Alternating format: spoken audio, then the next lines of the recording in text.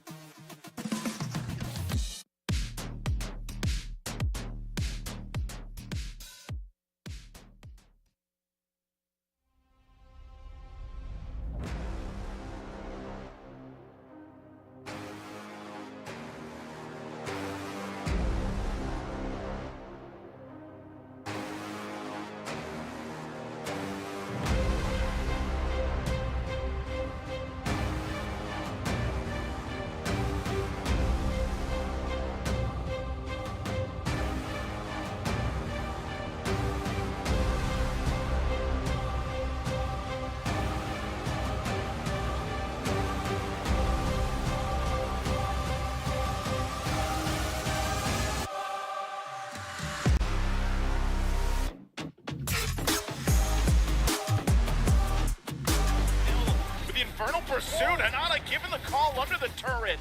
They might just go ahead and secure the turret here. Oh, Cable jumping in, trying to keep the turret alive. Trying to pop out the damage on Hanada. Hanada 1 hit away. Wait, does she stay alive through it? Whoa, she almost got Rafa in the exchange.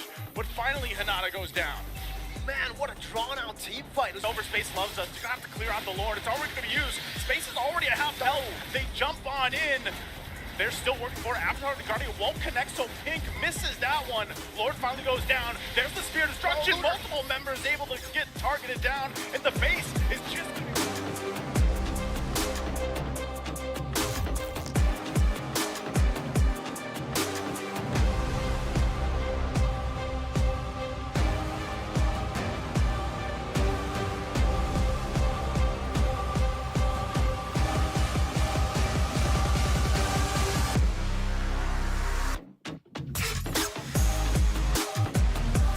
Delivered.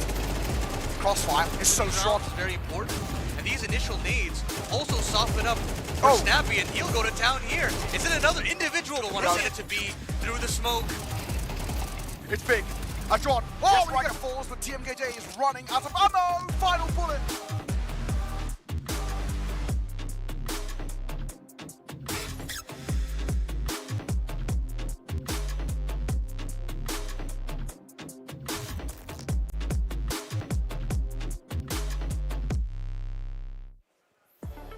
After an incredible and intense group stage, ladies and gentlemen, it's a pleasure and an honor to welcome you finally to the playoffs of WEC 2024 ISF for MLBB Women's live here in Riyadh, Saudi Arabia.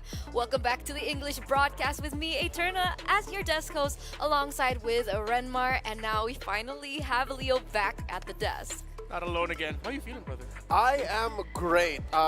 Thank you again for carrying on and keeping the boat afloat. hoping that alongside my energy and what was that I heard yesterday? The average IQ, you know, slightly getting a bump up. Funny. We are bound to get a great show out of today's playoffs. I'm excited. I'm excited. So we're going to take a look at the updated brackets for what we're going to be expecting here at the playoffs, ladies and gentlemen. And another thing to remind you is that as we're entering the playoffs, all matches will no longer be a best of one, but it will be a best of three. And today we have 3 matches in line for us today. So Renmar, can you talk about that? The very first match we're going to be witnessing today is what we thought would be the eventual grand finals. It still might be, but we're going to be seeing it in round number 1. And the surprise of Group B, Ukraine. Man, we were talking about this heading into the venue. Even you went, whoa, Ukraine, what happened? That's right. I was a witness on site and online to the rise of Ukraine with their very interesting draft, their play style, and how they just took over Group B, snatched it from underneath Cambodia's grasp. And in the lower bracket, we have Nepal and Saudi Arabia waiting. Both of those teams have their own little quirks. Nepal, more interesting when it comes to their draft, their composition, their play style. Saudi Arabia, though, dare I say, the most polished team out of the women's scene in all of MENA. I would yeah, I agree. I mean, looking at the performance yesterday, we definitely saw that. So I'm wondering how will they be faring, especially under the pressure of the lower brackets? Because back again, right? Upper brackets, you have 2 lives. If you lose the match at the top, you will still be able to fight from the bottom. Meanwhile, the lower brackets, it's go big or go home. So let's take a look at today's schedule. We have 3 matches that are going to be live streamed. Our first match of the day will be Indonesia versus Cambodia, like Renmar mentioned earlier on. Later on, we will be seeing who loses this particular match to fare and how will they fare against Saudi Arabia. And then our third match of the day should be the lower brackets back again. So I don't know. Everything's still a TBD, so I'm just excited to see how this day goes. We're just waiting. 2 teams, unfortunately, are going to be saying goodbye to the third. Excuse me, no, two lower bracket matches. There we go. Can't believe I doubted myself for a moment. Yeah, 2 teams will be saying goodbye to us in the tournament. So we're just going to be waiting for the results. Obviously, for Ukraine versus Egypt. So round 1, match 2 there in Saudi Arabia versus TBD. And because of the rise of Ukraine in Group B, Egypt coming out in a very good result with Group A, coming second to Indonesia. Nepal coming through. My Mongolian Queens not making it. Still hurts about that. I feel like as we get to the lower bracket matches, we're really going to start feeling just how unpredictable a certain portion of the bracket will be. Because based off of group stage results, it's still safe to say Indonesia's running away with it as of now. But I'm not turning off the possibility that we'll still get surprised eventually. It's to the point where actually I wouldn't be surprised anymore. Over 2 days of competition, the first half I was actively a part of, the second a spectator too, which actually opened my eyes to more of these ladies' habits and their tendencies. It's not as crazy as we once thought it would be, especially now in the playoffs, because I've come to a revelation. These ladies are playing their version of a meta that we once called home about 3 or 4 months back. Yeah. I see a lot of utility junglers. I see a lot of carry gold laners. And the mid lane, they still want to deal damage. It's not as hard utility as we see in the Eve, in the Aurora, in the Vexana. So there's where you see the diversity. There's where you see how it differs from the men's scene. So I'm wondering how Indonesia will particularly take that into account. So without further ado, let's call over the official roster for Team Indonesia today. Let's see whether or not they're going to stick to the main 5. And it looks like they are. Shell, Vivian, Cini, Vival, as well as Fumi Echo. Well, Indonesia, I feel like they are right now a jack of all trades and a master of a lot of things too. I mean, if they are going to still stick out with our current understanding of the metagame, I feel like out of all the teams, they're the ones who could handle a surprise X-Borg in the jungle, which they did. A surprise Fredrin in the jungle to try and counter out any assassins that Vival would want to bring out. So for Indonesia, you don't have to change anything just yet. Again, we're out of the best of 1 realm. We're into best of 3s now. If ever you get surprised suddenly in a draft where you're going up against Utility and the Assassins, full focus isn't just working out anymore, then you still have time to adjust. So let's see how this other team will adjust as they're going head-to-head against one of the powerhouses of MLBB Women's, Cambodia. Moshi Tagami, Nabi Yue, and Yui Fendi still sticking with their main 5 too. Maybe only the second most experienced in among all the rosters that competed here in WEC 24 Women's MLBB, and I'm gonna revoke that. Maybe they are the second most experienced, only behind Indonesia.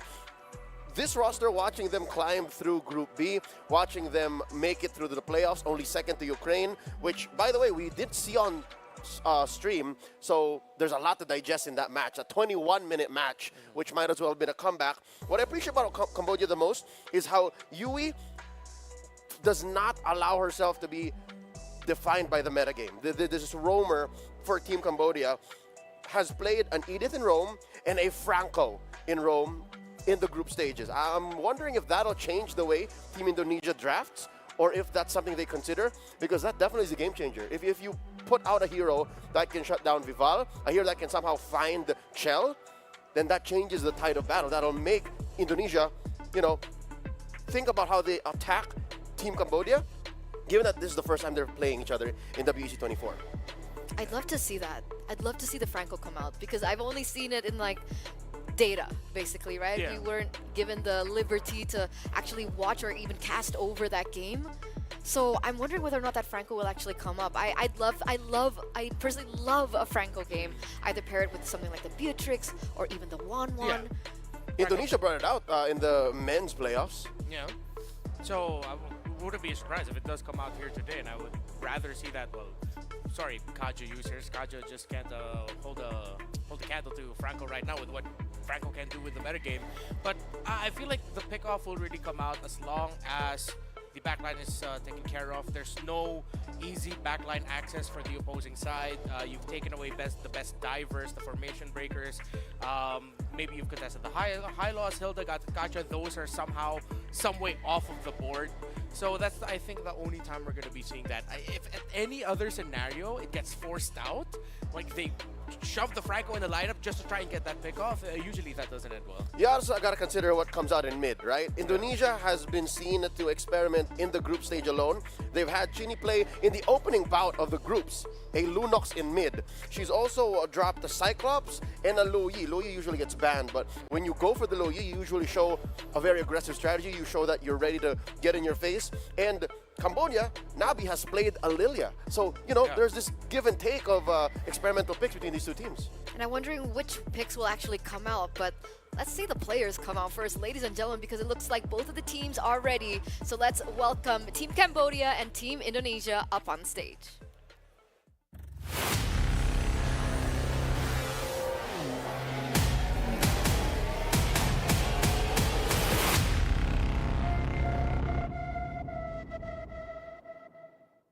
The time is here, the time is now, Bara, for us to finally dive in to the playoff stage of our MLBB Women's Tournament.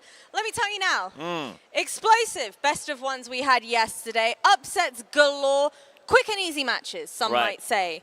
I think it might have been a little bit too much for you to handle, but I'm hoping with the best of threes, you'll stick by me for this. I'm not going to run away, but for this match, I almost did because the intensity of this one, woo! Oh, God. Oh, God. Yeah, it is going to happen. Yani, Allah, it is going to be on fire. And as for your favorite word, it's not going to be a khalas moment, but it could be for some teams. So, we're ready for this one? Yes, we're ready. Shaky hands. I know some of the teams are pretty eager backstage. I had a brief chit-chat with them. So let's go ahead, put them out of their misery, and get them up on this beautiful stage. Let's go, ladies and gentlemen, right now. Getting on stage. Let's hear it for Team Indonesia.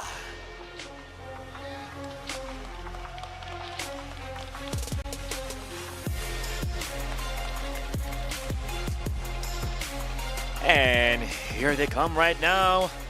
The pride of Indonesia, representing and walking and making sure that it is going to be a moment to remember, a moment of glory. Don't worry about it, ladies. I know you were a little bit nervous. If you want, you could go ahead to the other desk. Go on, go on. It's all good. It's all good. Don't worry. It happens to the best of us. Don't worry about it. See, everybody I love watching this. right now, I was not kidding when I said, but they were nervous. They were excited. I said to them, "You guys ready for today?" And they said, "Of course we're ready." We were sat backstage waiting. You Don't wanna worry about it. You did great. This side, that side. You want to even take the VIP seats? It's all good.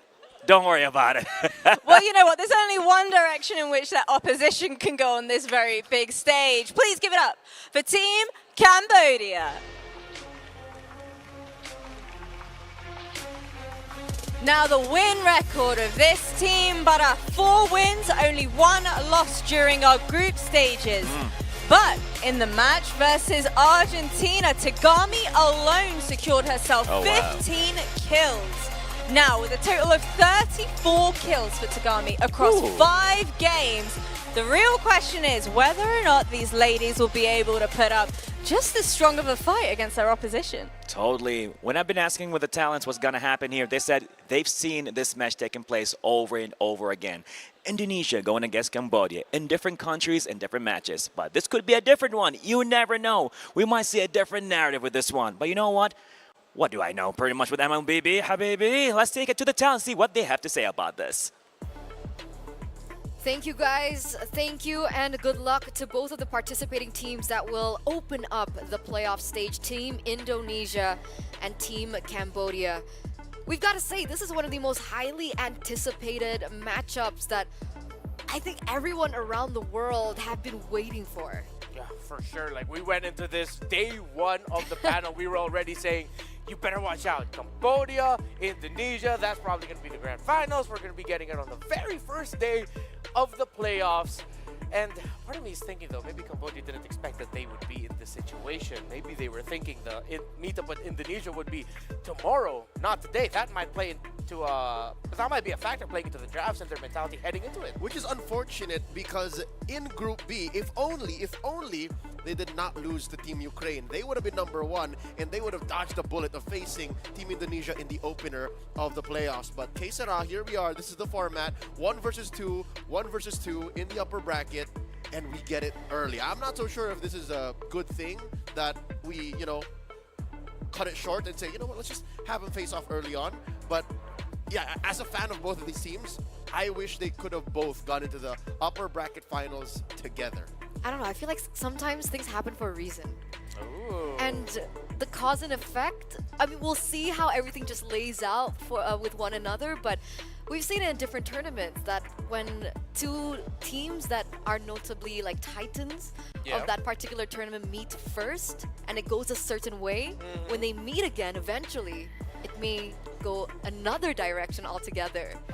You're already getting me excited for the ending. It's like you just wrote out the back part of a book I'm just considering buying, and I was like, yeah, no, that sounds good. I wish I want to finish this now, but there's still so much action ahead of us, and that's a really good point. So I feel like for this one, maybe as history shows in the picture that the tournament painted, usually that ends up with a not close battle. It becomes a sweep. One team is clearly better, and the team that lost that first initial series will climb out eventually. Do you think that is where we're headed, Leo? Here's the thing. I am sorry for all the other teams that are facing off against whichever of these drop to the lower bracket. I'll just put it at that. I think the drop to the lower bracket will suddenly wake up whatever is sleeping in either of these Titan teams. And that should be the overarching story of WEC 24. Not to count out Team Ukraine, Team Egypt, Team Nepal, Team Saudi Arabia. They're all trying to tell their own stories, right? But in the grander scheme of things, in the MLBB women's scene that we've been building up for the past 3 or 4 years, these 2 teams were there to start it. These 2 teams were both Princess and Pauper. Not to call Cambodia a pauper, but these are the queens. This is Team Vitality. This is Bigatron era. This is, what were they called before that? Bigatron era, Oh, right? It was Bigatron era, and then it became Bigatron Alpha. Were they not GPX? GPX is the second team. Oh, right. Before Team Falcons Vega. Right, I'm just trying to say, Cambodia has a long. They're both up there, but the gap between both, like, you have to admit, is still pretty huge. And I have a feeling this year it's a year full of new stories. Because even in the MLBB men's scene, we've been accustomed to only two particular regions holding the grounds of the stories, especially in international events. Yeah. And maybe this might be the turning moment, right? Maybe we'll crown a new champion this Bellatron time era. around. Bellatron.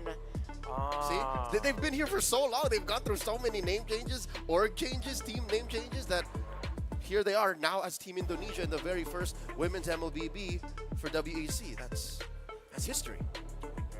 And, well, as much as we really can't help but paint just how massive part of the history of the MLBB women's scene globally this Indonesian squad and their members have been, I love the underdog story. I love it when the team that no one expected to shine showed.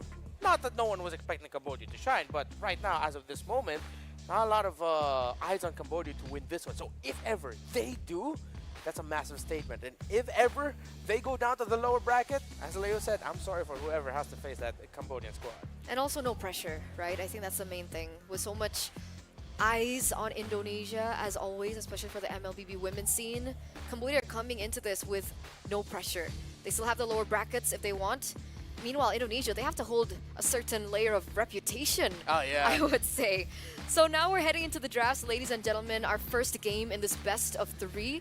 We see the Insta-Cho respect band taking away from the mother of tanks herself. Meanwhile, Indonesia, being on red side, can go for the usual bans, right? The chips, the Jushins. Yeah, but how dare Cambodia take a Vivian Cho performance away from me? But no, well warranted, and it's the best ban that you could go for. If I'm Cambodia, I would make sure that the Vivian does not end up with the Cho. However, you still have to watch out for the high loss. Very well warranted respect. If Cambodia will rush that, I don't think so. They might actually even consider banning it, just so two of the best roamers in Vivian's hands for this tournament are gone. Then you have one last thing to worry about, which will be an eventual Gacha pick, but I feel like that is something that you might want to let through. So again, they don't let the high loss through. They're still respecting Vivian. Maybe they'll pair it with an EXP or a mid lane respect onto Chinny. This is a draft pattern that we haven't seen in a while. These two heroes haven't shared that slot. Yeah. I don't think ever in the past 6 months. Or if ever, so rare that we can't even remember it. Exactly. So what is Coach Taimigo thinking? What is Team Cambodia thinking? And is this in an effort really to attack Vivian? Is the mother of tanks the beating heart of the aggression that Team Indonesia have? Is this their way of protecting their own queen? Because you can't spell queen without UEE. I think that's a fair explanation, right? Oh. Especially now, like, if we're talking about beating hearts for Cambodia, it's got to be Tegami. So how else would you protect Tegami other than shut down Vivian herself? Avoiding the inevitable invading, that's right. Oh my god, these two teams are just attacking the roam. They Is the should. Is the Gatot going? 100% should. Gatot might be just a little bit too much, because one of the things that Gatot can do is actually protect the lineup or the jungle really well up against a high invade, but you take away the Cho, so what else are you left in terms of the high invade heroes that will really pester?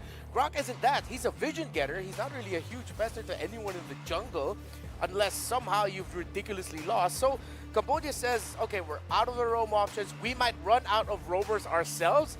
Let's pick up the Hayabusa. Phoveus is still going to be on the table. The Gatot is still going to be on the table for the surprised first picks. But then the Alpha Suyo trade still active along with Jushin. And Hilda. And Let's Hilda. not forget Hilda.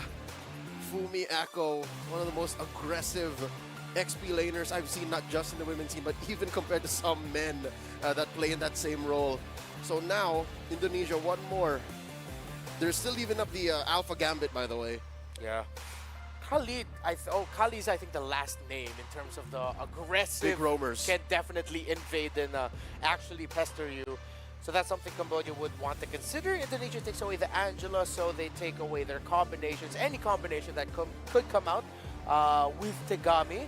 So again, all the options are out on the table, and they decide to pick the Jushin with the Alpha and Suyo open.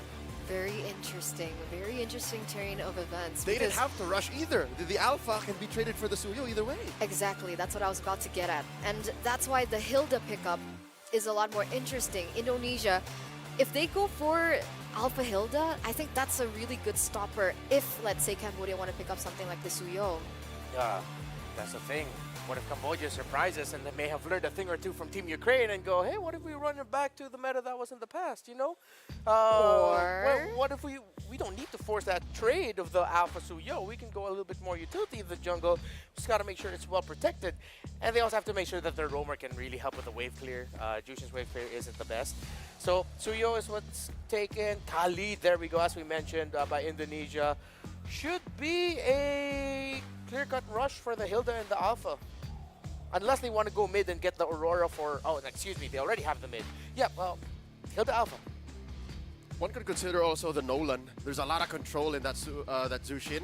So if you're feinting an engage, you pop with the Nolan from the back. Tigami, I can see her doing that. Yeah, and if ever the burst might come a little bit better in terms of the clearing of the minion wave, and the lack of burst from the Jushin is covered by the fact that there is burst from the Nolan. You can also play the map better that way. But they go Alpha Gatot. All right, heavy front line. Yeah.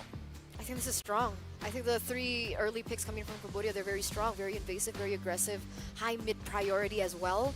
Indonesia, what's the plan here? Especially now that they pick up something like the Sicilian. I don't think they have what we would expect Indo to usually hold on to, which is that mid prio. But it's good though. You're not necessarily getting mid prio, but you're protected just from those 3 picks. The only thing that can really catch you is the Gatot, and they have to commit that ult. I like it. In terms of the bans, you still got the gold laner open for Cambodia. Let's see if they're gonna start taking away the likes of the... Do they need to ban the Harith? Because I know there are some Sicilian players who actually don't mind going up against a Harith in the opposite team. With the Bats Feast, with the full kit of the Harith already, of the Sicilian, it's quite hard for Harith to teamfight under the Bats Feast when it's activated. Yeah, Harith on the approach alone would be at half health even before he gets his hands on the Sicilian. He's gonna get brought down low. Not to mention the Khalid. So the Khalid can mess up that Harith and bother the farming. I think Indonesia's fine. If ever they're gonna pick out a gold laner that might make it... you know, they could go a little bit more mobile with a gold laner, Cambodia. So if ever an Earthel ban might actually be warranted. I'm wondering if... I mean, you were talking about the Harith pick for Cambodia, but it's still a possibility that Indonesia might pick up the Harith for themselves, right? Put it onto Shell. We've seen a performance on the Harith as well. Oh, yeah. Is it a little too much magic damage? It should be fine, right? With the Suyo in the jungle? So in the jungle, Sicilian, you got the Khalid. Yeah, it should be okay. If ever they decide to go magic, and them banning out the Phobius might be a tell that the Harith is in the wings right now for Indonesia. Unless there's another Ooh, I wonder, will they actually consider an Arlot as like a last pick? Because maybe the Khalid is roam. We don't see Fumi Echo's pick yet. That's possible. That's possible.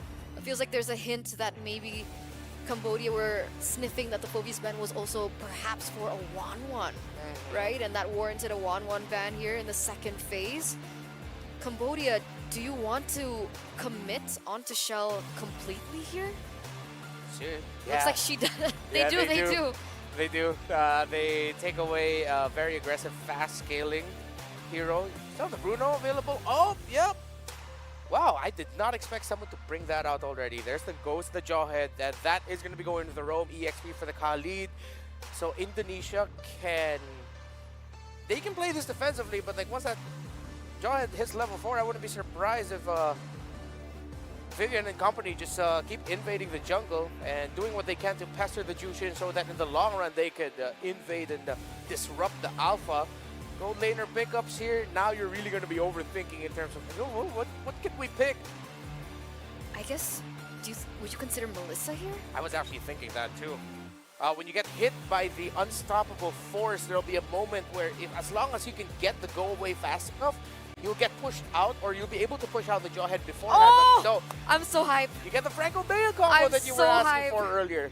So they get a strong team fighting 3 with the Alpha Gatot Jushin, and then rounded off by, if ever they need to pick off, they can with the Franco and the Beatrix. And the Gata Kacha is the right EXP laner, and the Alpha is the right jungler for the Franco pick. And at worst, anything that Indonesia pick here for Chell goes 50-50. I don't think any hero can suddenly, beat down Nabi's Beatrix, rather, you defend these Beatrix in the laning phase. So they get out of there fine. Oh, that's tough. So if they just go ahead and settle for the Clint, this might be a Clint with no, it's not gonna back Purify. It might actually just go Flicker. Just in case you do get caught, you have a time to get away. And I'm not just thinking about the Franco here. You still have to get away from the Gachas entry, the Alphas entry. Wow. I like the reach on Indonesia's lineup. Better range, Better coverage. range, coverage. But there's something about the Cambodia lineup that speaks to my RG boy soul. I love it. I just don't think Jushin and Franco pair well with one another. I think the composition that the Franco requires would be with something with a little bit more burst that the Jushin does not offer. Technically, of course, there is the Beatrix, but wouldn't it be a lot more well-rounded if, let's say, it wasn't the Jushin? So in effect, they doubled the way to catch Team Indonesia, but not enough of the payoff. So there are going to be many moments in team fights and skirmishes where we can get you, but not kill you. I don't know what they're going to do with that space. Yeah, the difficult thing about the Cambodia lineup, which I'm liking right now, is that the jungler cannot have that big of a deficit. If ever they're losing the early game, it's not a bad loss. It's still very close enough to catch up. And the Matrix cannot lose lane significantly. They have to keep this close if they're coming in from a deficit. I agree. I agree. There's a lot of more winning conditions that need to be served, ladies and gentlemen, as we enter for the first game in our best of 3 between Indonesia and Cambodia. Mirko, Naisu, are you guys ready? Ready we are. Eterna, Renmar, Leo. Great to have you guys break down this matchup because, yeah, this is now a best of 3. We're in the upper semis, and we're going to find out which team, obviously, is going to be moving forward to that grand final spot shortly because we're down to 2 days, man. That's all we've got left here to wrap things up for the WEC 2024 for ISF. How are we feeling about the draft? You think Indonesia has the upper hand with this one, or are we going to see something back from Cambodia? I think the first 3 picks were amazing for Indonesia, and then they wrapped it up with a Jawhead. But then when I saw the Clint, I don't know, it's kind of a risky pick up against a Franco, up against a Juicin as well. You know, a lot of, like they said, catch potential. And on the Clint, it's going to be a flicker almost every single time. Well, we'll find out this time around. Again, a lot can happen here with the adjustments because you got a best of 3. No more best of 1s here. And we'll see which team gets the upper hand. It looks like we're going to have a little time to break things down, too. Taking a quick look at those emblems. I'm looking. You know what? I love this. Every single time we do see that Franco pop up. And there was a time before where Franco was like a mainstay in the roam. You get a focusing mark emblem, too. That really helps. And I think you have to also take a look at how many roam bans were focused here. And obviously, you know, that's probably the route, the way to go, especially when you have Vivian across from you. But I think, you know, with this, it really narrowed those choices for the roam now. So how do you think this is? Like, you got a roam Khalid, and, oh wait, you have a roam, this is Jawhead, roam Jawhead. Yeah, roam Jawhead and a roam Franco. How do you think this is going to work out? Is this Jawhead going to still be in favor of this, how good Vivian can be on all these roam picks? I think it really depends. It becomes a skill matchup in a way, right? Because the Franco can definitely open up the map in a safer way. Usually when we're talking about traditional roamers like a Tigreal, say you're going up against a Jawhead with these initiators who just, not just initiators, but even like picks like the Hylos who need to walk up and face check, it'll be kind of difficult. You get ejected, you get bursted down before you can even do anything. Yeah. Franco though, throw random hooks into bushes, just try to speculate and assume where the Jawhead is. If you get the Jawhead, you can try to burst them down quick. And I think that's where Indonesia actually has advantage right now. Early game damage, instant burst, very, very easy to get. For the Beatrix, you have to wait for Franco to get level 4, Beatrix to get level 4, and maybe even the BOD before they can actually start one-shotting people, right? So there are certain conditions definitely for Cambodia to hit. But I think the Alpha should be able to, maybe not burst, but utilize the hook as a threat already. You get hooked, you still have to be very careful that the Alpha can just take you down.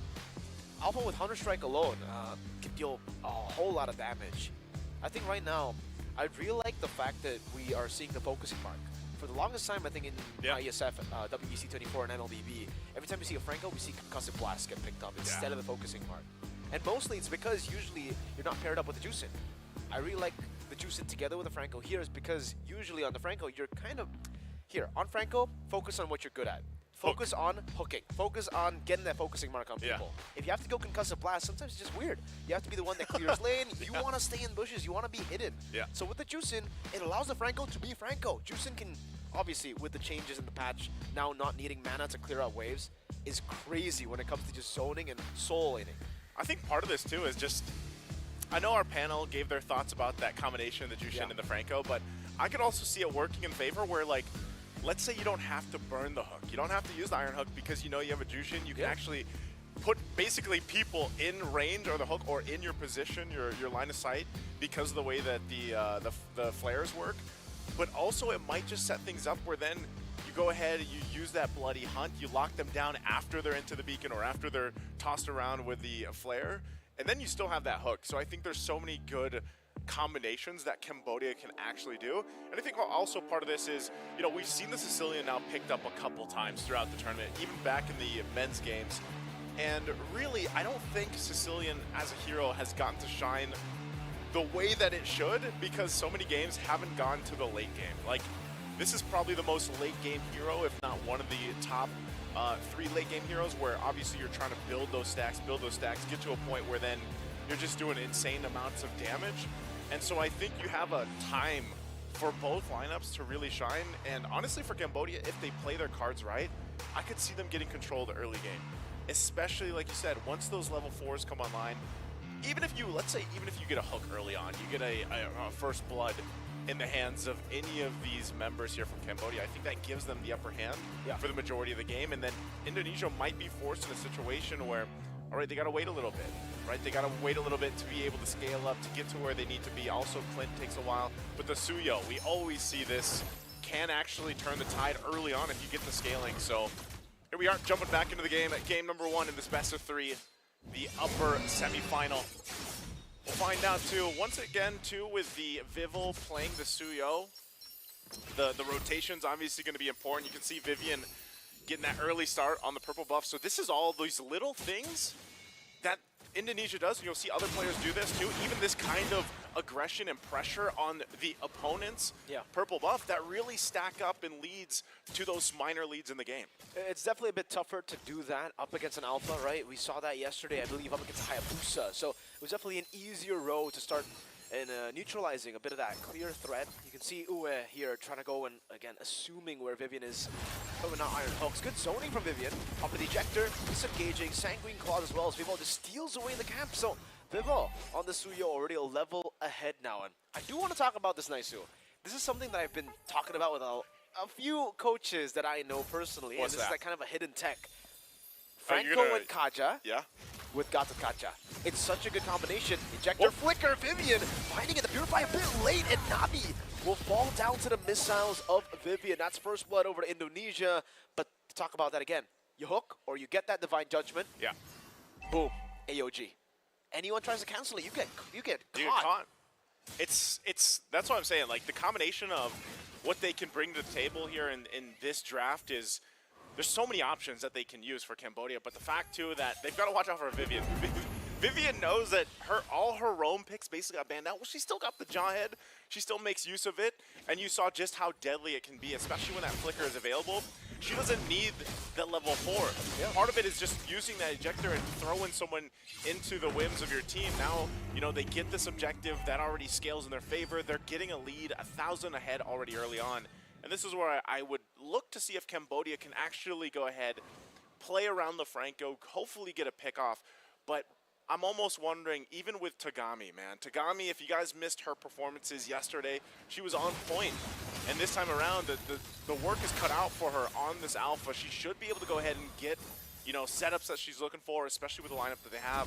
But she's got to have a phenomenal game against what Indonesia's throwing at them already this minute, you know, 3 minutes into the game. And it's very different to the Sicilians we've seen in IESF WC 24, right? Usually when we see the Sicilian, oh no, again. Unstoppable force and the ejector, oh, the combo.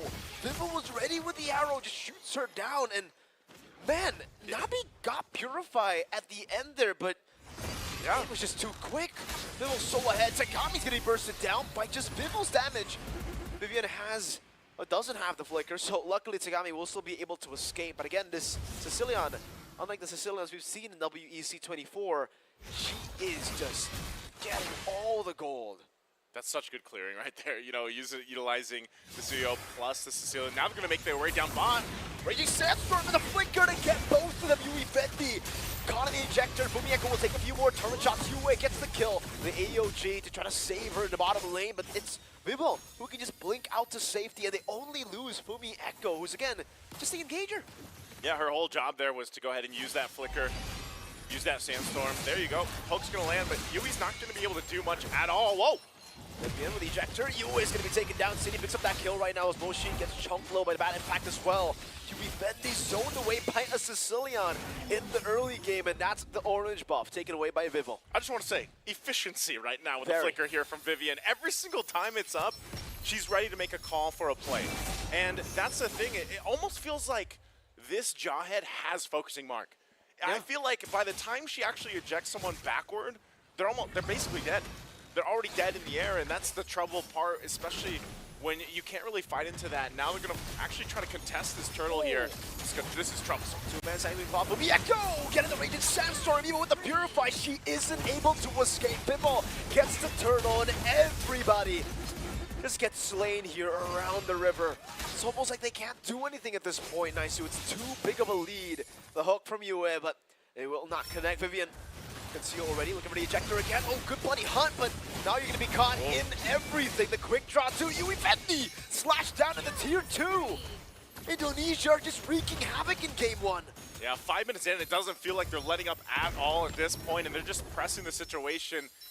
And you know, Vivian, she's got a couple options. It's either the flicker, the conceal, she makes a play, the rest of the team follows through, and you're just overloaded with damage. You know, this whole time too, Shell, she's been chilling. She's been having the gold lane experience down at the bottom. She's joined a couple of fights, but she really hasn't had to because there's just so much already happening that Indonesia is able to do. Further in that gold lead now, very comfortable, even with that tier 1 falling. It looks like there's going to be a push up top, but Vival tries to stop that from happening in the top lane. It looks like she's forced off. So we did it. They might actually just rotate up there. They're staying there. It's a 2v1. And anyways, it was cleared out. The Raging Sandstorm comes out and Fumieko gets the kill. Moshi, oh no, it might be too close of an AOG. Not far enough to escape, and it's a double for Fumieko. Man, oh man, it's just Indonesia, like I said. Every place on the map, that's where they're going to put pressure. There's no opportunity really to breathe for Cambodia right now. Even with this lineup, we got to start thinking, because this is most likely resources taken from them, more pressure on their side of the jungle. Looks like even the tier 2 might go down here if they continue to just knock it down. I think at this point, Cambodia, you know, they don't want to contest this next turtle. They might want to just focus on, all right, what's next? What's the next possibility for us here? And honestly, that's probably by the time the Lord comes up, they might be able to do something. But, you know, again, it's this damage that is just overloading.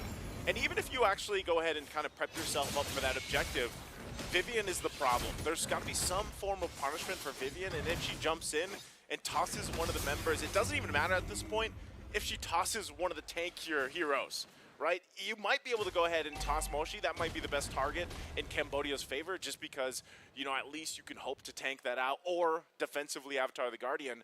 But it's just so difficult for them right now, and they're going to be forced to actually just stay together, because Indonesia doing the same thing, and you see that response from Cambodia. They're going to go ahead and rotate down, try to keep this tier 2 up, but it's just eventually going to get taken down as well, as Indonesia has all the choices they want for objectives or kills at this point. So Cambodia, they got to buy time, and that's a whole lot of time they have to buy. Even if they buy time, though, if you take a look at the grand scheme of things here, Naisu, I'm not too sure what they're buying time for. I mean, the power spikes aren't going to be big enough, and Style Force over to Yui Fendi. Good bloody hunt to cancel it out now. That's going to be 1-for-1. Vivi going to be caught. Fumieko caught in the AOG in the midst of it all. To tier 2, just chucking their HP bars low. Shell doing a whole lot of damage with a quick draw. Vival coming back again to clear out the waves. 2 for 2. Only the frontliners taken down. But if we get to the later stage of the game, Clint's going to be crazy. City, bad impact. Oh, the snipe! Nabi's burning down from the going one. It's not enough to take her down, but man, it surely is enough for them to zone Cambodia away from the tier 2.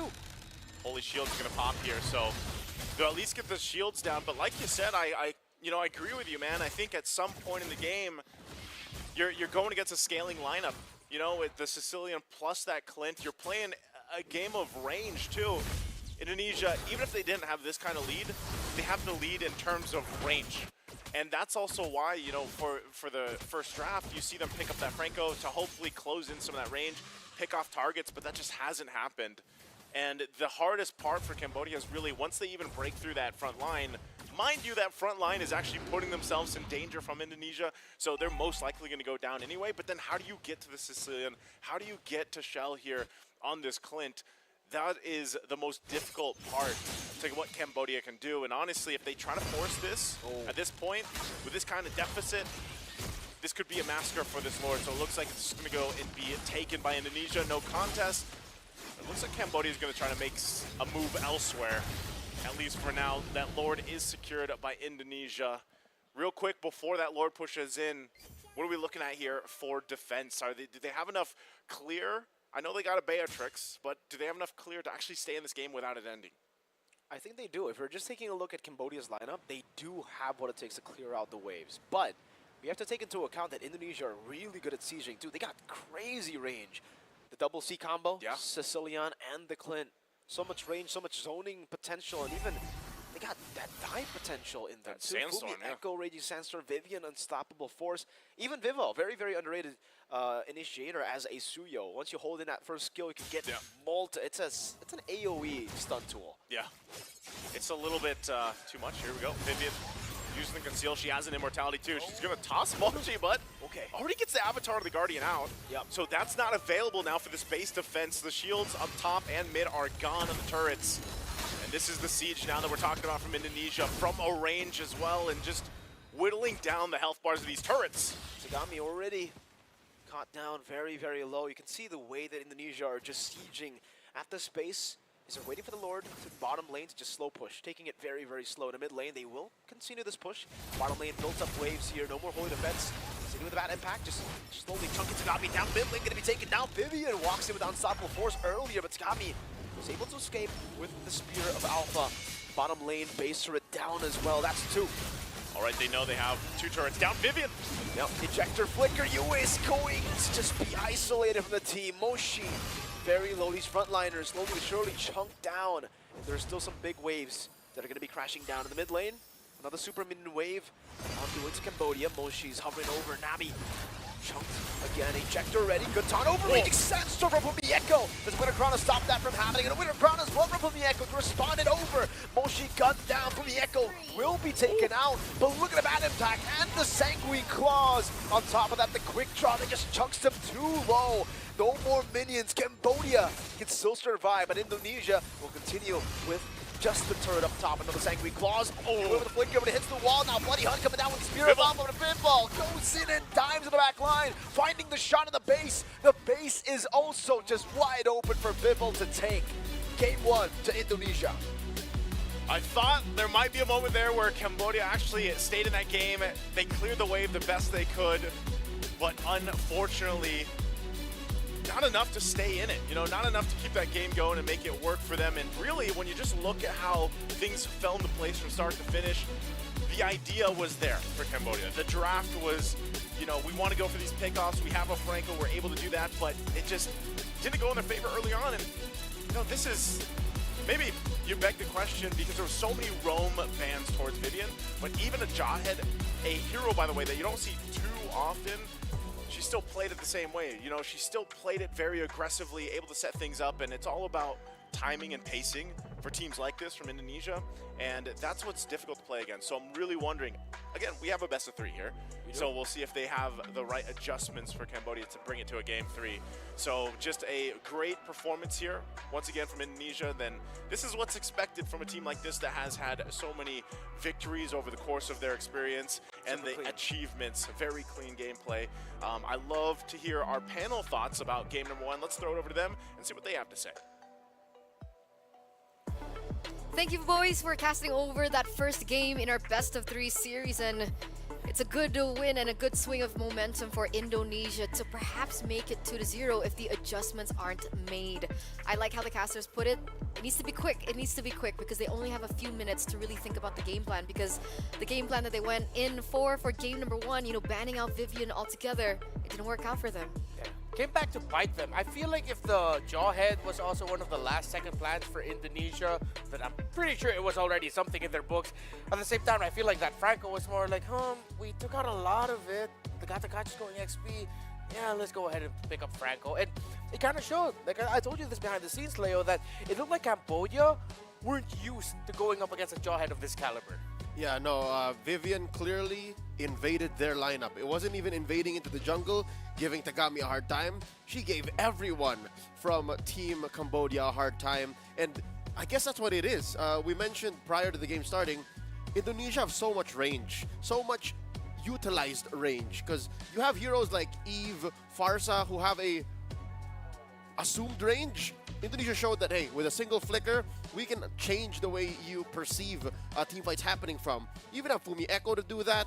Even the Clint in Chel's hands played a very key role in, you know, making Cambodia think, can we take these fights? Should we take these fights? And back to the draft here, just a reminder, folks, the Franco and Bea came in as their last 2 picks from blue side. That means, it's in order to support what you were saying about maybe they weren't ready for the Jawhead, they went in hard for a combo that they're so used to that they didn't consider, what if this doesn't work out? What if that Jawhead breaks everything that we prepared? Yeah, Jordan said something earlier about what Mirko Nice said, that gotta be quick, gotta be snappy, and I feel like that doesn't just apply to the adjustments that they're doing right now to prepare for game number 2, potentially game number 3. It applies to the play style that you should be playing up against a team like Indonesia. Slow build up. That is no one's tempo against Indonesia. If you're going to be going up against this squad, you're going to have to match it. I feel like if ever next time the Jushin is open, or if rather Cambodia would just take the Jushin out so that Indonesia doesn't get it, vice versa, Cambodia needs to look back into the pick that made Nabi shine. If you can prioritize Nabi getting the Aurora, heroes such as Valentina, Vexana even, those instantly give you results. Because if it's not a Terrify, it's a knockup. If it's not a knockup, it's for sure gonna be burst. And I think that would have worked so much better into their composition. Again, I love the Franco Beatrix pick, but I wasn't exactly liking the Jushin. I just didn't know how it would fit. I understand that maybe the Jushin pick early was something, of course, you take, seeing that it was open, but at the end of the day, it really didn't feel like they could have capitalized over the aggression that they could have had with the Franco. And remember, Indonesia came into that game with absolutely no purifies. All of them went for flicker. Yep. And like, that shouldn't have been okay. That should have been punished for. And yet it felt like either, I don't know. I personally saw that particular match and I didn't really feel like the Franco was getting the right hooks on the right people. I feel like the targeting was kind of off, and I don't know if that was just because of her or it was a forced error by Indonesia. To be fair, there were no good targets for the Franco. Yoka Khalid doesn't care. Yoka Suyo doesn't care. Yoka Sicilian, not gonna happen. There's like 3 or 4 bodies in front of the Sicilian to do that. Yoka Jawhead, Vivian is thankful. The Clint, it's the same situation as the Sicilian. So, here's the thing. Looking at Cambodia's draft, I think that's where we gotta start.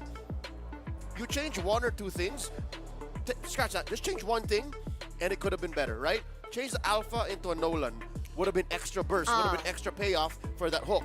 You change the Jushin into what, the Aurora, or the Vexana, or the Valentina, could have been better payoff too. Because you have better map control, better minion control, not the player, but you know, the objectives on the map. And maybe you change the Franco Bea, those 2 picks. Change it so you're not so indebted to that combo working out. Yeah.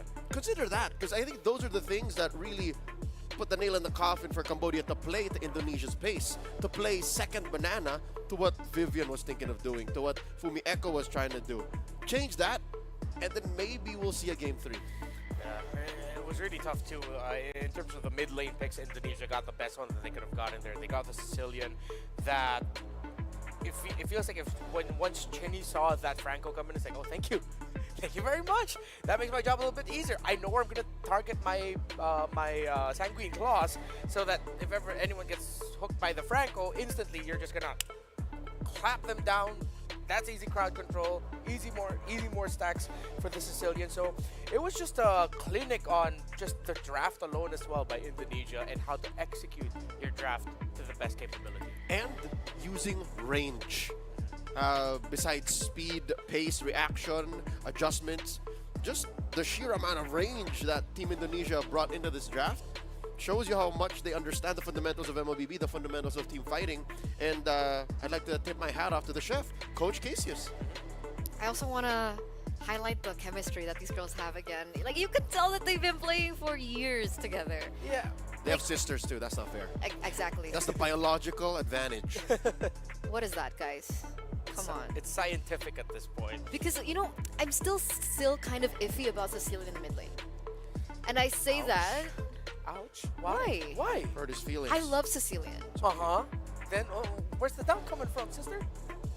I think it requires a certain level of strategy and layers to be able to make the Cecilian mid work. Oh, yeah, that's true. And to think they picked it in the first phase too. Exactly. Yeah.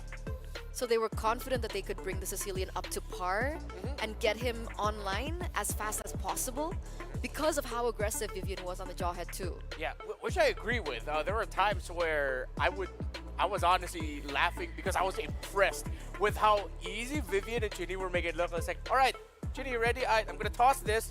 Toss.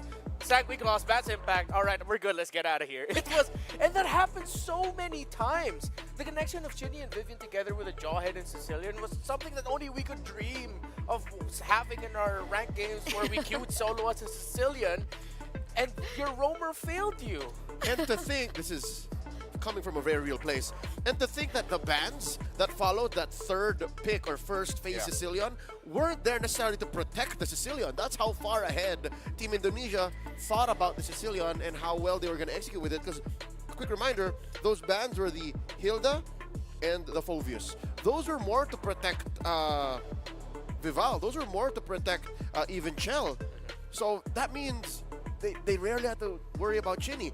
Chinny, day after day after day, has been showing us that, hey, whatever I bring into the mid, you would have to think twice to doubt me, because that's what I said about the Lunox. You like the Lunox mid. I was like, no. 4 out of 5 Lunox's mid disappoint. 4 out of 5 Lunox mids and in tier shed. But whenever she picks a mid laner that even Eterna would doubt, she's like, no, check it out. If we had the MVPs in WEC 24, I would give it to her here. It's not okay, guys.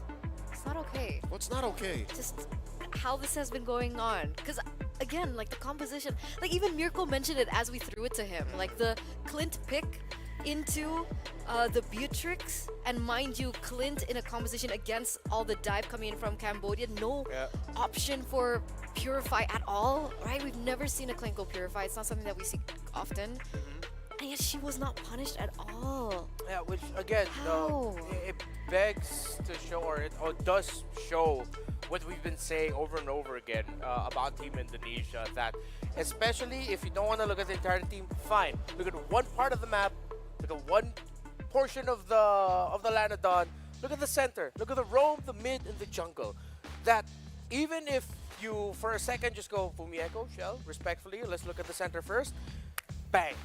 You lose because just how good they are, their chemistry. Cambodia, again, not counting out the fact that they can make a comeback here, they're just gonna have to, number one, maybe not to overly aggressively go after Vivian without a great backup plan. That's what it felt like in that first one. I like the Cho ban, I like the high loss ban, but they didn't have the right roam pick to protect their jungle. To rephrase that, just respect Vivian in a different way. You don't have to give so much respect to her in the draft. Make sure that whatever your plan is addresses her. Not just take out heroes and then suddenly, all right, this is what we're going to do. So be fluid with your solution. Be fluid with your approach. Going in this game, I think Cambodia learned their lesson, because instead they will ban the Jushin and then come at it from a different angle. I'm hoping that that's what happens. Yeah. I was about to say, like, they can't do it now, right? Because now they're on completely different sides. Indonesia now are on blue, and Cambodia are now on the red. So even if they want to go for respect bans, maybe it'll come earlier, seeing as we do see the chip being banned out from Indonesia's side. So maybe there is room for that respect ban to come through. Yeah, for me, I'm still going to go with what I suggested. Number one, for Cambodia, if you can, open up the Alpha Suyo trade so that you... No, never mind. Okay, give the Alpha to Indonesia. Give the Alpha to Indonesia. Play That's Nolan. fine. Play Nolan, pick that up third, but get a high loss and Aurora on you. What about the Hayabusa? Would you choose a Hayabusa over Nolan or Nolan over Hayabusa for Cambodia? It depends what if it's the Alpha on the other side, you would want to get the Nolan. Yeah. So more times you would go Nolan. Yeah. If you're going up against the Alpha, the Hayabusa would just be sad. You're going to be going up against an Alpha. So with Indonesia taking out the Eve even more, so if you're Cambodia, just prioritize the Hylos and Aurora. There's nothing wrong with that. Those are comforts for you, and you're taking away, again, respecting Vivian in a different way. Except that this time, there we go. Go ahead. What I suggested. You can pick up Alpha if you're Indonesia here, or the Phobius.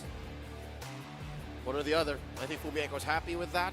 I think, oh wait, we forgot the Matilda. Yeah. Previously banned by Indonesia in the first phase as red. This time they open up with it. Well, do you go Phobius Alpha? They have Phobius. Yeah, they have to steal the Alpha They can't leave it. between the two, because So- Alpha Matilda together would be just sad. So Phobius Matilda. Phobius Alpha. Phobius Alpha. I'd still want to consider. Phobius Hylos. No, they don't need That's to too rush much. it because they already have the Matilda on the other side. But if ever the Hylos can still go EXP, very rare that we've seen it. You're also thinking about the potential Kali that can come out here. There's the Aurora locked in by Whoa. Okay. Wow, they let it go. So there goes the Alpha Matilda combo. The Alpha's open. What? Okay. Alpha Matilda. Look, Alpha on Vival was disgusting enough. This is Alpha plus Vivian's Matilda. They can do almost anything and everything.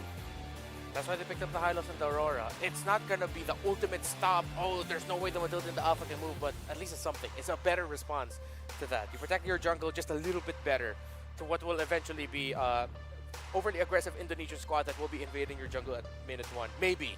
That's what it looks like right now. If that is an Alpha. They can also just suddenly surprise, but usually that's when you... I was gonna say surprise and pick up a Hayabusa, but no. They do. It's They go not, so, Hayabusa, and there is the Kali that we mentioned earlier. it's not so simple anymore. Yeah. I think Cambodia did set this up well because if you're thinking about the Alpha, that's the obvious. And then the other swing would have been the Nolan. Oh, Let's The go. Hylos deals with the Nolan, and now it's up to you. Oh. Come catch me. Come catch me. What else are you going to commit to stop the Fanny? Tegami gets her hands on the Fanny here, ladies and gentlemen. because there's no room for flex anyway, right? For Indonesia, Khalid is definitely going to the EXP lane. Correct. You got the Matilda in the roam. They don't have a stopper just yet now for the Fanny, and they're gonna just have to kind of draft their gold laner and their mid laner around that pick. Yeah, debut Fanny pickup for Tegami. Tegami in this tournament. So this was something they've been holding close to their chest, and now they've said, Tegami, your time to shine. Coach Casius, do you have a Eudora in you? No, I wouldn't mind that. We saw that brought out by It's a thing. an Indonesian champion at that. So I wouldn't mind a Eudora, honestly. Eudora could go single-handedly. She could be the hunter. The Fanny could become the prey here. Although I have felt as a Eudora, I don't like going up against a Hylos and an Aurora. The Clear Hylos kind of alone. sucks. What? Clear kind of sucks. Yeah, for it Eudora. does. You have It a does. Matilda next to you? Even with the Matilda, it's not the easiest wave clear in the world. Yeah, wave clear is your Packet. problem. But you're Indonesia here. I think you could win fights and then convert. You don't have to worry about the map. That's secondary.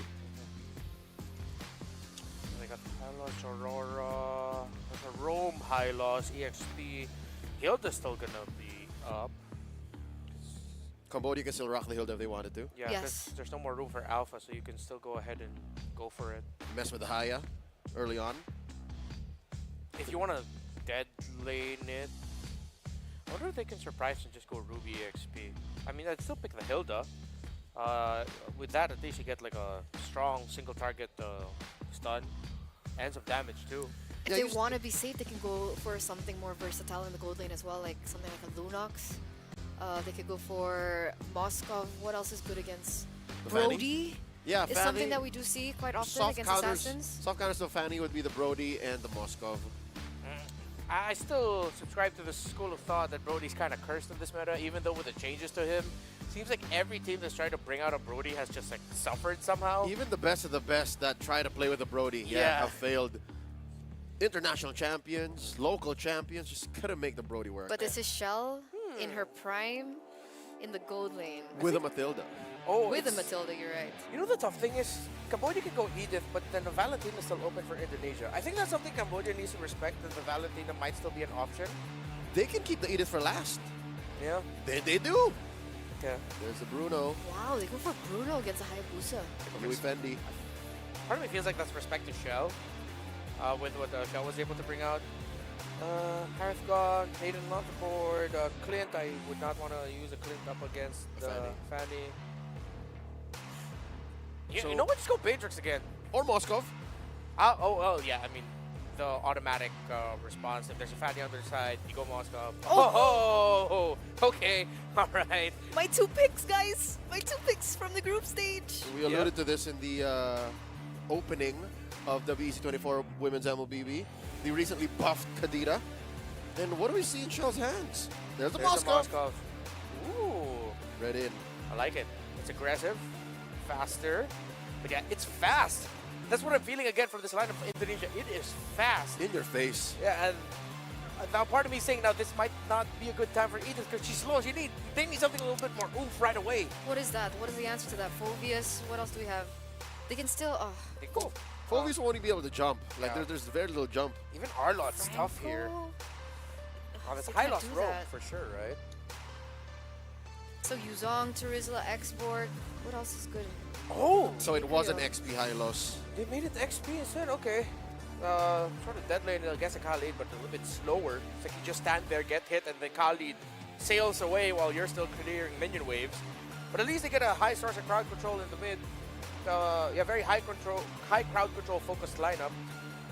But there's a lot of CC coming in from Team Cambodia. Yeah. But Indonesia have the tools to respond to that. Yeah. I see a lot of them just overshooting and then just waiting for their cores to get into position. Whoever can do that better and line them up, you know, knock them out like pins when you're playing bowling, will get the dub. But I give Indonesia the edge here. I might be investing too much in that Matilda, but this is still Vivian we're talking about. Yeah, and it is still Matilda that we're talking about, so I gotta agree with you. As much as I like the sequencing that came out of Cambodia, the fact that it's Vivian and Matilda, that's terrifying. And a Kadita from an Indonesian team, oof. There you go. Debut Kadita for WEC, ladies and gentlemen, right now, as well as a debut pick in the Fanny for Tegami. Let's see how this all unravels and who will be able to get this game at number 2. We're going to throw it over to our casters, Naisu Mirko. Take it away. Thank you, panel, for breaking down our draft here for game number 2. What did Remar say? The Kadita. Oof. Where's this hero from? Kadita is from Indonesia. That's true.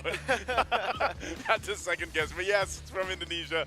And this is interesting because I think same thing. You know, we did get a glimpse at how good Tegami can be on these assassin picks. We know that she likes to go for them, but this makes me a little worried. You know, because of the fact that you just have this burst potential, I guess you would say, from Indonesia. And I think that's why also Leo mentioned, you know, they do just want to go fast. They want to be able to just go ahead and snowball out of control in this early game, and that's what they're planning to do. I mean, even pressure-wise, they're going to have to really babysit Tegami's buffs, especially early on. It's going to be real tough. We were talking about a possible maybe after the Matilda first pick, an Alpha plus the Hilda, right? That would definitely stop any assassin that Cambodia would try to utilize here. And the fact that they go for the Hayabusa, and then after that, the Kadita, it just really shows you that Indonesia are just feeling it, man. They're really confident right now after game number 1. How do we say that they're not confident? They got that game in a full kind of domination way. So, I don't know. For them, it's all just about comfort at this point, right, Cindy? This is one of the picks that has given her so much success in the past. So, it's Cindy on a comfort pick. It's Viva on a comfort pick, too, on the Hayabusa. Both lethal ignitions, like they said, they just want to play super fast, super aggressive from the start. But not going crazy with it, too, right? I mean, they still have ways to actually go for plan B. And the plan B is in Chell. That's why they already have that Moskov. Who can actually still play for the mid to late, can stop Tegami in a lot of these skirmishes with the Spear of Misery. So they have plans to fall back on if this early game, this fast-paced gameplay doesn't go in their favor. I almost see, you know, if you want it to be in your favor, too, you're going to have to go ahead and get the scaling going, the momentum going. Wow, under the turret. Shadow kill, first blood. Vivo just picks it up top. as I was saying, you know, you want to be able to get the momentum going and get things going, especially when you have a Fanny. But as soon as I say that, Vivel goes and makes her own play up top. So that's good pressure and pacing, because now this turtle is up. So Cambodia will start this. I think they're just going to blitz it and make it go as fast as they can. They should be able to just grab this objective. Fumi and Vivian are there, but there you go. Tagami will get it. Maybe a fight. Petrify the back, finding enough waves as well. City punishing the Fanny. Tagami down. And SOD does connect. Let's see if they actually want to go for this. The purple buff is up, and this should be the goal for Indonesia. They give the turtle a wave. They can't get the purple away from the Fanny. It'll be massive. Fumi Echo already level 4. Moshi level 4 as well. They're both going to just maneuver away from the purple buff. It's too risky for Cambodia to take. It's too risky for Indonesia to stay. Whoa. Purify out of the implosion. Very good escape for Vivian, I guess. Yeah, Vivian almost at level 4, so she just does hit it. But, you know, it's more so that thing where it's like, you know, Indonesia is just like, all right, if you want to grab a turtle from, if you want to be able to grab objective, then we at least get something out of it. And that was that, you know, that burst kill that Tagami faced from Cine. And I think this is always something that you're going to have to watch out for. And I like the Tigro. I'm glad that, you know, Cambodia has that and is able to go ahead and set things up with an implosion. But, you know, like our panel mentioned, there's so many tools to deal with this. And Vivian taking a little trip there with the Circling Eagle. Looks like Tagami also in the area, but might want to just kind of be careful, because look at this right here. Vivel also there with Cine. And so when I'm looking at Cambodia, you know, the transitions in this game and how they can build up. Spear. Whoa. And the Spear of Misery to pin her down. US still able to flicker her out, but now gets the implosion onto Vivian. Still no Purify to send around the Cutthroat. Able to get him down. That's a good shadow kill in the back. Finding the kill, and now City with Oddity escaping. Tagami, no more energy to proceed with the other kills. It'll just be a roam for roam trade.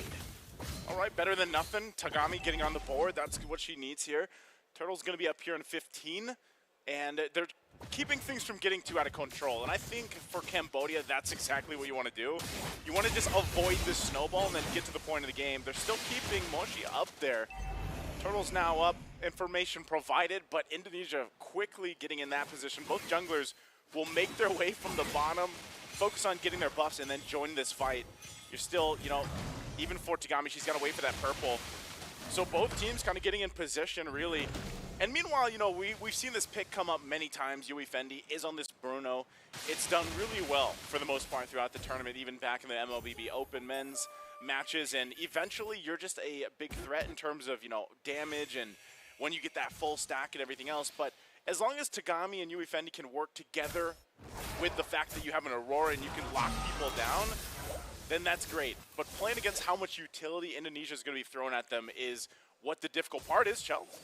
Okay, we'll be able to get the Spear of Misery down. Tagami forced to recall. Oh, Petrify in the back City! Oh. Finding the rough waves. Tagami could cable away just in time. A saw two earlier from Chell to try to help and put more kill pressure down. Okay. I guess they're just going to ignore this turtle for now, man. Like, they're focusing on getting these kills. They want to go still by here.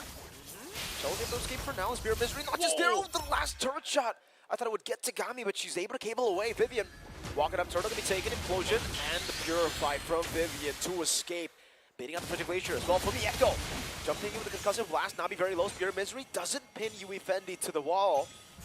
Now Vivian walks up with the Guiding Wind. From the Echo still trying to corral them over in this tier 1. Will not be caught by the freeze. There's no implosion to be scared of. He does have the Raging Sandstorm still. With the shots coming down, healing from the Echo, and the Guiding Wind just clean. Meanwhile, up top, it's a 1v1. Vivel picking up the turret now in a 1v1 against Tagami. Tagami will be forced back.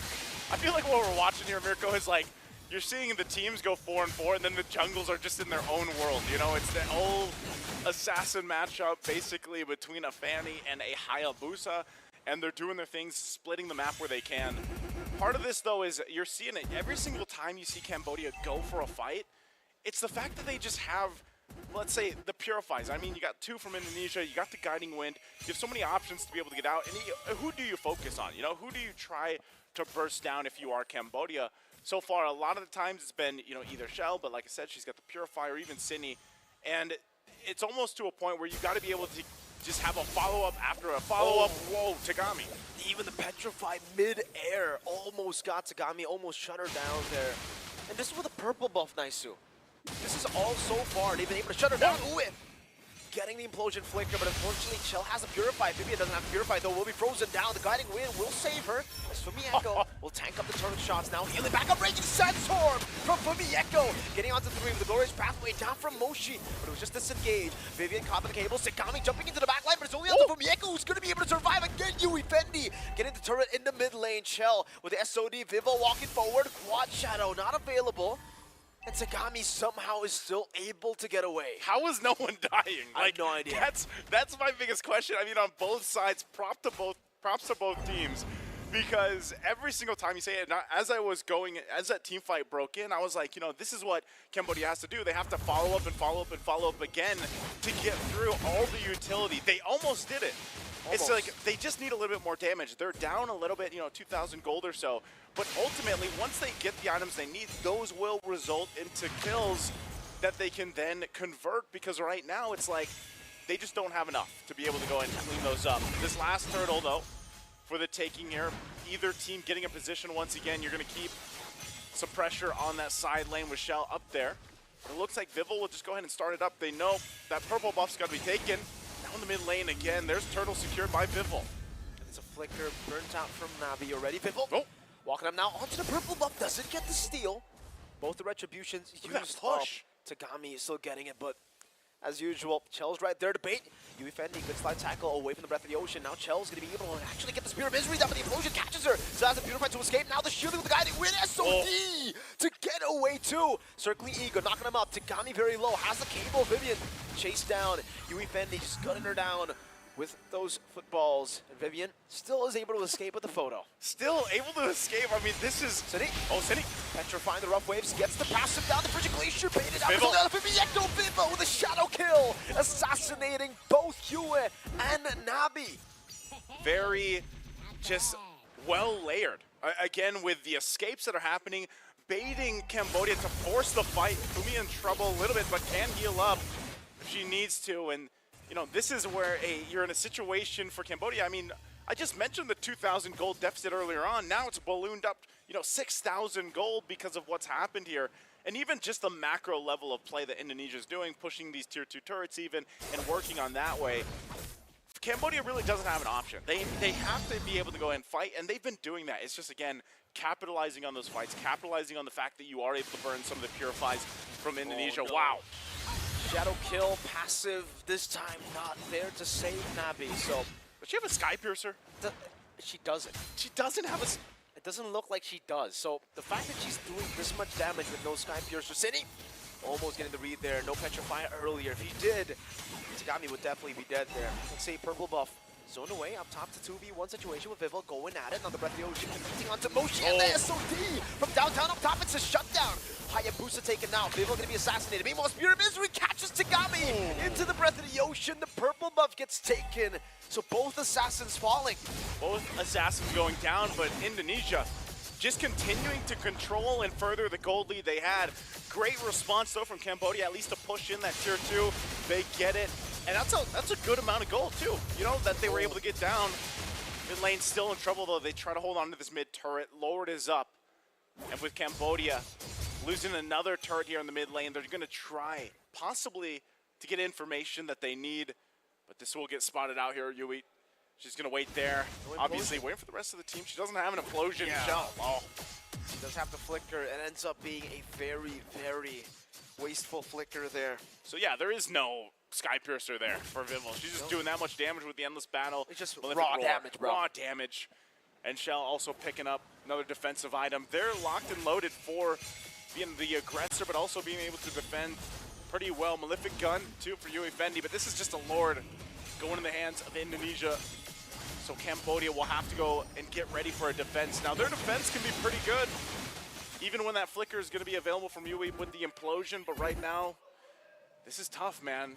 Being able to get to a point where you have to defend in the base with Tagami on this Fanny, who can provide some pretty good damage, but it's difficult, right? You are going to be relying too on a proper Frigid Glacier, but like I said, you got to get through the 2 purifies plus the Guiding Wind. Tagami does pick up a Malefic Roar, and they'll just continue to put pressure here on the purple buff, so she probably won't see it. Good push, though. She's just doing her own thing down bottom. Michelle was just trying to keep her under control. Purple buff up, Lord City. making its way down bottom. Guiding win over with City, and there's gonna jump onto Tegami. The Raging Sandstorm connects, and the Rough Waves gets rid of her. In the back is the Petrify. Yui Fendi still able to get the Purify in time, but she's so low. They're all just forced to back away, and Vivi can just consistently heal them back up. Vivil's not even in the team fight just yet, so she's waiting for the right time. Two-man freeze, City very low, the Guiding Wind to get her a bit more HP as Vivol continues to just pressure up top. Oh, that piercing damage from Chell. Almost taking them down. Vivol gets the base turret. Now they have to deal with the Lord. Now they're going to deal with the Lord. Bottom turret's going to be worked on. They get rid of that so quickly. They'll try to keep it together. Mid turret now. Can they defend against this push? Lord finally going down, but they might try to end this. Nabi, say goodbye to the passive. We'll be able to flicker back in time, but Vivol just escapes as he goes in with the shadow kill. Raging Sandstorm preemptively from Fumieko. Trying to possibly go for a read. Tagami doing a good job with cables here to try to just dismantle the move. It goes into the back with the implosion, but they're all purifying out. Vivol catching one, Nabi no passive, circling eager to knock Yui Fendi up, and that will be the Bruno down. No marksman, no mage, no high ground, wave clear for Cambodia. Just Tagami, who's going with the cables as good as she can, but the base is open. Moshi, the last frontliner, will be taken down. Only Tagami versus the world. No purple buff, and the base will certainly be taken down. Indonesia will sweep Cambodia. Coming out clean once again in game number 2, Indonesia. Assassin versus assassin in the jungle, but man, we saw the level of play that they bring, these ladies. Always on point across the board. Able to put pressure where they need to, focus on the objectives where they need to, and just fight if they want to, really. Yep. And again, they will go move forward, I believe. Again, with this sweep, upper semis here, they go to that grand final spot. This is great, man. Again, you know, just seeing this kind of level of play, and for Cambodia too, like, you want to be able to see that improvement from game to game, and I would say they've had it. You know, their journey so far up to this point, they still have games ahead of them, but the thing is, the improvements have been there from Cambodia. You're going against a team like Indonesia that is just known in the entire world of MLBB women for their dominance. You know, this is basically the final boss for everybody. We thought the reign might be over, might be shaken after, you know, what happened in the previous international event. Turns out it has only kind of like woken them up. I think so. Maybe they were asleep for some time, right? After being at the top for so long. They got a big smack in the face, and now they're back. They're squaring up now. They're squaring up. They're posting up against everybody, and I feel like they have a, you know, point to almost prove, because they, you know, when you are on the top for a long time, it is a awakening call when you actually have your taste of defeat, right? Exactly. And you know, this is, like I said, it's a squad leading into this that we just know is amazing. They've done so much throughout their careers, and they've accomplished a lot. And I'm sure you have to remember too, like these ladies have probably also inspired and influenced a lot of these other women players that are joining the MLBB scene, which is obviously, their rivals are still growing. And it's definitely something to look up for, and to see them continue to improve and continue to get these opportunities. I think that's always the biggest thing here, is the opportunities that these women have here to compete and play in MLBB Esports. And, you know, now that they've had this, now we're towards the end of the year, they continue to get these opportunities for them. I'd love to see it, that they keep getting those opportunities, even for other countries that are just maybe joining. You know, we did see a lot of new faces, a lot of new countries joining IESF's run this year alone, and they'll continue to just go ahead and compete. It's just phenomenal how we've seen a team so dominant for the longest time here. The fact that they lost, a lot of teams, after going for that long of a run, losing might just be the end, right? But the fact that they just use that loss as motivation to continue to learn, to continue to progress and develop their own strats. And now we're seeing them, stronger than ever. It's crazy how dominant they've been at IESF WEC 24, because Cambodia, this is the nation, this is the region that literally beat the Philippines in the qualifiers. That's the Philippines, the same team that was able to beat Indonesia just last tournament, and now it's just night and day. It's crazy how much they've developed. So I think, you know, we've seen a shift in general with teams or countries rising to the top, rising to like these, you know, powerful levels and everything else, and really competing. And I think the same can be said for even the women's, you know, for MLBB. It's a lot of just kind of improvements over time, and it's great to see. But I also would love to see the winning interview. We're going to be throwing it over on stage, I believe, with Jasmine and Vivian. Let's go ahead and throw it over. Congratulations, a 2-0 victory for you and the team, still undefeated in the tournament so far. So I need you to break it down for me and everybody watching at home. What is it that makes your team, Indonesia, so incredibly OP against the opposition? I think is our maybe chemistry and experience. Yeah, we've been together for years and we have traversed a lot of tournaments overseas as well. And yeah, I think those are the two things. And how do you guys kind of foster that synergy and make sure that you have, you guys just seem to be so in sync with each other. How do you kind of develop that? The key is to trust each other. Of course, our journey here has not been very good. We have encountered a lot of losses as well. And the most important thing is after we lose, we have to get back together as a team again and not just like give up and go in our own ways. And yeah, I guess that's... Well, losing hasn't been anything that you've had to worry about this event particularly. And when we take a look at the stats a little bit deeper, Chinny, I believe, is one of the highest rated players in regards to her KDA. So, having the two sisters in your team, surely that's got to be an incredibly proud feeling for you all. Yeah, especially with them being siblings, it adds a little bit extra chemistry. Yeah. And your next opposition for tomorrow is going to be either Ukraine or Egypt. I can tell you that Egypt have won their first game. Who do you think you are going to end up facing? Ukraine is also very strong, but seeing Egypt already ahead of them with 1 point, I think we're going to face Egypt again. And how do you think Egypt will look to approach that match against you girls? Do you think it might finally kind of put you through your paces? Maybe there'll be a loss on the cards, or are you feeling confident about facing Egypt as well? According to me, I think they will, of course, learn from their previous game with us. Yeah, we went against them, and yeah, I think they will reset, improve again in this second round that we will meet tomorrow. And yeah, I hope we will get a good game. A good game indeed. I'm going to throw it back over to my analyst. Congratulations on the 2-0 victory again. Undefeated up here on the big stage. You love to see it. Thank you so much, Jasmine, and congratulations once again to Indonesia. Once again, moving forward into the brackets. Next up, upper bracket finals. Is that called upper bracket finals? Yes. Yeah. Straight into the upper bracket finals. Wow, undefeated. 2 BO3s away from taking it home. That's expected. There we go. We're starting to see a little bit more confidence from Eterno when it comes to Indonesia. Screw curses. Can't curse this team. Just go ahead. Just go ahead. Celebrate. Be happy. Because, wow. Even though I feel like Cambodia was able to test Indonesia a little bit more in this one, with Tegami, those cables being on point. Again, the theme that Jasmine put in for her interview was the chemistry. And especially that one team fight in the purple buff, they were invading Tegami. That looked like the easiest setup for 3-4 layers of skills I've ever seen pulled off. It's literally, I go in, set, I got the knock up, all right, go follow up with the Petrify, Chinny, Fumi, you're in. And it's just, that happened multiple times. It was a symphony. A symphony. One would say, as if they had a maestro with them in the land of Dawn. Pretty sure that's what Cassius is now, and he's fitting well. I think now, compared to any other time I've seen these women compete, I think they're really meshing well with their coach. I agree. I think when it was the Coach Rajeboy era, that's when we saw them at their strongest, and then they had a little bit of a swap-a-doodles in the coaching staff with Susu Gajah. But yeah, that was when we saw glimmers of weakness under the reign of Susu Gajah. But with I agree. Yeah, Cassius, I agree.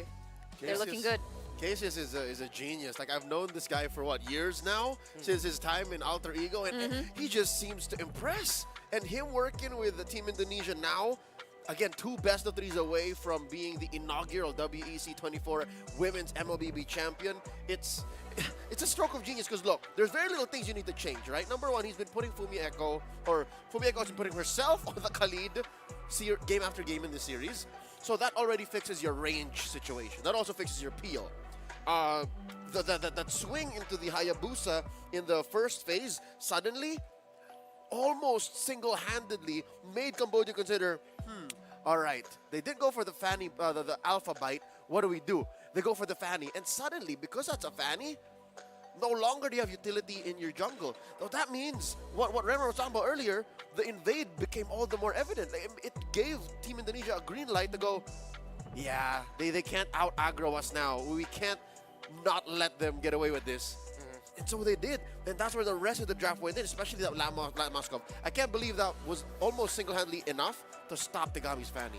Yeah, and at the same time, what another great thing that you saw here from Indonesia was that getting the Kadita on Chinny means that Cambodia, they've made a lineup with the idea that, okay, Chinny's going to be in the backline, you got backline heroes. Now suddenly, I love the Tigreal pick, but then the dynamic changes when you have an assassin dive in your backline type of mid laner that you're up against. That now, all the times where Yue would be going forward, getting vision, Moshi as well, they're doing the right thing.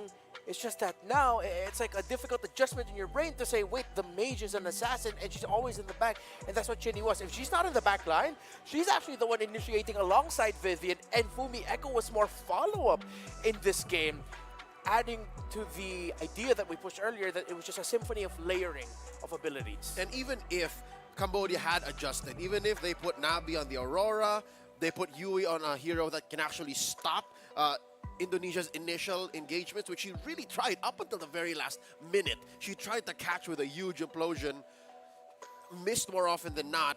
I think that's the key here. If Indonesia were to overshoot, it's fine because their mid laner can actually position so well compared to Cambodia, wherein if Tegami was left out behind enemy lines, deep in no woman's land, and she had no energy, she'd be dead. Compare that to Vival, who can actually get in and out. That's why she only had one death, even if there were so many stoppers in Cambodia's lineup. They took the independent mage in the mid lane to a different level. Because when we think about that, we think about the Lilia, the Lunox, the Aurora.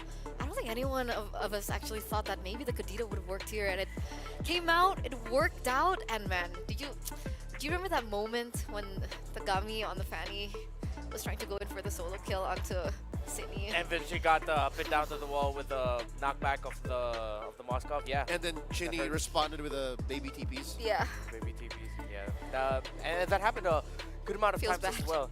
At the same time, you could also tell that was Indonesia respecting and adjusting on the fly to what Tegami wanted to do. Because there was a good amount of cables that made me go, just wow. Tegami really showed off how masterful she is with this hero, but Indonesia showed just how good they are at adjusting on the fly. They respected what Tegami was doing on the map. And to add a little bit more to the highlight of the Kadita pick, hey, I did say oof, so I didn't doubt it. Okay. I was like, the moment I saw that, I was like, oof. And it forced adjustments out of Cambodia. The more I think about it, like, the thought that was juggling in my head was, did they really need to put the high loss into EXP? Could it have been something else? I wish that. But at the end of the day, I feel like no matter what adjustment Cambodia would have made, Chinny would have just still rocked the Kadita. Yeah, that was, I think, a Kadita that defined the whole tempo of the whole game. Yeah. Like, she was able to cover up and do what others in Indonesia would not have done, at least at that time. That's what makes Kadita such a unique hero. I think it's time that we see her come back slowly, which will also slowly open up again the floodgates to heroes like Gushin, the heroes that again we were looking for in the mid, assassins. Assassin mids. That could again suddenly answer what the current metagame presents. So I'm glad that some parts of the WEC 24 team rosters, the way that they draft, reminds us of the old utility jungle centric meta. Some of us are also pushing it, like these ladies here, specifically Team Indonesia. For sure, and that just goes again to show what level of experience and how much time you've been in this particular world does for you, right? You have a plethora of heroes to work with. You can utilize that to your advantage because you can have a strategy A, you can have strategy B, C, D, E. And I gotta say, coming into WC so far, I don't feel like that's what a lot of our teams here have at their disposal to utilize. Yeah, and we've gone into this, especially with the very first day of the panel, we made up, even in the men's scene already, we were saying that the meta of MLBB now is defined by creativity and flexibility. as much as you want to chase the power picks of the Alphas, the Suyos, the Juices, the Edith, the Hylos, the Hilda, the Gacha, I keep naming and naming names. There are teams that will shine if they give creativity a chance. Well thought out creativity, you know. Not for the sake of. Not for the sake of it. Because there are a lot of creative picks, and I would still consider Export a creative pick because not a lot of teams can do that. Ukraine, in a unbroadcasted match, was able to pull off a Selena Rome. The same Selena Rome that we saw struggle in the hands of Colombia. So again... And the Bane. And the Bane. They can pack a Bane on Zula. So... You always get me every time you do that dance on Bane. But yeah, the point I'm getting at is I really hope, especially with the next stage of the playoffs, everything that we've set up today, the tanks in the jungle, fighters or assassins in the mid lane possibly, gets showed up. Because it's best of 3, you're in the world stage, this is the best time for you to show your flexibility and creativity. But what I really want to remind everyone is that you can do that once you understand your fundamentals.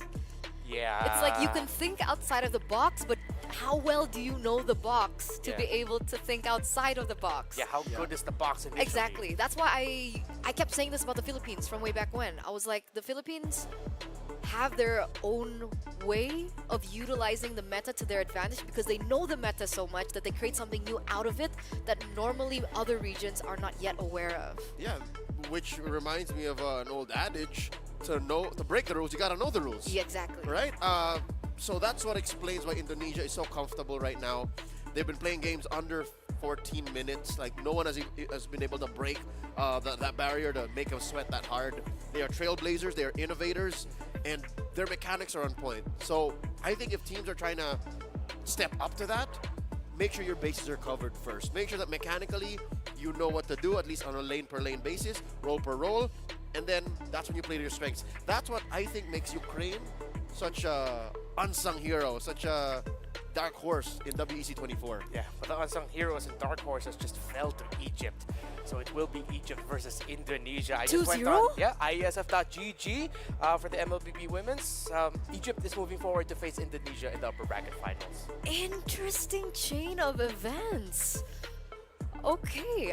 I mean, we were talking about that particular matchup, and then we were discussing, you know, do you think it's Egypt? Do you think it's Ukraine? I think one of you had an argument for Ukraine. I did. I was pushing for Ukraine. I really thought it would be Ukraine. Because, again, what they did in Group B, but then suddenly, I mean, Indonesia did mention that, well, Vival mentioned that, hey, they won Game 1, they're probably going to win it. Hell of a prediction by Vival. Yeah, no, she knows how to read momentum. Yeah. Right? Circling back on something I said earlier today, I talked about how Saudi Arabia looked like the most polished team in women's MLBB out of MENA right now. I think Egypt heard that. Yeah. And went up there and said, you know what? We're going straight for the upper bracket. And mechanically, looking at their gameplay, I think that is a contested statement. Because Saudi Arabia, what I like about them so much, since they are waiting now in the lower bracket, is their macro, their understanding of the big picture. But if it comes down to mechanics again, which seems to be the baseline for success here in WEC 24, Egypt has it in spades. I'm liking what they're doing. I guess we're going to see that matchup maybe tomorrow, because next up, ladies and gentlemen, we will be falling into the lower bracket to see how will Cambodia fare after that previous 2-0 loss against Indonesia against the home-crowned Saudi Arabia. So before we get into that, we're going to go to a short break. Ladies and gentlemen, we'll be right back. Don't go anywhere and stay tuned.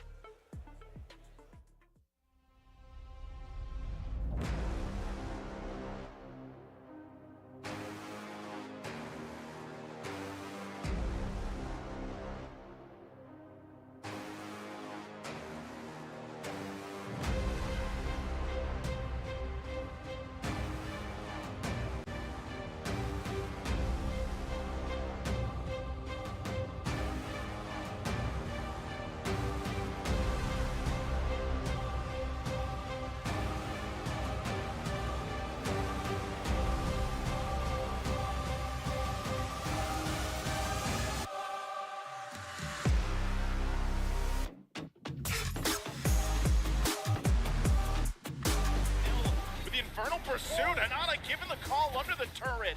They might just go ahead and secure the turret here. Oh, Cable jumping in, trying to keep the turret alive, trying to pop out the damage on Hanada. Hanada one hit away. Wait, does she stay alive through it? Whoa, she almost got Rafa in the exchange, but finally Hanada goes down. Man, what a drawn-out team fight. Overspace loves us. You're gonna have to clear out the Lord. It's already gonna be used. Space is already a half health. They jump on in. They're still working for it. Avatar the Guardian won't connect, so Pink misses that one. Lord finally goes down. There's the Spear Destruction. Multiple members able to get targeted down, and the base is just...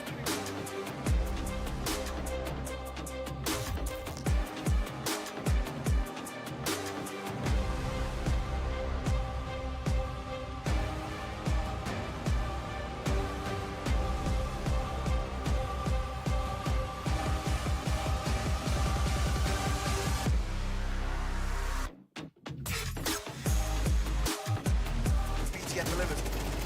Crossfire is so strong. Is very important, and these initial nades also soften up for Snappy, and he'll go to town here. Is it another individual to want to send it to be through the smoke? It's big.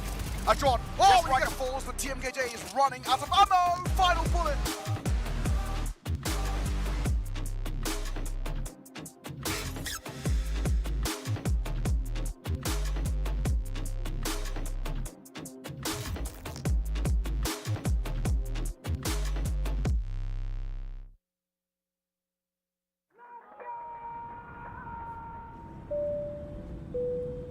Good evening, ladies and gentlemen. We're landing in Riyadh, Saudi Arabia, for the World Esports Championship. In a world where victories can be measured in gold and silver, some things are priceless. Fully expected, and it is Baron will find him. Can shine for one with a quick trade from Impulse. Some things are not bought with money. The base is too open. Now Philippines is now taking the base of Indonesia. Remember their name. The feeling of standing alongside your fellow countrymen, the emotion, the home crowd, the weight of a whole nation on your shoulders. Sometimes I get emotional by the fact that I got chosen to be one of the representatives of my country. And yes, it's just a dream, honestly. Here it's not just about the game, it's about the pride that unites us. Every match tells a story. They need to some missed shots. Sound picking up another one, another headshot. No way! 4 kills! What has happened? From every corner of the globe. All eyes on WEC 24.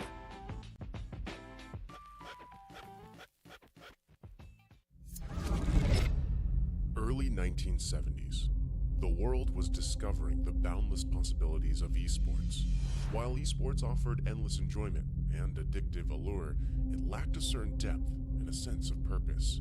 It needed something more, something larger than a trophy, something beyond individual gratification. That's when a vision emerged. A vision of uniting the world through esports. The International Esports Federation and the World Esports Championship were born. Its mission was clear: to create a stage where nations could unite and compete for the ultimate title, World Esports Champion. For these athletes and nations, the World Esports Championship was more than just a competition, more than just a game. A chance to make history, to leave a lasting legacy, to inspire a generation, and to represent their nation.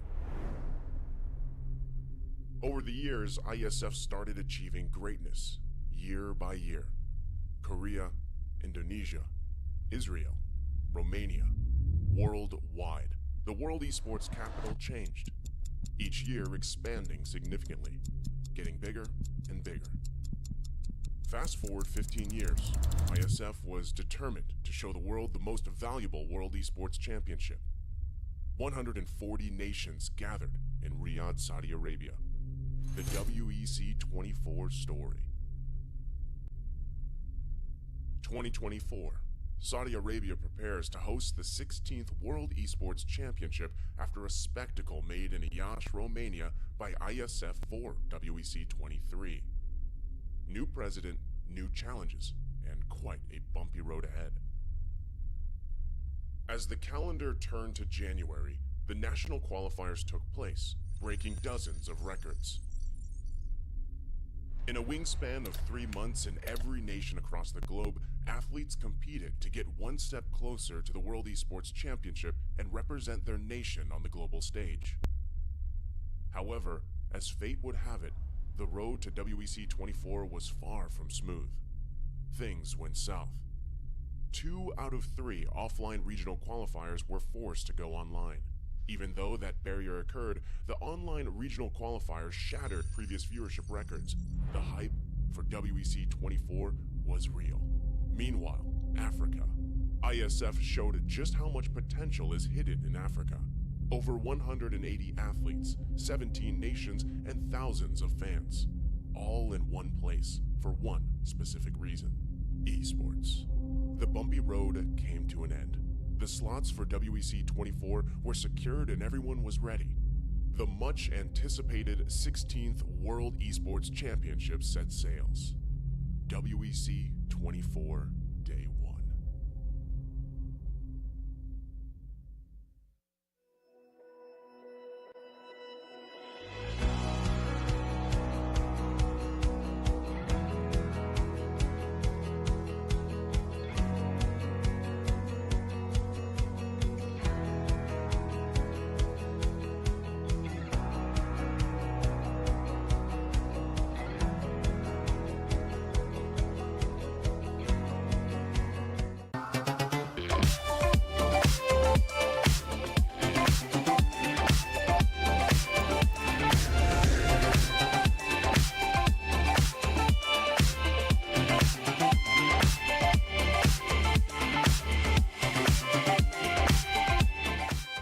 Ahlan bikum.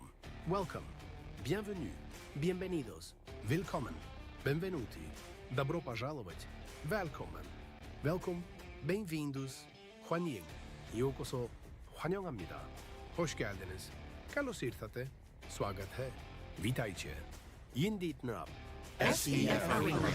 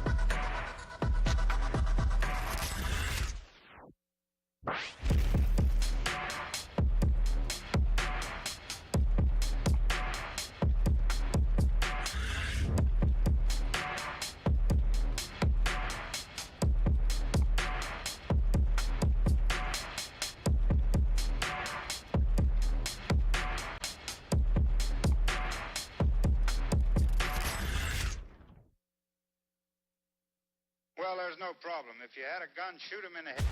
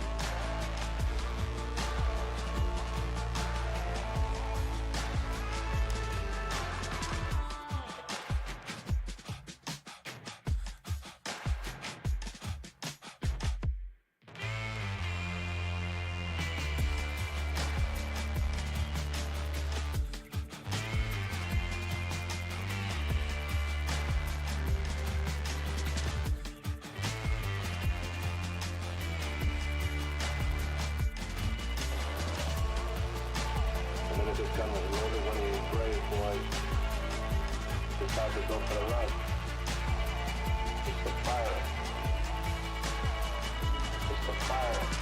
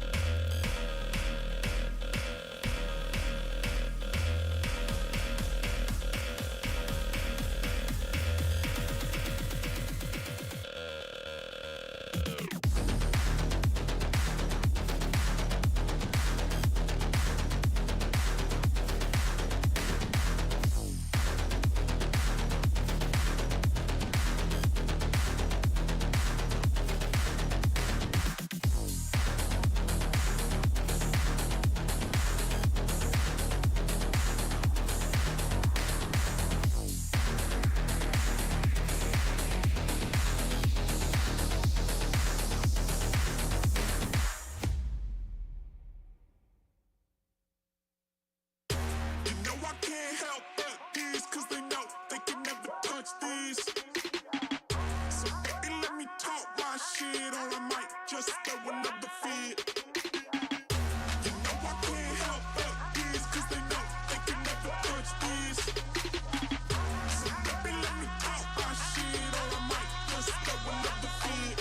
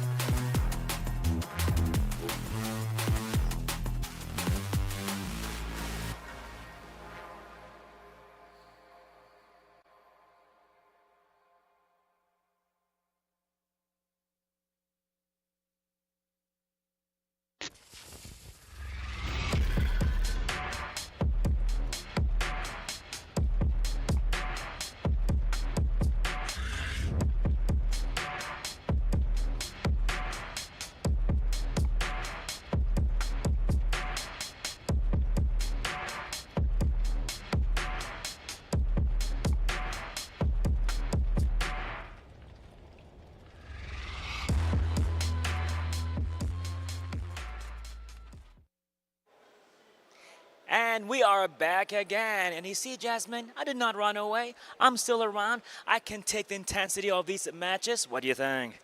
I think the only reason you were able to handle the intensity was because it was a 2-0 that we just witnessed. Indonesia remaining undefeated here for the MLBB Women's Tournament. Yeah. The real test is going to be whether or not you'll stick around for this next one. Oh, because it is definitely gonna go over 9,000 with its hype.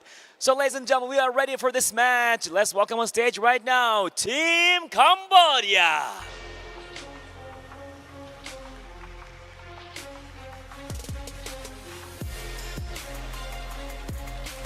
Coming in again, back-to-back, non-stop. They're warmed up. Let's see what's going to happen in this match with Team Cambodia. I'm wondering whether or not coming straight into this after the previous series is going to be more of a deterrent, or if, as you mentioned, it's going to be their warm-up match. That's going to be the real test for them here on the big stage. But, tell me, who's going to be taking them on? It is none other than Saudi Arabia. They got some fans in the crowd making some noise for them on home soil at that as well. These ladies are coming into this series with 3 wins and 2 losses behind them. And with Rafa and Luna as their standout players, maybe, just maybe, they might be able to walk away with a victory here. Just maybe, we'll see about that. Again, I am handling the intensity of this one. And all this taking place. Yeah, for now, I'm cool, I'm chill, But you know what? I have heard from our fantastic talents that the secret to success in an MLBB game is fiber. Okay. Fiber is the secret for success. So, Etana, why don't you let me know what you think of that? Yeah, let us know.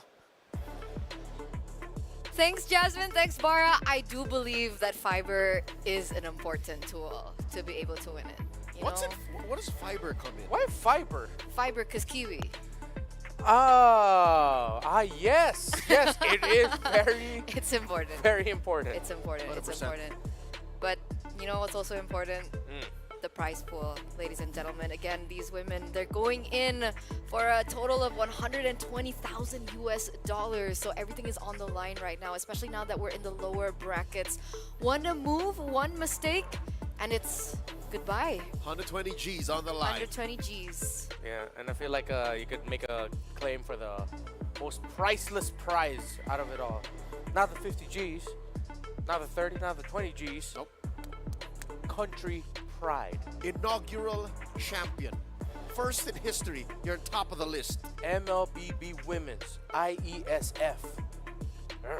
It's huge. It's huge. It's huge. So let's welcome the next upcoming match, ladies and gentlemen. First and foremost, with Team Cambodia, with Yui Fendi, Yue, Nabi, Tegami, and Moshi. And I think all these ladies right now, they're building up the fans, man, in the building. Oh yeah, no, they got 2 strong ones here. Got me screaming, oh my mouth, since the day they showed up. No, but seriously, I think Saudi Arabia has their work cut out for them. This is their debut match in the playoffs, and they're facing off against a fallen but not outed Team Cambodia. Yeah. So that's kind of woken up something in the ladies. Yeah, for sure. Rafa, on her any list of jungle assassins you want to make her use it. But I'm really going to look at for is Pink and Livin in the Roman mid. There were some initiations I've seen in the tournament that I feel like could have been a little bit sharper from Pink and Livin. I've seen that more often than not. However, the times where you saw Pink and Livin completely on the same page, it was Vivian and Chinny-esque, not gonna lie. So that's something Saudi Arabia needs to leverage. That earlier we saw Cambodia in their Roman mid engagements with Yui and Nabi a little bit off today. It might be an off day for the Cambodian squad, but for the Saudi Arabian squad, if Pink and Livin woke up good, then Cambodia's gonna struggle. I agree. I agree. My eyes, personally, is on the junglers. Right? You're talking about Rafa and Tegami. Exactly. Rafa in the jungle. It's poetic because we earlier saw that Fanny performance coming in from Tegami, and she did not disappoint, right? Despite losing that against Indonesia, we saw her micro performance, we saw her individual prowess on this hero, but we can also say the same thing about Rafa with her Fanny too. This is a player from Saudi Arabia that is known to be one of the best Fanny players in the world, and I'm wondering whether or not that they're actually going to let that slide, leave it open, or ban it out as we get into the drafting phase for phase number 1. Seeing that it's Saudi Arabia on the blue and Cambodia on the red, I'm wondering if Saudi Arabia is going to walk away with an anomaly. And I'm talking about that chip. They're one of the few teams in all of WEC 24, not just in women's, but even in men's, that got to play a chip. So Pink had her hands on one of the most broken heroes in the game through the run in the group stage. Now, it looks like Cambodia taking out the Jushin. They're a couple picks away, a couple bands rather away from still picking up that chip. I think this is a play that they can make for. I'm not so sure if that's something that Coach Taimigo from Cambodia is willing to slip through. Yeah. The Jushin ban is a signal from the side of Cambodia that they are probably leaning into another high-loss rush for their first 2 picks. Not necessarily go high-loss Aurora again, but with Jushin off the board, you can go high-loss for your first 2. If not that, maybe either the Khalid or the Gatot, the likes of those 2 if they are open. Hayabusa getting taken away, respect for Tagami, but at the same time, you take away an assassin that could potentially match what a Fanny can bring to the table. A Fanny that can be prioritized by Saudi Arabia if they want. Again, these are the 2 teams that have shown Fanny in their lineups in IESF WEC 24, so I would not take it away from them to actually be fighting for it. Especially now that we see the Suyo being banned out by Cambodia, that dream is still alive. The Fanny and the Nolan and the Alpha. Those are your power picks available. Coach Daliot here on the lead for Team Saudi Arabia, drafting away, making sure his players get the best equipped heroes going in. Saudi Arabia looking to... Are they going to leave open the Phoveus? They've always banned Phoveus here in this last slot. That might actually be the case, but there's such a big trade of picks in the red side that banning out Phoveus might be a bit of an overthink. I know that's their tendency, as you mentioned, but yeah, they decided to take out the chip instead of actually potentially getting their hands on it. So one of the things that we've seen so far, teams banning out the chip blue side so that teams on the red side will really have to choose what to take out instead of defaulting to the chip. So in a way, you banning chip blue side is you trying to regain control of the draft. Clearly, there are a lot of picks that can still be contested here, and if they don't go for the Alpha, if they don't go for the Phoveus, then that's something that they can contest and consider for themselves, which would be a more reliable hero that they could pick up in exchange. Between the 2? The Phoveus or Alpha? I think in this scenario, you'd rather go for the Alpha instead. That's what I say. Because the Phoveus really... There are some lineups and times where the other team just will not have the right damage profile, but in the big picture of it all, just loses. It will probably shine individually, but the Alpha just make sure that you shine as a whole team. Again, I'll stand by the fact that Alpha is the Alpha and Omega of the draft right now, especially in the jungle. More often than not, it's a stable hero. Damage profile, picks no day. Fanny's open though. Fanny's open, yeah. Respect begets respect. Go ahead, pick it if it's available for you. I can't recall if we've actually seen Yue on the Cho, so go for the Phoveus instead. So Phoveus first pick means Cambodia will probably leverage Alpha plus either of the Power EXP Roam Flexes. High loss. They can go high loss Alpha here to really be a big pain on that Phoveus. But there have been some teams where once they see the Phoveus, they lock in a mid laner alongside the Power, and there it is. It's the Aurora Alpha, which will make Saudi Arabia think twice about going for the high loss now that they see the Alpha and the Aurora on the other side. Not that it's a counter to the high loss, more of just like it's kind of annoying for high loss to deal with. Definitely do not go for the Hilda. I think Gatot Kacha is what they might have their eyes set on, but actually no, they have to take the high loss. They have to take it. High loss Nolan? Yeah, I'm okay with the high loss Nolan or high loss Alpha. If you have it already with you, the high loss can protect the jungle for the high loss Fanny. If you have it already locked in for you. Do you think it's too early to pick up the Fanny though, considering only 2 heroes have been shown from the side of Cambodia? I mean, there's still a Cho on the board. Got the Nolan right. Okay, there is a Nolan. Is it Nolan high loss? Oh no! Oh, they go for the Eve instead. Okay. Cambodia can high loss here. Just stop that Nolan dead in its tracks. Yeah. You already immediately give the high invade combo. And you work with the RWM. If they're not gonna do that, maybe they just think about picking up the Valentina now, or nope. For the Hilda instead in the EXP. You already see the matchup between the two. They said, hey, we don't need to pick the Hylos, or Saudi Arabia might not even ban it, but they should. They're showing a lot of emphasis on shutting down Rafa, right, on the Nolan. I think that's the direction that they're going for. Technically, Cambodia can still ban out the Hylos in the second phase if they want to. No, it's open for them still. Yeah, we want it for they want to Cambodia. contest it. Yeah. They want to contest it. They'll waste Saudi's ban. Yeah. They're first on the clapback after the bans. If they ban the high loss here, I would. I'm not gonna hate it, but I would kind of question it. At the same time, looking at the lineup of Saudi Arabia, high loss plus the Eve together, you can set up for a Harith gold lane. Maybe that's one of the thought processes that might be in their heads. So if Cambodia bans out the high loss, maybe that's where they're thinking at too. Take out the Tigreal because of the dive. They might be going dive here. Honestly, there have been Hariths that have shown that they don't care about real world manipulation. Yeah, Cambodia might be the ones to pick the Harith here in Red 4 if KSA ban out the Hylos. Because they want to get rid of the Hylos if anything. Yeah. It's a happy Phoveus, but a very sad Phoveus at the same time with the presence of the Aurora Alpha. That despite all the dashes on the side of Cambodia, as long as their gold laner has a right damage profile. And Rafa's Nolan has no true targets as of the moment, right? Yeah. You have the Hilda, can get away from you. You have the Aurora, which has 2 life bars, basically. It's not as clear cut, definitely. It just plays the map better. Ooh, that's interesting. Saudi Arabia are the ones to actually ban out the Moskov here. I figured that maybe Saudi Arabia want to pick it up for themselves, seeing that despite being in a losing matchup, they still go for the Moskov. It's a huge power pick for Lunar. Yeah. But considering this Moskov being banned out, it does kind of make sense, right? It's a gold laner that can kind of stand on its own in the gold lane, especially against an assassin like the Nolan. In the group stage, they have brought out a carry. So if ever there is a high loss from Cambodia here in Red 4, they can revert to the carry, and even if it is a out of meta pick, I don't see anything wrong with that here. Ooh, they banned it. They read into it! Whoa, okay. Gatot Irithel, high loss Irithel are options for Cambodia if it's not going to be the Harith that they go for. I'm thinking that either the... Cambodia's telegraphing the high loss so hard. Yeah, exactly. Irithel or Harith for the gold lane, I feel like could work best. For Saudi Arabia or Cambodia? For Cambodia. Saudi Arabia, if they decide to go full aggro dive.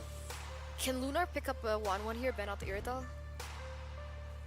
Lunar, Irithel.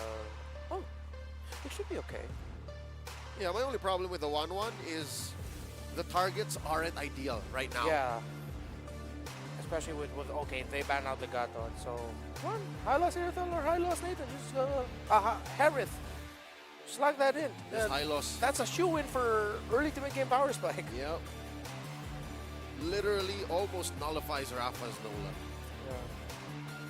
I mean, I won't take it away from Cambodia if they say, hey, let's just pick Rafaela. I mean, that wouldn't be a bad pick too. What else does she have in her? Not so great against the Edith Tigreal. The Nolan. Has she picked up the Hylos yet? Oh. The hero I would rather not see picked into a Phoveus as the Arlot. Again, teams are starting to telegraph it a little bit more, where not all the time Arlot will lose to Phoveus compared to a month and a half ago. At the same time, you're a formation breaker. You can surprise setup. Maybe that's what they're running at. Thing is, who's going where? This is a... Are they playing the Hilda into the Roam instead? No, I think it's Hilda XP. Hilda XP and then Roam Arlot. Interesting flavor of choice. So does Saudi pick up the high loss? They have the Edith now. Oh, there's no room. There's no room. That's definitely your roamer Need the gold lane. Probably. They can still pair it. It's a lot of magic. Oh, there's the 1-1 1-1. mentioned for Lunar. I feel like the Arlot popping up just made the 1-1 an even better pick. Because if that was any of the slower, very frontline heavy roamers or frontliners that we mentioned, yeah. So they still lock in the Irithel. One pick off, just a different approach for the Arlot, which weirdly enough, again, feels like the 1-1's a bit happier. This feels very up in the air for me, just trying to run, like, especially with a roam mid trio duel, that is a battle of execution, 100%. For the two gold laners that are relatively safe, Irithel's happy against the Eve, 1-1 relatively up against the Aurora. It's just the others you have to avoid. It's up in the air for me. The screen that went on before we start the game, I'm afraid that it is a Rome Hilda. I'm not a fan. Yeah. I'm not a fan. I would have rather the Arlet there. And then here we see if indeed it is an Arlet in the XP. I feel like Moshi might want to join fights more than she would enjoy being in the lane. Yeah, it's definitely not hey, Phobius, let's just duel it out. I'm an Arlot. It's like, I'm an Arlot. I don't want to duel with a Phobius. I don't want any of this. I don't want any of this. He'll just constantly be resetting the effects with the dashes or regaining the charges of the demonic force. Nope. So I guess it's down to execution? It's a weird plot twist for Cambodia, honestly speaking. Yeah. Okay. With that in the air right now, ladies and gentlemen, we are going to go ahead and get to our first game in this best-of-3 series between Cambodia and Saudi Arabia. Mirko, Naisu, take it away. Thank you so much to the boys in the panel. Hey, thank you, Leo, Redmar, and also Eterna. It's the boys. Here, the boys now here on the stand with me, Mirko, and Naisu. Let's talk about that draft, man. All right. I think for Cambodia, what they had basically was a full counter kind of draft, right? They were looking at the Nolan. They're like, all right, let's pick up the counter to the Nolan. Pick up the Hilda. The Arla as well is a great tool to go up against the Nolan. What's great against the Wanwan? The Irithal. But I agree with what Leo said, man. Maybe the placements of where these heroes are going is a bit kind of like shaky, right? Arlet against Phobius is a horrible lane, but so is Wanwan against Irithal. So maybe they're trying to just bounce that in. Arlet plays safe up top, wait for team fights. But ladies and gentlemen, here it is in a best-of-3, our second one today. It is us into the land of Dawn. Rafa on a signature assassin, but let's see how the hell that does in Rome, right? We have seen it more in XP, but it's been a Rome pick for the longest time. Usually, though, when you see it in Rome, you see it more with sprints, not with Revitalize. Yeah, you know, I think I have to echo those concerns that our panel mentioned, and part of this could also just be, you know, Mochi. Whoa, okay, wow. Yeah. Okay, Yui's gone. Even with the Revitalize, first of blood already for Rafa. I'm not sure what the game plan was there. Even without a, because you just mentioned it, without a vengeance, without a sprint, you're and if you get caught out, you're done for. It was way too weird of a rotation. I think Uwe kind of opened up the purple buff, tried to predict that they were going to go and start on the purple buff, and then failed to do that. Uwe, at least they get the lethal. Yeah, she is back. That concussive blast won't get that little bit of extra damage, but this is what we expect from a Hilda, you know, this is this kind of pressure. Yeah, but again, I feel like Uwe saw the purple buff, read into it, walked in, didn't see anyone there, rotated to orange, where again, should probably just stay in the purple buff when that happens, you know? Rotating over would just reveal too much of your game plan, and everybody was able to just rotate across the map. And especially considering, again, mid lane control is already held down by the Edith and Eve. They're going to have much of a better time here just shoving the wave in, unless Uwe comes in and rotates to mid. But then you are still not really a counter to Nolan. Now you're a counter to the Eve, and I think Eve can take all that smoke any day. Recall under turret, doesn't really need to farm all day, just shove wave and recall. Yeah, that's all you kind of have to do. I think even with that, you know, the concern in this particular matchup, as we're going to look at, you know, for Machi and Lyrics here, this Phobius versus Arlot, part of the job can just be, you know, let it be a dead lane for Machi, so to speak, and then just rotate, join those fights, utilize that final slash the best you can, you know, and kind of play around that. And I don't know, man, the pick, it seems to be very, very counter Nolan, but the positioning and where they're actually holding on to the map, Uwe is not doing it right now. She had the position on the orange buff. She knew that Nolan was going to come in, and now she's placing herself in towards the neutral objective where it's going to be a battle. There's the toss up. Pink going to find it. RWM set up from Livin too. Frigid Glacier going to freeze them in. UA will go forward, but she's going to be bursted down even with a Revitalize. Couple of hits, they'll buy some time. Finally goes down. Pink in the exchange as well, and there, Infernal Pursuit won't be enough. So it's only Yui that goes down and all that. Again, Revitalize a big part of it. So Cambodia will get the objective, and they just duke it out. You know, they just made things work, and it was unfortunate Saudi Arabia couldn't cap out the kills that they had set up. Luckily for Cambodia, they still have an amazing composition when it comes to just team fighting here with the Arlet that we mentioned, the Aurora, and the Alpha, right? Alpha still clears really, really fast, and the fact that Rafa didn't get shut down in the early game is definitely a concern, but as long as Alpha continues to just clear out the jungle, get this level lead, and hold on to Turtles with the help of Arlet, should be really good. Oh, again, bottom Lunar in trouble. Already popped that sprint. Yui should go down here as Livin picks up the kill. Yui Fendi still trying to get away. There's the lockdown. A good Frigid Glacier, but Rafa will avoid it. Yui Fendi popping that sprint earlier allowed them to go ahead and set up that kill to get Lunar down. Yeah, the Irithel versus 1-1 matchup is certainly a very, very tough matchup for the 1-1 here. You essentially just need to farm at that point if you're the 1-1. There's no way they can actually outplay the Irithel if it's a 50-50, if you're both as good, is what I'm trying to say, right? And for Irithel, Yui Fendi, all you need to do, it's so simple. You have to be much better than the Irithel on the 1-1. She's not got a Ducati, like Which is weird because we say sprint. Maybe we should, if it's a Ducati skin, maybe we should say she's Rev. Yeah. She's revving. She's revving with a sprint. I don't know how that will work, but I just thought about that just now, actually, because we've seen a couple, you know, Ducati Irithels come through, and yeah, I think sprint all the obviously. Irithels. Yeah, actually, all the Irithels. They're gonna make a play up top now. Lyrics, will she be able to survive this? Spear of Alpha gonna find the connection under the turret. Vengeance gonna be popped. Rigid Glacier won't find what they're looking for. And Lyrics, she's still up. 1 versus 4. Here comes Rafa to come up and clean up a kill with a fracture. She picks up a blade of Hepsies too. And I am so surprised that Lyrics survived that. The Vengeance, the constant demonic force procs, and again, I feel like a bit of the lack of synergy there. A lot of miscoordinated timings on the abilities. Final Slash away from the Frigid Glacier. The combo just did not land, and it gave Lyrics just more time to actually rotate around, to just pop in front of Pursuit. Once you don't have the stun locks, you can just keep on tapping, man. That's all. That's all you do. That's all you do on the Phoveus. That's why it's a very, very big concern when you see the Phoveus pick, especially when you try to go up against, go up against it with an Arlet, right? She doesn't even have a first. That's surprising, right? She doesn't even have a first item. No item. That was all Brave Smite and Vengeance. That was just pure brute force, is what I like to call it, right? That was just Saudi Arabian power. Pink. Going in for the setup. Yui trying to get away. RWM is set up, so those are some big, big usages coming out. Turtle's going to be started up, though. Tagami waiting. She has the Spear of Alpha.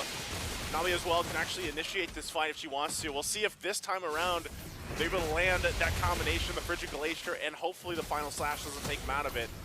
Cambodia really taking their time with this turtle here. Well, she does go in. There's the Final Slash on Rafa. Rafa's going to be able to get away. There's also a 1v1 up top. Lunar will get that kill. And now Lyrics jumping in again with the Infernal Pursuit. Tagami secures the turtle, but Tagami finally goes down. And they're looking for more on the hunt. Conceal going to be used. I don't think Pink or Rafa can clean up another kill. So trading all over the map here. I can't believe he just got outplayed like that. Nabi forced to flick around. Oh, pulled down. Lyrics, she does get the passive. She's 1 hit away. Oh, Nabi will punish Lyrics from going into between the tier 1 and tier 2, but they will get that tier 1 turret in the mid down.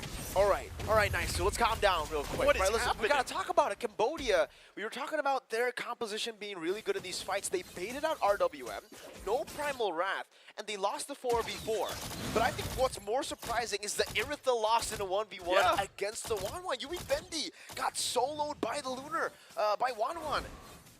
She had Inspire. Did she have Inspire? She did, yeah, she used it.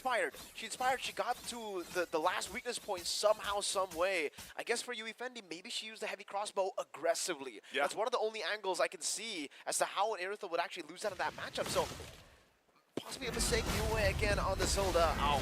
She's gonna get chased down. RWM is just overloaded with damage. Granted, great usage just with real-world manipulation and Lyrics just dunking with the Infernal Pursuits here. This is getting really dicey for Yui because she's got 4 deaths. She even used a Revitalize there. Not a good look, definitely, here for the Hilda Rome. We were talking about it already, right? XP lane is usually where we see her so she can actually get more farm and get level 2 quicker and then rotate across the map and look for plays. Look to shut down the Nolan. I think that's the big question. Rafa, it has not been shut down. Rafa, is this actually... Oh, Final Slash. Not going to connect on Rafa. Rafa just gets away. Of course, she had to use the Fracture, but right now the focus is tier 1 turret. Lyrics might be able to get there in time, but turret's going to go down. Rafa, the damage is quite there. Not enough, though, to clean up the kill, and now this time, Rafa trying to buy some time. Lyrics a little bit too late. Great usage, again, of that sprint, that rev we were talking about this time around for Yui Fendi. Wow, Rafa escaping from all those skill shots, dodging away, and then walking back up into the turret. Man, definitely too aggressive. Nabi got assassinated by Lunar. Pops in the Inspire. What happened, Nabi? A bit overextended as well here. No turret in the mid lane, so definitely overstepping without the help of, you know, a traditional roamer, because again, Yue is playing in the flanks. Tagami. They're gonna go for Tagami. Tagami in trouble, trapped into RWM again. She falls, and now Yui Fendi trying to fire off the heavy crossbow on the backside. Livin and Lunar trying to get away. They disengage. Rafa sees them in their sights. Is she gonna go in forward? Mashi tries to keep them at bay. She'll do that. They're gonna be resetting here. We might be in store for a Lord fight. Full-on fight here, waiting for Tagami to come up, but they're just gonna give it a go signal. Green lighting the Lord. They'll start it up. Saudi Arabia wants the objective, and without the jungler of Cambodia, they can't do anything about it. They can just take it down. Really good stuff from Saudi Arabia, really punishing all the unnecessary moves and overextensions from Cambodia here. A bit too overconfident, definitely there. Tagami just walking into that bush knowing that Navi was just picked off in the mid lane. Yeah. So walking into that bush, knowing that most of the members were already there to look for a counter setup, to look for an ambush as well. And the fact that they still went on to chase, you can see how Saudi Arabia are just able to build their lead. So far, they've just been capitalizing on the mistakes of Cambodia, and that's really good for Lunar especially. This is a losing matchup against the Iritha, but Lunar has been phenomenal on this 1-1 pick. And now, notice how they're managing the waves. Really good stuff. Bottom lane will just slow push. They will shove into mid and top to push in together. And that's a Sky Piercer for Rafa. The final slash for Moshi. Yeah, Moshi just trying to clear that up. Wow. Last little powered minion there. Lunar gonna go really forward. Pops the crossbow of Tang. Does a little bit of damage, and there's RWM again. Tagami jumps in on the backside. They get frozen right caught in the choke point. Lunar still keeping Tagami at bay. Pink fell in the exchange, and Rafa goes in to clean up a kill on Yui Fendi, and now on the hunt for Mashi as Mashi falls. A double, a big pickup for Rafa. That's 2 stacks on the Sky Piercer for Rafa. The cleanup crew with real world. Oh! Under the turret they go. They pop the passive of Navi. Navi in trouble as Lyric will clean up that kill. Turret's gonna go down, and Yui in trouble as well as she's taken out of the picture. Tagami left all by herself, and Saudi Arabia will just work on the base. They might get a kill, they might not. Minion's gonna be cleared out, so Cambodia will stay in it. Still one wave pushing in top and mid. But it looks like Cambodia stays in the game. That's still ridiculous value for the first Lord, man. Kraken open a base turret, all the tier 2s down as well. Oh, Lunar might be able to get the outplay. She's already gotten the last 2, or the last 1 weakness point you need, and that's the one behind them. Tagami's got to respect this. Lunar is at a very, very strong point of the game right now. Tagami still gets it. All right, no punish from Saudi Arabia. All right, so let's talk about it right now. Far lane control, definitely going to go towards Saudi Arabia, not just because they have the super minions, but they also have the Nolan. So in terms of mobility across the map, Cambodia really won't be able to match the side lane pressure. They'll be able to clear it out once, but it's an auto slow push every single time. So not only can Saudi Arabia take control of the Lord, that's going to be spawning in 30 seconds, but they can also just try to look for a split push in the bottom lane. I'm impressed, you know. Saudi Arabia has still really kept their tier 1 mid lane turret from basically taking no damage. They maintain that, and that's what gives them that little bit of an upper hand. Unbreakable. Yeah, unbreakable. Gives them that little bit of upper hand into this next Lord. You know, we're 15 seconds away, and Cambodia, they might want to look for their own pick-off if they can, just to give them that little bit of advantage. Yui Fendi will pick up the Malefic Gun. She's ready to go, locked and loaded. But I still think, you know, one of the biggest weak points here with this lineup is that Hilda, how do you get to where you need to be in a team fight? Hopefully also because we see a lot of backline pressure, but then at the same time, she's the revitalize. You also need to provide that for the team, and this Lord is just gonna get blitzed right now.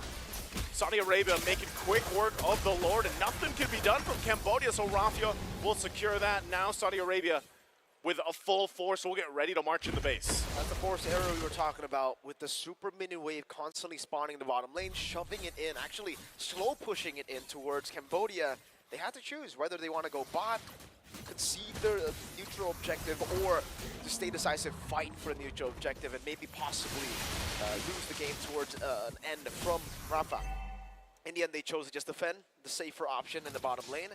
Now they're going to have to deal with Enhanced Lord, though. And at the minimum, I would say, if Saudi Arabia are able to manage the waves in time, it should be the last 2 base turrets falling down as well. In Cambodia, in terms of clear, they're really not too good, you know? Yui Fendi, probably the only guy can actually be the clearer. Yeah. Navi's more of a team-fighting mage, not a good wave clear tool for Cambodia. They're gonna have to make this work. Lord Down on the bottom side, all waves pushing in mid and top. There we go. The final slash already used from Moshi. So they'll make work. They clear out a wave. They clear out the Lord. Cambodia still holding it together for now. I'm not sure if Saudi Arabia actually wants to force a fight. Next wave's now pushing in and powered up. They dropped to RWM. They want to force them off of the turret. And that mid-base turret finally goes down. Next site, the top. Can Cambodia continue to defend? I don't know about it. It looks really, really tough. Final Flash connects, but it's only on the Pink. It's only on the Pink. Pink jumps in. Look at the damage already. Flicker. Navi's still alive. She still has the passive finally being popped. Pink could be in trouble. And Navi finally goes down, and Rafa will get punished. Cambodia trying to defend. Tagabi jumps on in. They're falling apart here as they run them on down. Yui Fendi trying to get back to base, dealing with Lyrics. Has to rely on Tagami. Tagami jumps in. They have enough damage, and they will survive. It's a double for Yui. They wiped out Saudi Arabia, and Cambodia survives and makes the favor for them. Be the angle? No, this is unendable. No, they cannot go for the end right now, but the waves in the mid lane surely could be cleared out. They can probably get 3 turrets here. Mid lane, bottom lane, possibly with the wave there, but unfortunately, I don't think they're going to be able to manage it in time. Tier 1 and Tier 2 is probably the best that they can get at this point, right? No more outer turrets in the bottom lane. Yep. We'll see, though. Rafa and Pink are up. 2 base turrets down. They will be looking, 2 turrets down. They'll be looking to go towards the bottom lane to get the outer turret, but the base turret's still left untouched for Saudi Arabia. Cambodia are unable to get there. Okay, they tried to get the orange buff. Not going to happen. Rafa takes that, secures it with the retribution. We're 20 seconds away from the next Lord. But with that defense, there's a conceal. Do they want to force the fight? They didn't want to let them go back to base. Yui in trouble. They drop down the Frigid Glacier, and Rafa goes for Yui Fendi, but she pops the Wind of Nature. She's still alive. Moshi finally falls. Saudi Arabia still full force. They took 2 members of Cambodia down. The conceal play worked for Saudi Arabia. Now the Lord is up. Look at the timing. Lord is up, but they want to just go for the base. They're just going to go for it. Tagami, defensive Spear of Alpha. Lunar leading the charge. She pops the Wind of Nature. Yui's gone. She's taken out of the game, and that might be it as Saudi Arabia just takes the win. They take the base, and they'll take game number 1. GG Saudi Arabia. You can hear the crowd go in support for Saudi Arabia with a win here. 1-0 up in a best of 3 against Cambodia's full counter draft. But it was misplaced. Again, I think the way that they played it as well, man, very disoriented. The Hilda, all the way from the start, dying first blood, not able to get any pressure down on Nolan. And we saw just how much of a threat Rafa was in the early game. That's not really what I expected after seeing the Hilda on the other side.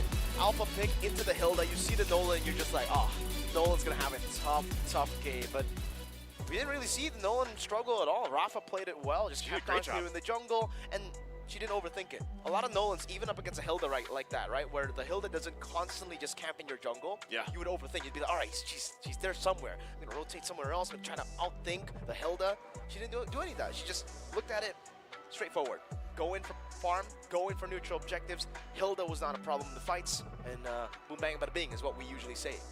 Boom bang bada bing, and it worked because I think Yui, she was fairly aggressive early on, and so that was also a punishment. And I think Lyrics definitely, at least for game 1, MVP because she was able to do so much. Rafa, amazing as well. Phenomenal performance, man. We're gonna throw it over to our panel here, Mr. Renmar, Leoman, and also Eterna. Take it away. Did you like that game? Thanks, boys. I'm gonna throw it over to our analyst here. Did you guys like that game? He comboed the transitions. Take it away, and how do you like that? How do you like that? How do you like that, boys? Don't like. All right, I want to be frank. All right, I love I love Team Cambodia. I don't like what they did in that last phase. That's one. Number 2 is I'd like for them to take away whatever is making them think twice. A lot of what happened in the first phase going into second feels like they're overthinking. And it carried on into the game. Yeah. I feel I cannot help but keep going back to the R lot, but then you pointed out something to us that maybe Cambodia doesn't have the high-loss roam in their pool, because earlier that we even saw that it wasn't a high-loss roam, it was a high-loss EX from Cambodia. And Saudi Arabia, they just played everything so well.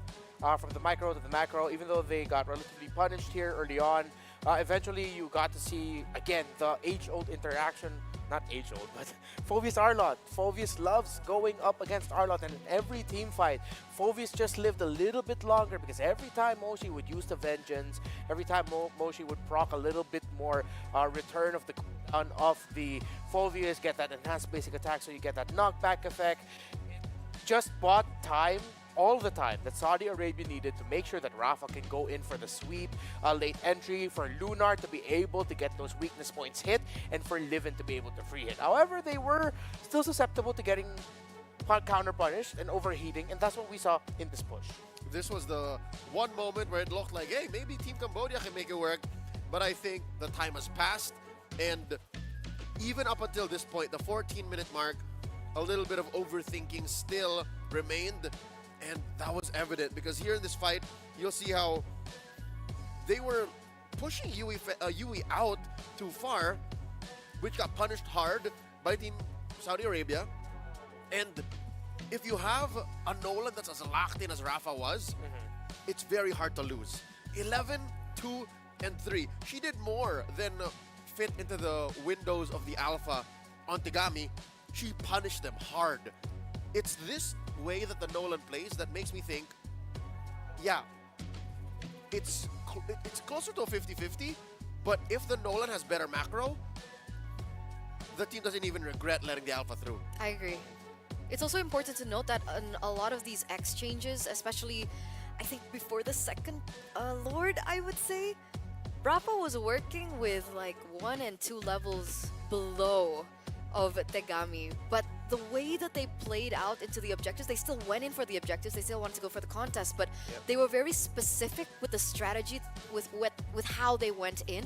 There were moments where they took out Tegami first, and then of course the level gap doesn't even mean a thing, and then they were able to get the objective. It's the decision making in these really important moments that I do want to applaud Saudi Arabia for, that I feel has progressed so much, has developed so much since the last time we saw them in the group stages. And it's this play style, it's this showing that made me say they're so polished.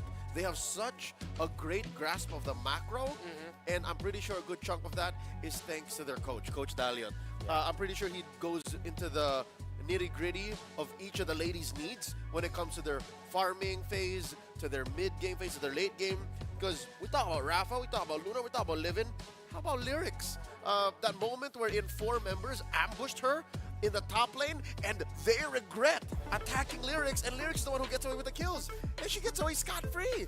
Yeah, again, that's what we mentioned in the draft. When you rush the Phoveus first pick with the likes of Alpha still available, there is actually a chance that the team on the opposing side, on the red side, won't have the right to make sure that the Phoveus goes down quick enough, and that was like the perfect example for it.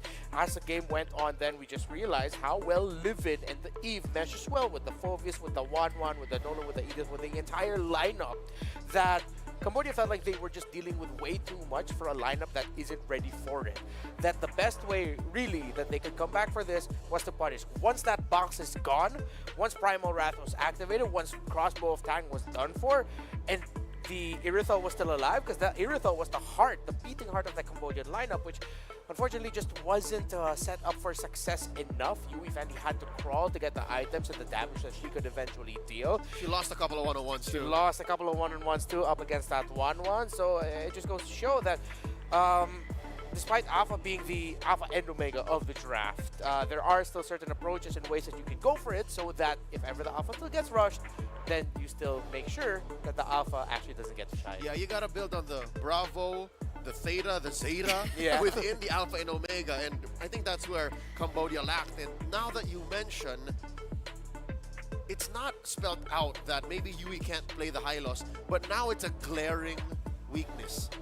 It's a question mark. It was a clear call. You've seen it over and over again. You go from anywhere, Malaysia, Indonesia, the Philippines, North America, a Hylos in the face of a Nolan, the Nolan just folds. So that could have been the easy answer, but here they pick the Arlott, and I can't help but think the reason why Saudi Arabia felt like such a powerhouse here, and that's why they were always on top and a step ahead macro-wise, is because Cambodia didn't even have the tools to deal with what they were bringing. Cambodia was playing with, what, not a full deck. All this while, Saudi Arabia were on a one-track mind. They were so fixated on sometimes not even the objectives, but the trade out, which allowed for them to get on top come the mid game. Yeah, although we have seen in the past that I get the Arlot pick, although we're both in agreement here that that should have been something else. There were scenarios where the Arlot got past the even the formation, it made Saudi Arabia react. But breaking through the formation and just those surprise initial setups, once you would get that final slash on as a turnaround tool, it's not going to be enough. Eventually, you're still giving into the Phoveus. We go back to the core of it all. In the world, I guess you could, I feel like if there was an actual stat line we could follow, it's like 95% of Phoveus and Arlot matchups globally in the pro scene goes to the Phoveus. Yep. Their kits interact that way. Arlot likes the dash from target to target with the vengeance marks. Phoveus likes to chase after him. Yeah. It is what it is. Which is why I really want to bring this to the light, right? I want to bring this to the surface right now. This is a matchup that is super tight. It's super close in terms of micro skills, in terms of macro. Obviously, there are some differences between these two teams, but this is one of those matchups where we're like, okay, this might go either way, and it's all gonna come down to the drafts. How will the coaches be able to give these players tools in order to secure the winning condition and find this next game? It's so close. I'm excited to see how this chess match goes as we get into the second game. The big question is, can Saudi Arabia close this 2-0, or will Cambodia be able to force it to a game number 3? And it's going to come down to the drafts. This time, KSA is still going to be on the same side as we saw earlier for our first game. And the Matilda once again comes through. Yeah, if I'm Saudi Arabia and it's available for them, still go ahead and pick up the Eve. Cambodia defaulted into picking up the Aurora early, but I wouldn't knock them for taking away what was a great pick for Livid in game number 1. Swap out the Eve and Aurora Rush, although, to be fair, Nabi did have some good freaking glaciers under the real world manipulation that might not be too warranted. Based off of the heroes that we've seen Yui play, you understand now why Jushin is definitely a prio ban for them red side, and that Saudi Arabia won't see their hands on it. Yeah, she likes to live in the paint. Yeah. She likes to get in your face, and some way, somehow, the rest of her team should find a way to get in there. If you can punish that, then that's your key. If they still ban the Hayabusa here, as they did earlier, I feel like that's just another clear sign that they're still going to end up with an even the mid. That's definitely possible. They can actually, here's the thing. If this draft goes similar to game 1, then Saudi Arabia can check and force Cambodia to respond. Yeah. Like, you're in control in blue this time. But in this case, maybe they want to go for something different, right? Maybe the high-lows in the first few moments of the picks. Yeah. Maybe they experimented a little bit in that first game. Maybe they do still have the high-lows in their kit for their roaming position, but we're just not aware of it just yet. Cambodia with the Suyo ban as well. This is looking like it might be very similar to our first game. Haya. This has to be the Haya if we're going the same way. If they want to, if Saudi Arabia wants to go for a completely different banning pattern, they can surprise and ban out the Khalid last, because that was the 3rd ban of Cambodia. Or the Hilda for something new out of Cambodia. Or for something new. That's a possibility too. I think the Hilda ban from KSA would open up some assassins from Cambodia. Yeah, the Hayabusa, the Nolan, the Fanny. Fanny didn't get banned or picked last game. Still high, yeah. But yeah, KSA can rinse and repeat. Cambodia might actually think about, maybe we should ban the Phoveus. Because even though that they have the Alpha, the Aurora, and historically that might make the Phoveus struggle, Cambodia showed that right now they don't have the firepower to deal with it. Hell, even though the carry would have been struggled big, carry has a damage output to go up against Phoveus, and they banned it on the red side. So if I'm Cambodia, just take out the Phoveus. Make sure it doesn't end up in the hands of Lyrics. Lyrics definitely oh, the okay. mid-game. Oh yeah, for sure. Completely forgot that Rafa had an absolutely monster game in game number 1. So well-warranted third ban for Cambodia. So does Rafa go Phoveus or Alpha? Or I mean, does Saudi Arabia, because you can, still put the Phoveus and Lyrics, call it a day. Yeah. Manos gone, Phoveus, Alpha. Yeah. It just boils down to that. They can surprise and rush Hilda, but I mean, I wouldn't be surprised if Cambodia decides to pick the Eve at the moment they see something like the Hilda already on the other side. My big question for Rafa is, what do you have to play? Because Nolan's gone, Hayabusa's gone. Suyu's gone. And the only hero she's picked up other than that is, Fanny. yeah, Suyo, Fanny. Oh, still two very good options. So, oh, they go for the good thought. That's a phase 2 ban from game 1. Yeah, interesting. Okay, they pick it up early. They're trying to turn off Cambodia from the idea of picking Eve now. Because I'm pretty sure Cambodia felt the sting of that Eve. Yeah. Looking at the team fight from game 1, the Eve compromised almost everything they wanted to do. Yep. If Yui Fendi wasn't even in range for that heavy crossbow, forget about it. And that's what ruined a lot of what Cambodia did. There's the Aurora. This is the box they chose. This is the bed they're going to make and live in. I think they could still go down the same route. Still Alpha High loss, the priorities for Cambodia. Now it's Saudi Arabia thinking, should we still Eve? But this is the big change, right? This is what you wanted to see in the first game. We wanted to see it in the later half because that's where it was spelled out. Now it seems like Cambodia's overcommitting to the high loss, and all the more Saudi Arabia can actually answer. But is that what they want to do? Are they saying, hey, bring out the carry early now? If that's what you want to do, that's how you want to answer this high loss. They can go Harith, Eve, or maybe even surprise and not play the Eve and they go Vexana if they want to. I don't know, something about the Saudi Arabia lineups. Okay, no. Still Moskov. And there it is. That's a 1-2 right there. Yeah. Picking up the counter and the problem. So now Cambodia has not a lot of picks that can play the map. They're probably just going to get out macroed right now. Because Cambodia's first two are very team fight heavy. It's clear cut what you want to do. If they want to match that, but it's still going to absolutely suck for the hero that I'm going to suggest, you go Claude, but I mean, that's rough, buddy. They're going to have to win around like skirmishes, engages, hopefully that they can actually invade. First 3 picks of Saudi Arabia was great. Okay, it makes sense now. I mean, technically what Cambodia have right now is quite good, right? Against the Fanny, you have the Aurora that has a little bit of a second life. You have the Hylos with a single target, and the Hilda to go in for aggressive invades into the enemy jungle that the Fanny can be susceptible towards. Yeah, and for sure that's probably going to be a Rome Hilda again. Yeah, Rome Hilda, XP, Hylos, going up against what might be the Gatot. So that means Saudi is still hiding what Pink is going to be playing. What are the options for Yui Fendi though? I'm still thinking about it. Against that Moskov.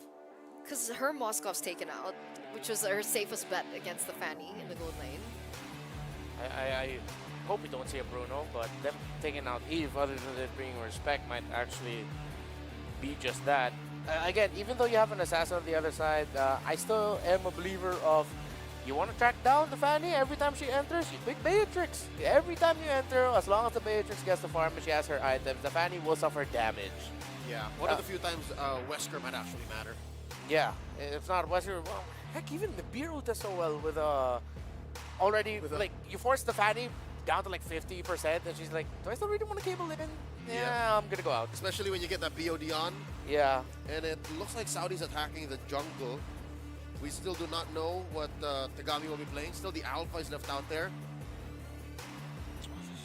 We did see a Fredrin earlier. Oh. Does Cambodia have the Fredrin or the Bane?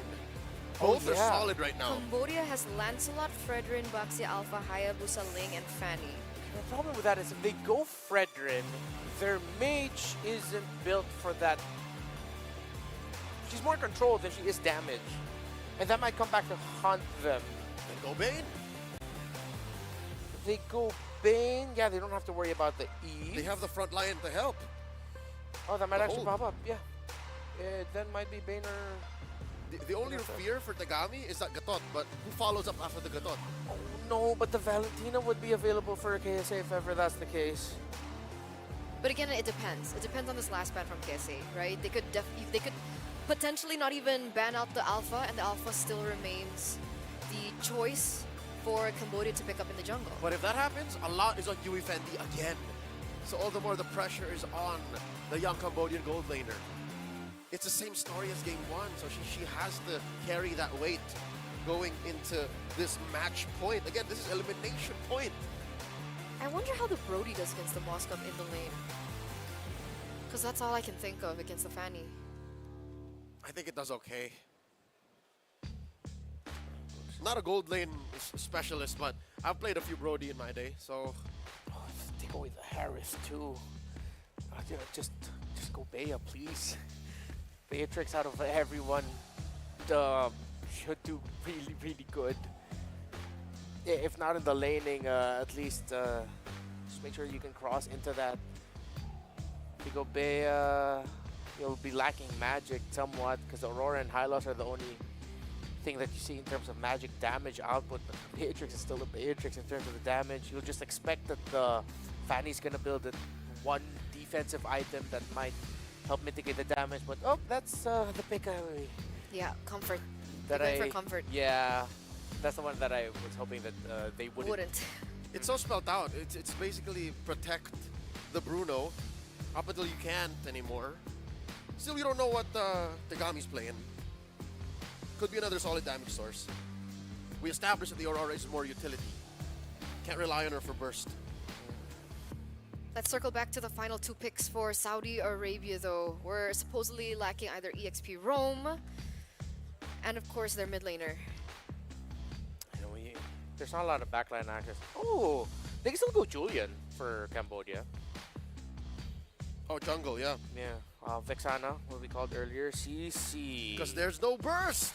Yeah. The damage profile dictates it again. It's gonna be a vengeance. CC for jungle. That's tough. You want a Julian? I think the Vexana's solid against the Hylos as well. Yeah. I think at this point you just go for Julian, hope you can snowball, get that magic damage in you, because it literally cannot be another physical that might take time. You need a fast clearing, fast rotating, quick scaling jungler. Oh. Oh. Better for the macro. Definitely protects Yui Fendi for when it matters. Debut YSS in the jungle. We've seen a few YSS in the wild leading up to WEC. But they're not going to be happy against a Fanny. No, not going to be happy against a Fanny, not against a CC. This is one of the reasons why YSS fell off the meta, right? The rise of assassins in the jungle? Yeah. And just more harder to hit, harder to kill targets. It's all up to Nabi and Yui to really hold the fort down. They're going to have to play the most patient game of their lives. It's all on Yui. It's all on Yui Fendi right now. Yeah. Yui Fendi. It's go big or go home as well, ladies and gentlemen. Remember, we are at match point at this point, right? One team will have to bow down here in the lower brackets, and if Saudi Arabia can claim this next series, then we have to say goodbye to Cambodia, one of the tournament favorites coming into WEC. So with that, ladies and gentlemen, we're going to throw it over to our casters. Mirko, Naisu, what do you think about the YSS in the jungle? That's a good question, Eterna. That is a very good question. We were here just debating about the Yisun Shin, you know? Nigel said, I don't know about the Yisun Shin, man. And I was like, yeah, I don't know either, man. Like, I don't know. I don't know. It's a comfort pick. Maybe it's a comfort pick at this point of the game, right? It's a match point for you. You might want to lean on comfort.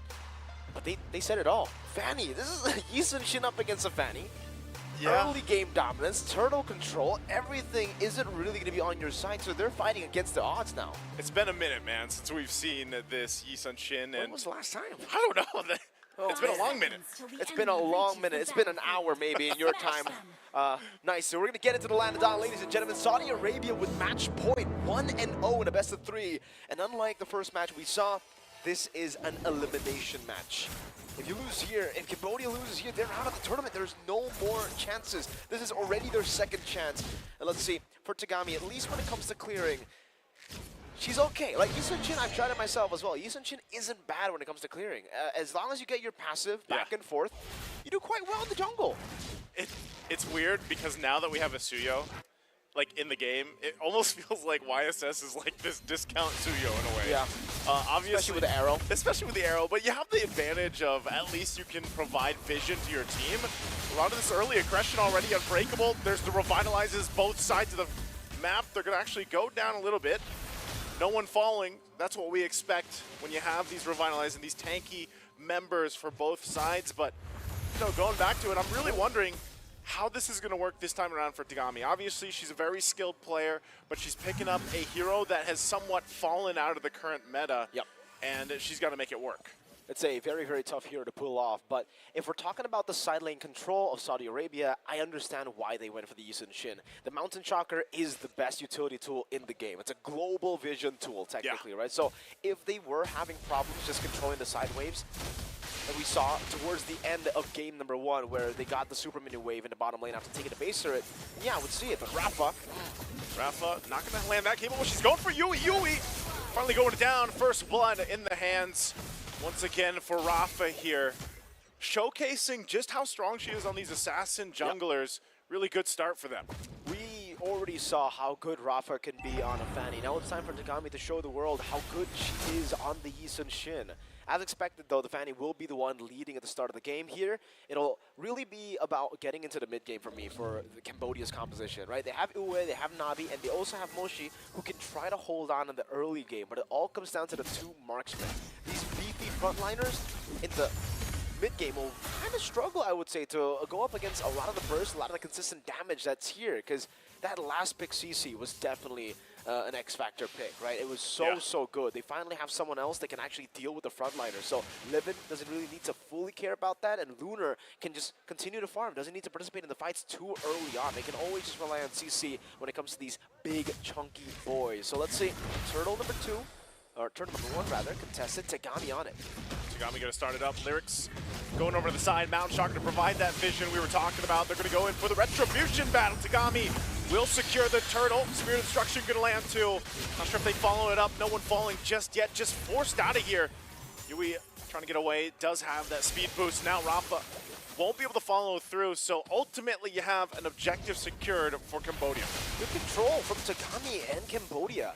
Tagami was just on it, obviously solid Retribution, but the rest of the team zoning Saudi Arabia so well there in the turtle fight. Definitely shows you that for now, Lyrics is actually kind of struggling to go up against the Yisun Shin. I think the job desk here has got to be clearer for Saudi Arabia, right? For Lyrics, do you want to shred down the front line and play it front to back for your team, or do you want to be the one joining in the back line and actually targeting Tagami and Fendi? Because I think for the CC, at least in the early game, you would have more success just going and chunking the frontliners over going into the back line. Yeah, I would agree with that. You know, especially to an extent you could, but you always have to remember that we've seen this now quite a few times where you have double revitalize for a team. And so even if Lyrics decides to jump in, you know that maybe the job is just to get one of those down, or maybe get enough of that attention towards you, then you can allow, you know, that jump in from Pink maybe, or even an Eternal Guard knockup to help set things up. I think Lyrics is can be a little more creative than what she showed us in the previous game when she was the Phoveus, because of just how the CC plays into, you know, this matchup specifically against Cambodia. The other thing too, and maybe this was part of the plan where, you know, because we don't see the YSS too often, maybe this was just that counterplay of, well, at least I can get vision for my team. With the Mountain Shocker, they're actually going to force Rafa off the orange buff. They're still going to fight for it, though. Again, Revitalize being used up by Yui. There's the jump. Avatar the Guardian going to be able to find 2. Nabi could be in trouble. She's still got the passive. Rafa will jump in, but she won't be able to get a kill. Tagami still alive for a little bit longer until she finally goes down. Trading happened already, 1-for-1. Rafa jumping back in. She's a little bit low on health, so she doesn't want to fully commit. So the 1-for-1 trade for both teams. Lunar is in the mid lane, though. Looking to get a few more shots down. Well played to Saudi Arabia. Despite being invaded, despite losing a lot of HP on Rafa early, they were able to make the best out of that situation, I would say. Finally getting a kill onto Tagami that will definitely slow down a bit of that mid-game power spike that is to come for Cambodia here. And the fact that they pushed in mid, getting a few shots there was also solid. Now I think they just gotta keep on scouting Uwe. Well, we can already see that power spike for the Yisun Shin, right? The Mountain Shocker is starting to hurt. It is a great poke tool, but even more so than just being a poke tool, it's better for vision. As long as you know where the Fanny is, you really don't have to, you know, scout in. Uwe just can always match that movement from her. And you can see it already. Uwe just controlling the bottom side, knowing that she was last seen in the purple buff. This should be easily controlled by Cambodia to set up for the next neutral objective. And Tagami is 2 levels ahead of Rafa on the Yisun Shin. The farming power of the Yisun Shin really showing here in game number 2. It's really showing how strong that still can be, especially depending on the draft that you bring to the table. And Tagami hasn't had to worry about too much Mostly it's just, yeah, providing that vision. She's going to start up the turtle here. And you have right on the whims, Rafa just waiting patiently. Lyrics, once again, looking for the same angle as last time. Moshi will actually be the one to secure the turtle, even though the retribution used up by Tagami. So there you go, Cambodia really locking in on objectives, and they don't have to fight if they don't want to. Part of it is just play that waiting game and let them scale up the way they need to. And if you play the scaling game, it'll definitely be very good for Cambodia. Not too good for Saudi Arabia, I would say. Conceal from Pink, but there's no real catch potential with the Gatot Kacha, at least now in the game. You go in with the AOG, and I think you probably might be the one punished. Bottom lane turret traded for the top tier 1. Yui Fendi is doing a good job with the scaling as well. Would love to see what Yui Fendi already has in the inventory right now. If it's a 2-item power spike already, Berserkers plus Haas Claws, or if she already has the 3. Because if she does have the 3, Pink, definitely just Pink, won't be able to take that damage. Melfic Roar should be all she needs on top of the Berserker's Fury and the Haas Claws to deal with Pink, especially with their Vitalize. Full stacks in a team fight, Saudi Arabia might just be melted down completely. And Tagami, I wonder what her items are. She already has the War Axe, for sure, right? Yeah, like what is a YSS build nowadays, you know? Endless Battle, War Axe, BOD is literally the same build. I don't think there's any hasn't changed much for the items. But yeah, if she gets the 3 items too, it'll be massive. Look at Purple that. buff, Vision again. Rafa will retreat it though. Yeah, Rafa secures that, but you know, you're mentioning that Mount Chakra is enough. And I think that's why you see kind of a relatively low action game. Not only the fact that you just have so much healing on both sides and then double revitalize for Cambodia, but just because, like I said, Cambodia doesn't have to fight. If they don't want to take the fights against anyone from Saudi Arabia, that's fine. Yui Fendi, though, might be forcing one herself, trying to go over. That spear's going to land, too. Unfortunately, couldn't get through that wall with a slide tackle. And so she goes down, so Saudi Arabia will pick up a kill. They'll force these fights because they know Cambodia's playing a little bit passive for now. Now in the mid lane, they're going to go for the taunt. They get the Unbreakable off. The passive is there. Glorious Pathway drops down to Tagami, looking to see if she should join the fight. Lyrics takes a couple shots. The Eternal Guard won't land, but they got Navi in the exchange. Oh man, this is a bad trade for Cambodia here. Lunar is getting all that space to just free farm. I'm surprised she didn't actually go for the turret tier 2 up top. Rafa though. Rafa might jump in. She sees Tagami. Might try to do a little bit of damage in the mid lane though. Yui takes some herself and they back off once again. They disengage. And you're seeing the preview of Yui Fendi's damage. Like she's there, right? She has quite a bit of damage already, especially when she gets that stack. So now you're looking into this, you know, so far so good for Cambodia objectively, but can they go into a full team fight for this Lord? Taunt on Moshi. Moshi gets thrown to the wall. She tries to escape with the Glorious Pathway, but it's just too much damage coming through. So now with a numbers advantage here for Saudi Arabia, how did they play it? But they're so low. Some of the health bars. Also the War Axe for the Fanny, by the way. Rafa will be going for the sustain build on this Fanny, so a longer skirmish will definitely help her out a lot with the new changes to the energy. You can actually stay in the team fights a lot longer with the cable, so I like how Saudi Arabia at least have adapted to the situation, right? They notice, all right, we have Lyrics CC in the mid game as well. We should be able to actually shred down these tanky boys, the frontliners here. And that's what they do. Rafa, oh, look at the damage. Navi couldn't even withstand that combo as she goes down. And so even though earlier on Rafa was down in terms of level, she's doing good, turning things around now. The fight for the space around this Lord, they're just going for it. AOG drop down. Multiple members really low as they fall for Cambodia. Moshi can't get away. Yui Fendi will be able to pick up the kill on the backside. And Rafa shows up. Yui Fendi fending for herself. Doesn't take the spear right under the turret. And Tagami will charge up, so a good stand there. Coming out from Cambodia. Oh, Rafa gets away with 1 HP. Is the Eastern Shin versus the Fanny. You can already see it there. Oh man, super hype gameplay for Cambodia with Tagami on the Eastern Shin. That was super, super close. 5.4k only for the Fanny, so it's still a big lead when it comes to just gold. Disparity for Tagami. Rafa unable to get the angle to go for Yui Fendi, and now she has the Melfic Gun. So we were expecting maybe Melfic Roar, Melfic Gun, whatever it is, that's the 3-item power spikes that you need on the Bruno. And now with the extended range, you're going to deal so much more damage. You have so much range, so you can actually target down Lunar and Livin in these skirmishes. Let's see. Cambodia still have control despite losing some of the last few team fights. Their frontliners, as long as they stay intact, should be able to burst this down. They're going to go for it. They saw Lyrics up top. They might force a fight. Tagami gets the Lord. They still might go for it a little bit further. Lyrics joining the fight, but they just disengage with that. So interesting. Saudi Arabia, AOG, whoa, Pink jumping on in. Not sure if that's exactly what they wanted to do. It looked like they wanted to disengage, and then she jumps in with Avatar of the Guardian. But good decisive play from Cambodia. When they saw Lyrics up top towards that minion wave, they're just like, you know what? Let's just go for the Lord. Just go for the Lord. Just go for, you know, the decisive play onto the mutual objective again, because this composition is really good for that. Whoa. Breeze up top. Bunch of damage. Lyrics popping the Vengeance. We're trying to hold on to this tier 2. Lane. Look at the mid lane too. Jungle battle. Looks like the 1v1. This time we'll go to Rafa.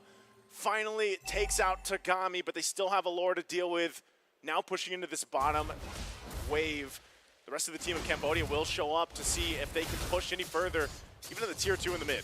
So it's still a problem, right? Despite the fact that we were talking about how the Eastern Shin could work, the Mountain Shocker could reveal a lot of, you know, everybody around the map. The Vision game will be massive. Good taunt over. Nice use of the taunt. AOG is actually going to land on Mushy. Glorious Pathway able to disengage, and now Lyrics jumping on the backside. Trying to focus on Yui Fendi. Takes a ton of damage herself as she's gone, and now Rafa shows up. But she can't look at the angle she was looking for, so Lyrics goes down. It was a good attempt from Saudi Arabia again, but ultimately, Cambodia wins that one. A bit disconnected in the initiation and the chase there. For Cambodia, it was just also playing into these very, very small areas where the Frigid Glacier gets immense value. Tagami, though, let's go back on that. It's still a big problem for her. The fact that the Fanny, if you are caught in like one of these big portions of the map where the Fanny can get those cables in, you will be assassinated. You're still a marksman. It doesn't matter if you're a war axe. It doesn't matter if you're half fighter. This can still be, you know, a game-changing Fanny pickoff one way or another in the late game. Yeah. If you get picked off, the death timer will be quite massive. The duration on that is going to be big. So I would say for Saudi Arabia, play in for Lunar and Rafa. Rafa trying to go for picks, Lunar trying to go for turrets in the side lane. Let Cambodia clump up together. Let them have that win over there, because if they just go and clump up together as well up against Cambodia and they go into that front to back, I don't know how they're going to deal with it. Even if they dive into the back line, late game, there's so many ways for Cambodia to already deal with that. Wind of Nature done for Yui Fendi. Yep. That'll stop a lot of the threat that Rafa can actually put down in the fights. Not even just Rafa, but a lot of times we've seen Lyrics jump in, you know, towards Yui Fendi, and she's just at a point now where she's locked and loaded. She's got some of the defensive items that she needs to, so she's fine, you know? And here, this might be the initiation. Jump in with the Avatar of the Guardian. Moshi in trouble. Glorious Pathway already dropped down. Frigid Glacier will be able to find two as Pink goes down in the exchange, and Yui Fendi able to dodge that Spirit of Destruction. So now the 1-for-1 mid lane still breaking out a little bit further. But so far, Pink for Moshi. Lord is up, and Cambodia will start this one up. They went for the pickoff strat, like we said earlier. They need to rely on the chaos, but Cambodia grouped up a bit too fast, and now Lord will just be blitzed down. So quick. Rafa might be going for a kill here. Yui Fendi pops the Wind of Nature. She's going to be fine. Lunar in trouble, though. Will be able to get away, but can't escape fully. Now Nabi in trouble. She still has the passive. Lyrics in the exchange. Frigid Glacier comes down. A double for Nabi. What a pickup for Cambodia. 2 for 0 on top of it. An evolved Lord. No purple buff for Rafa either. Everything just turning around for Cambodia here, as that's a Malefic Roar for Tagami. The Malefic gun in the Wind of Nature. The Wind of Nature really, really saving Yui Fendi in the earlier skirmish. That was a big bait. The Antiquirus already built up for Rafa, but at this point of the game, I don't think the Antiquirus was actually the best item to get. There's no real, you know, ability damage. Most of the damage will be coming through from Yui Fendi and Tagami, which is going to be basic attacks, but let's see. Livin push. Trying to defend. Trying to defend here. Mount Chakra already down. Livin so low. She's taken out by Tagami. And they get dropped down. They're still going to be pushing forward. Nabi only one down. They'd still get the turret finally. But the 2-for-1 trade. Lord still up. There's a good wave pushing up top of the Lord. It jumps into the turret. Topside turret going to be worked on. They should be able to clear this out. They might lose the turret, but right now, Saudi Arabia staying into this game. Yui Fendi also still front side. Immortality picked up by Yui. Rafa jumps in. They're trying to clear this the best they can. Lyrics just gone, deleted, and now the base is actually going to be worked on. They're trying to stay in the game. Rafa will be able to clear some out, but the waves are pushing in, and it looks like Cambodia will take it to a game 3. The equalization from Cambodia 1-1. After all the stream matches, nice. So I thought we would never see the day where we can actually get a full series, but day one of the playoffs, it's already different. Cambodia able to go with their pocket pick, a cheese strat. You could say it's a cheese strat. We haven't seen Eastern Shin in what looks to be years. And we finally get to see it on the hands of Tagami. What a performance on the Yi Sun-shin. What a performance in the rest of the team to play around the Yi Sun-shin and wait for the mid-game as well. They did not get caught up in all the chaos, in the tempo of Saudi Arabia. They were trying to play it fast, but Cambodia, they stuck to their game plan. They stayed with it. It was a relatively, if you remember, like early game was kind of slow. Like it was Very low kill slow. because it was Cambodia playing around the fact that, you know what, guys, here's our biggest advantage. Number one, we have 2 revitalizes. Yep. Number 2, we have vision because of the Mountain Shocker. You know, that is enough to deal with our decisions around the map, how we play into objectives, and how we kind of capitalize on those moments. And really, it just felt like there was a struggle there for a while from Saudi Arabia eventually, where it was like, you know, they're going fight after fight, but they weren't converting kills. And even though, remember, Rafa didn't go down. Like, Lunar was also deathless for a while, but it was the same thing. They just couldn't get to that point where they were converting kills and getting team fights in their favor. Wow. So many things definitely for Leo Manjaro and Ren Marion to talk about with Eterna. So take it away. Do you like it? And catch this. Thanks, boys. He caught it. And I'm gonna throw it again with the question: how do you like it? So very much, because I was surprised. It looked like we ate our own words, but then at the same time we didn't, because literally everything we said that would happen to the YSS happened in the early to mid game. No, not even. A good chunk of the game. But then what we didn't expect was that at some point, the YSS would be untouchable. It makes sense given how Saudi Arabia built their draft. Again, there's nothing that can actually come through to the back. And there's nothing that puts Livin in a position where she can actually affect the fights. I'm sorry for pointing out Livin, but this Vixana could not play her game. Sure, she could try and catch Moshi, Yui, Nabi, but the real targets were Tegami and Yui Fendi. So as long as these 2 cores, Mayusan and the Bruno, were wailing away, throwing out arrows, slashing them with their blades, throwing balls in their face, then that makes Cambodia's lineup work. And yeah, Cambodia were down on kills because they were throwing Moshi and Yui at Saudi Arabia. That's how it worked. Look, almost every single time you would look at the kill score, Cambodia were down.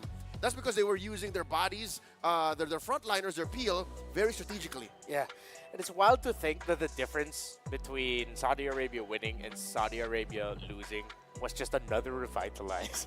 That was pretty much it. Times where in Saudi Arabia, as expected, even though Livin would be able to get the damage, as you mentioned, onto Yui and Moshi, they just healed through it. That by the time that Saudi Arabia has done the damage that they could, even with Lunar still being able to free hit, well, the Bruno and the YSS were free hitting harder. Rafa had to wait. Rafa had to wait for her entry. While the Fanny's waiting, the Bruno and the YSS are happy. It's the reminder of why double MMs would work so well in our ranked games. Which is partly why this is the conclusion we have, because technically, Yusujin isn't an actually full-on marksman. Yeah. Partly an assassin too. Because as long as you can close the gap, weave in and out with your passive, you're dealing extra damage. Check out what that did to Rafa. She was forced to put money into an Antiquiras. Yeah. That's miserable as a Fanny. The fact that you're one of the few bursts that your team can rely on, that almost has very little conditions. Like, as long as you find a good angle, you can pop Yui Fendi, you can pop Tegami. Maybe we saw it a couple times, pop Nabi's passive. That's good. But she's so down on damage. I don't think there's enough damage between the War Axe, the Malefic Roar, and the Heptases. You definitely needed one more big-ticket damage item there. Yeah, which is why this is not the first time we see anti-harass on the Fanny. Actually, we're seeing it a lot more often, especially here in IESF, with the status of physical damage dealers in the game right now. The War Axe still leaning into it. I feel like could have been something else. I get it. You wanted the spell vamp, you wanted the more sustain, but then you sacrifice the damage. It's not all the time that you need to build the War Axe plus anti-harass. Anti-harass would be good. That could have been a different item that deals good damage. BOD would have been great. A little bit too defensive-minded, and yeah, eventually Cambodia just said, wait, we can just brute force it. Like, literally just throw our bodies into it, and they won't be able to do anything. Yeah, specifically, Moshi and Yui. I think it was a Rafa thing. Because the last time she played the Fanny, she also built the anti-cuirass. With the War Axe too, yeah. So it feels like this is like a signature build that she went in with. It was not so much as respecting whatever damage that was given onto her in this particular engage, but it's just it's a comfort build that maybe didn't work out for her at the end. But I have a really big question, because when we were getting into the drafts, we were speaking about the fact that YSS, he's very vulnerable to engages, especially in the first few moments of the game. How was it that Tegami was able to hold on to a good level lead over the Fanny, as well as picking up all the neutral objectives, by the way? Yeah. Okay, so there was one play that we highlighted earlier. I believe they were fighting around the purple buff. Tegami would eventually fall, but Yui Fendi was left and tried to take down the Fanny. Was not able to take down the Fanny. Fortunately for Tegami, excuse me, not Tegami, for Rafa, she wasn't able to take down Yui Fendi as well. So it sort of reset everything. So the timings of the Saudi Arabia team fights and the skirmishes, not always forced by them, sometimes even forced by Cambodia, weren't at the time where if after that team fight, they can push. After that team fight, they can go with a minion wave, take down a turret, or get the objective. It seemed like it was just so unfortunate that because of how long team fights went, the double revitalized on the side of Cambodia, that even though they would lose the fight, they couldn't, as the caster said, convert it into objectives. Yeah, time was always on Cambodia's side.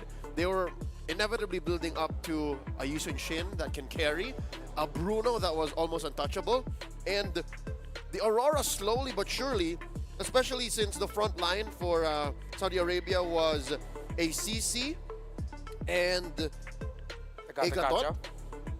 Those are two heroes that when they're in, there's very little out. They have to win the fight for them to be able to get out. So if you're playing against Cambodia and these two marksmen in the Bruno and the Yusun Shin, that just punishes the kind of engage Saudi Arabia has. So that's maybe something that they have to consider in the draft. And going into Game 3, think of how they can counter that. Like they have to have, weirdly enough, a better insurance policy. I think that's what they were lacking here. So what would be that insurance policy, though? Because again, ladies and gentlemen, this is going to be the deciding game between both of these teams, whether or not they're going to be able to move forward or not. Everything is literally on the line for both these teams. How can Saudi Arabia come back from this? Oh, yeah, the tough thing about that is I think Saudi Arabia just need to remind themselves, number one, they were surprised by a last pick. That's something that they really shouldn't be so hard on themselves about. They were surprisingly out-strategized. Cambodia knew that there was a chance Saudi Arabia would run away with this in the early, and they did. Run away with it even more in the mid, and they did. But then luckily for Cambodia, they already knew what they were going into, that just hold out, believe and hold out, and we can, and they did. So for Saudi Arabia, I feel like this is the part where you shouldn't so overthink it.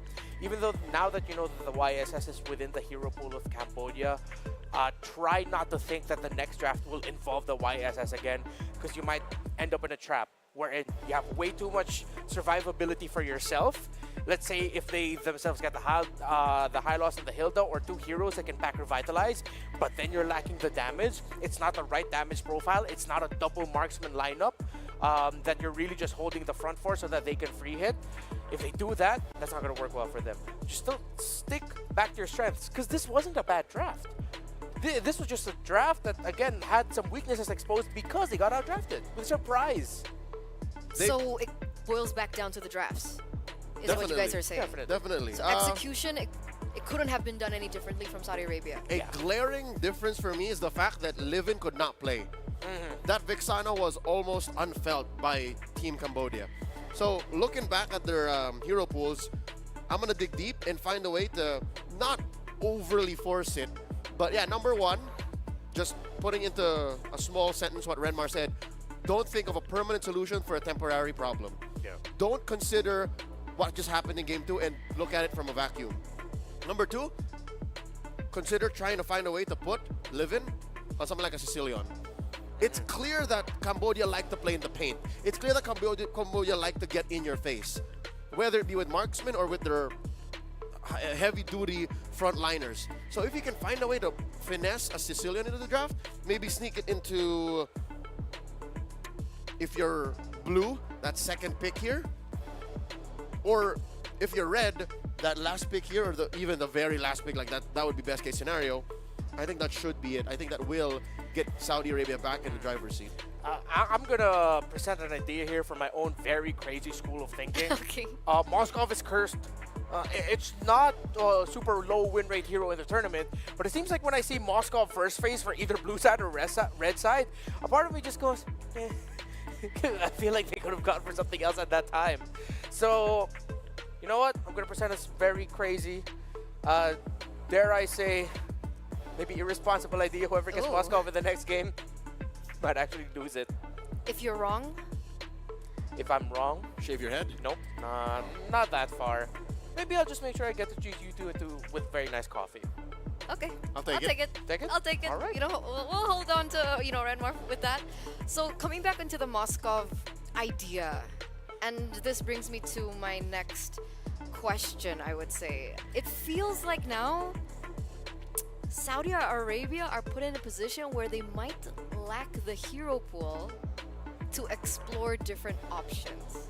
Because if we take a look at every single player that they have, not to say that they don't have any surprise picks, you know, in their sleeves, but it's three, four at max heroes that they've utilized so far. You just point at your sleeves? Yeah. Up their sleeves. Up their sleeves. Yeah, I like it. I don't think it's down to the cheese picks. I think all the heroes that they might want to pick, and in the order that they can, have already presented themselves. I think the solution for Saudi Arabia isn't necessarily something that we haven't seen before. No, but my concern is that we've seen the Moskov in the early phase. It's because it's comfort. That's it.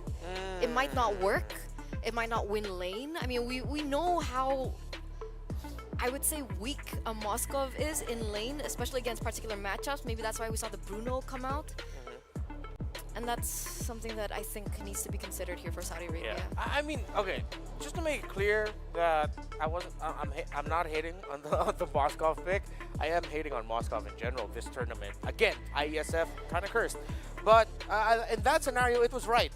They had the Fanny, and they took away the best hero that could potentially handle the Fanny split push. Yeah.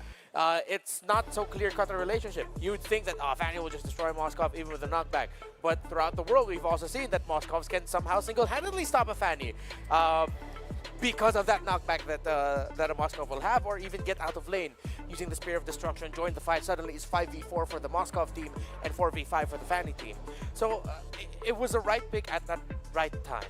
I'm just saying is, again, connected to the idea that you're trying to present here, is that what if Saudi Arabia doesn't have surprises? And what if it doesn't already boil down? It will boil down to the surprises. Maybe that's actually me. I don't know, me too. It? I could be as well. Are we just overthinking it? What if they're limited to the box of that is their hero pool? I don't think that should bother them, because there are also limits that Cambodia have shown. Agree. They don't have a Hylas roam. Their assassins only come out in a very specific way. They do have the Cheese Yusun Shin and the Lancelot if necessary, maybe the Julian. But besides that, it's very tight for Tegami sometimes. So it's not like their opponents are unlimited hero pool goddesses, right? They still have to play within the meta. And right now, going into the draft, I don't know how, but Saudi Arabia still ended up on blue. I guess that's the choice they went for, right? We're gonna clear that particular part of the rules maybe later on. But this is the insta swap, right? It was always the Matilda Chipaya. Yeah. But now we see the Hilda and the Nolan. Oh. Now Now Zushin's open if they wanna. No, I think Saudi Arabia, hopefully this is what they're getting at. They no longer ban chip blue side. Force Cambodia to think about banning chip blue side, and if that's left open, they pick it up for themselves. You mentioned it was Pink who was able to play that Pink chip played it. Pink success. That might be the play here. Again, they could still ban it, but if they open up the chip and Cambodia doesn't pick it up, Saudi Arabia just might lock it in. I still think they take out the Matilda. They've been respecting the Matilda, and I feel like that's a sign that maybe that's not a comfort for them, so still take it out. Wouldn't be against it. Last phase, last ban for the first phase for Saudi, Matilda, I'm all for it. Cover up your bases. Yeah, and at the same time, you take away one hero that will be a problem for Livin. And you mentioned Livin not being able to play in the last one is what added problems for Saudi Arabia. Or maybe they can play for a gambit for them to pick it. Yeah. You know, between a Matilda and a Chip, ask me now, I think the Matilda is more valuable. No, yeah, of course. But then, again, I feel like maybe them banning it is them saying that it's also not a comfort for them. I don't think Cambodia would let it go. Would Cambodia let it go? Would Cambodia let it go? Yeah. That's the question. Ah, yeah, you're right. They can still go Chip here and then telegraph a Matilda or bust. What if they ban like either one of the Alpha Suyo trades? Because one of they're still open. They're still open. Maybe even respect the Aurora, and then it's just up to Cambodia or the Wild West that they're gonna be left with. They ban the Fanny. So yeah, they do go for that route. They don't ban Chip anymore. It's double jeopardy. Chip, Matilda, Alpha Suyo. Make my day. Good move by Saudi Arabia. But honestly, at this point, if Cambodia will give the Chip, that's them saying we're prepared for it. That means they have something ready to respond to it. But with the Fanny Let it go gone, at this let point, it go. right? Let it go? For Cambodia, let it go, no? Let the Chip go. Ban Let the chip Matilda. go, exactly. Take the Matilda Alpha. The math is sound to me. I feel like Saudi Arabia might be trying to bluff Cambodia into thinking that, hey, we have a Matilda with us. Ban Suyo here instead. Oh, they don't want to do it. They go Matilda ban, but that does mean, ladies and gentlemen, the chip is open for grabs. Which team of the two will be comfortable enough to pick it up if it does even surface here in our third game of the series? Lyric signature Phobius is still open too, by the way. Yeah. A lot of power picks. I just hope we see the chip. Come on, please. I mean, times where we saw the chip open, it wasn't picked in IESF. The coaches can hear you right now. Not by that much.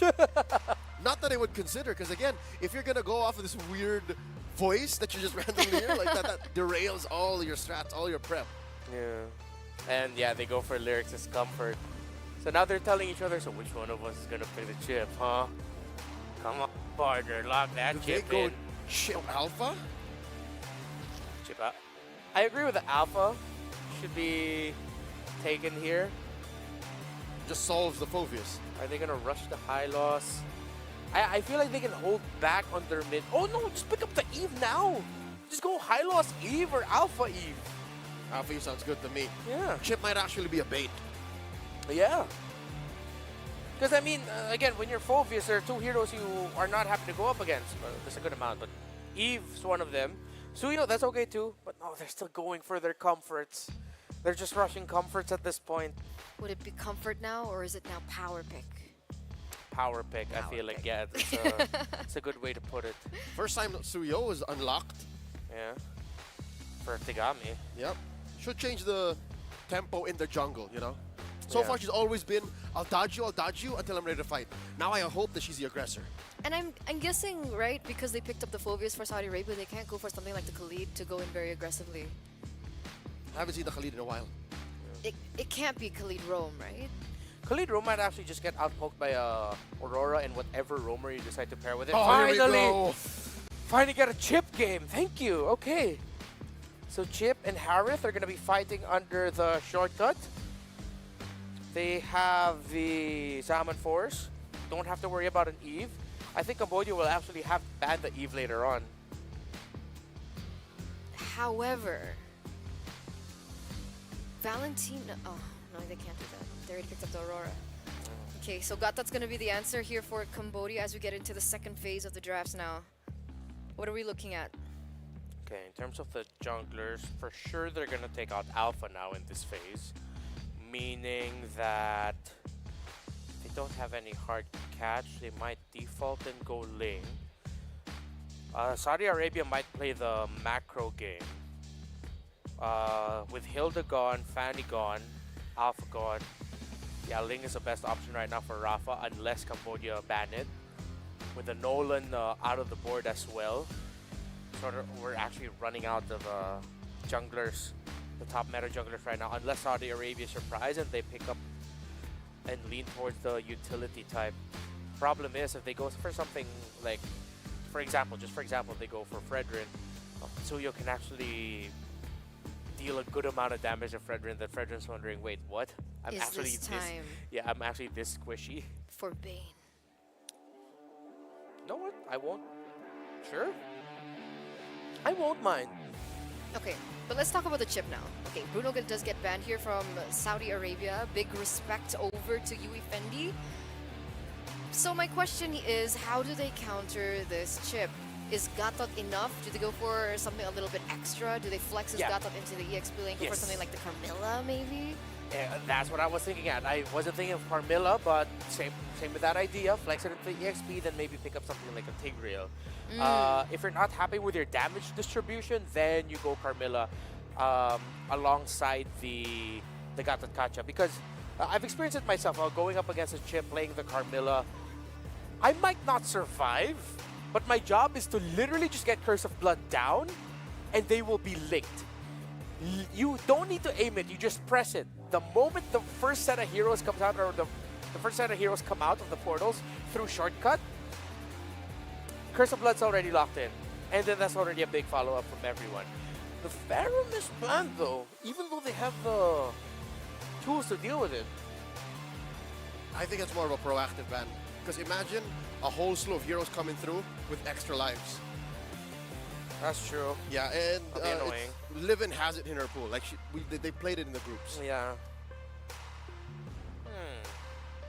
I actually have not seen Eve and Chip together yet, so is there something about that maybe Cambodia's considering just giving? Do they want to go Melissa ban here? It feels like a nombo. I'll be real with you. Chip and Chip and Eve feel like a nombo. Yeah. All right, Moskov gets banned by Saudi Arabia. You mentioned Melissa, right? Yeah, I was thinking Melissa. For Cambodia? Yeah, for them to pick up. I thought that maybe that Saudi Arabia would want to ban it out. I mean, considering it's AoE damage, it's also good lane against the Harith. That actually might come in. For sure, you're not going to pick up something like the Iksha, because like, the Iksha's a little bit more in dire straits up against the presence of the chip. But the Melissa, at least if they go through, you got to go away. Oh, there it is, the Tigreal. Power pick for UA. They're setting up for the most carry of all carries. Yeah. I think the Ixia is not so bad now. Mia, nah. Oh, perfect time for Valen. You don't need to Eve, just go Valentina. Take the ultimate of the Tig, and every engage that Cambodia is doing and is now considering that they have 2 sets. Does Yui Fendi have a Lunox? Not that I'm aware of. That would be good too. You're okay in lane. You're okay in lane. You can get away from a full-on portal attack. She can go Bea. That too. There's a Bea option, yeah. Bea 1/1 is an option. Oh, they still go Vex, and oh, you mentioned it, Ling. That's a Ling locked in for Rafa. One of the choices that we decided, and with the presence of the Tigreal, and I really thought, I feel like the Valentina would have gone better, but you know what? No point crying over spilled milk. Hopefully, if this is a backlining marksman, it's gotta be. Yeah. Or a Lunox, one or the other. I feel like the Lunox is too glass cannon. But to be fair, she might actually be able to get 2 down before she goes down herself, and then Suyo will just clean things up. Technically, it's also kind of safe with her kit against the Ling. Yeah. And the Phoveus and the chip. But you mentioned the Melissa, and I like the Melissa now. The more I think about it. Especially with Melissa the Ling. That's okay? Ah, okay. Nice. They still go for the Lunox. This is going to be a fight. This is going to be... I feel like there's going to be a lot of deaths in this game. And in a good way. I don't mean that in the best way possible. It's a lot of brawls. You have one team that can play the map significantly better. But then at the same time, you have a team that might actually just absolutely brute force through the lineup on the other side. Saudi Arabia can play this... have to play this in a very technical, smart way. You know, think about so many things. While Cambodia says, G, let's go. I hope Saudi Arabia make the most of the fact that they have a Ling and a chip. I don't want to see that Ling hop in through that portal. I want that Ling to be coming in, delayed entry, waiting for everyone from Team Cambodia to have spent their ults and all of their mobility skills, and then cleaning house. That's where I see Rafa coming from, which means Team Cambodia's lineup, I have very little demands for. it's so much easier for them to make this work and to counter whatever's coming through the portal. Exactly. Cambodia's lineup looks like it's easier to pull off. Saudi Arabia has a lot of layers. I'm nervous, guys. I'm nervous for both of these teams because, again, this is the final. We're at the final game in this best-of-3 series. Who will be moving forward against Ukraine later on? Will it be Team Saudi Arabia or will it be Team Cambodia? Only time will tell, and we're gonna throw you guys over to our casters. Mirko Naisu, take it away. Thank you so much again to our panel. Man, it's true. It's going to be very brawly. It's going to be a battle, a real battle. Chip, Tigreal, Gatot, everybody gets into the portal. There's going to be someone that comes in from the sky, someone who implodes, and then a whole lot of AoE. There's so many combos, possible combos here. I'm really excited for this draft to be the decider of who gets to be eliminated, who gets to the next stage. It's been a minute. Bracket semi. Oh man, we've had 3-game series. It's been a minute. What? How long is your minute actually now? Like I'm just gonna leave it. I'm gonna leave that. Like what? 2 always days, as a right? question. Yeah, 2 days. 2 days since like the men's. Somewhere around that time. All right, but ladies and gentlemen, this is an elimination matchup. Whoever wins here will go on to face off against Ukraine, who's able to do it 2-0 against Nepal. Here it is, game number 3 into the Lanadon we go. Taking a look at the emblems here, it's the Warcry for the link. Nothing too crazy if I take a look at the emblems here, actually. For everybody, it's pretty standard. Just a whole lot of emphasis for clear. It's all about clear for Moshi and Ue. That's why it's Concussive Blast. Prio is... Prio, actually. So Prio is Prio. Prio is Prio at this point. You know, and when it comes down to this best of one, I am glad to see the chip come through. But I'm also a little worried, and I share the sentiment with our panel, of course, and everything else, because like, we've all seen this. This is usually the classic answer for a chip. The Aurora. Like, here comes the shortcut. Next thing you know, everyone's frozen, you know? And I feel like it makes it a little bit easier when you do that, too, because of the fact that you have a Tigreal with you. You can kind of combo those with the Implosion if you need to. And like you said, even the jump from the Avatar of the Guardian from Moshi is going to play a big part of this. And they also have a Revitalize, right? So on the other side, Saudi Arabia, we've seen so many... I want to say like 9 out of 10 matches, both sides have at least had a Revitalize for the most part. Already early action here under the bottom lane. In trouble. They're going to actually go for it. Rafa gets the passive off. Still looking for the kill on Navi. And she'll get the first blood. Still trying to stay alive, but Yui Fendi gets that one. She flickers forward and gets a double for Cambodia. Whoa, interesting. Cambodia winning on the early skirmish. That was to be expected, to be fair, with the Lunox, but Rafa, I think she kind of miscalculated not using a Tempest of Blades there. Was saving it a bit too long and then didn't expect the burst coming down for the Suyo. Tagami was able to just clean up together with Yui Fendi. 2 kills for the Lunox in a winning matchup already, Naisu. That's massive. That's looking bleak for Lunar. You can already see the pressure down there in the bottom lane. Very low Lunar. I don't know. Does Yui Fendi go for more? She knows she has a level advantage. Doesn't have to worry about the Zaman Force. Not sure if she's actually even going to be able to get more from that, but Turtle's up now. They're going to fight for it. Cambodia forcing Pink off from that area. This time around, we saw Lyrics do this with the Phobius in game number 1.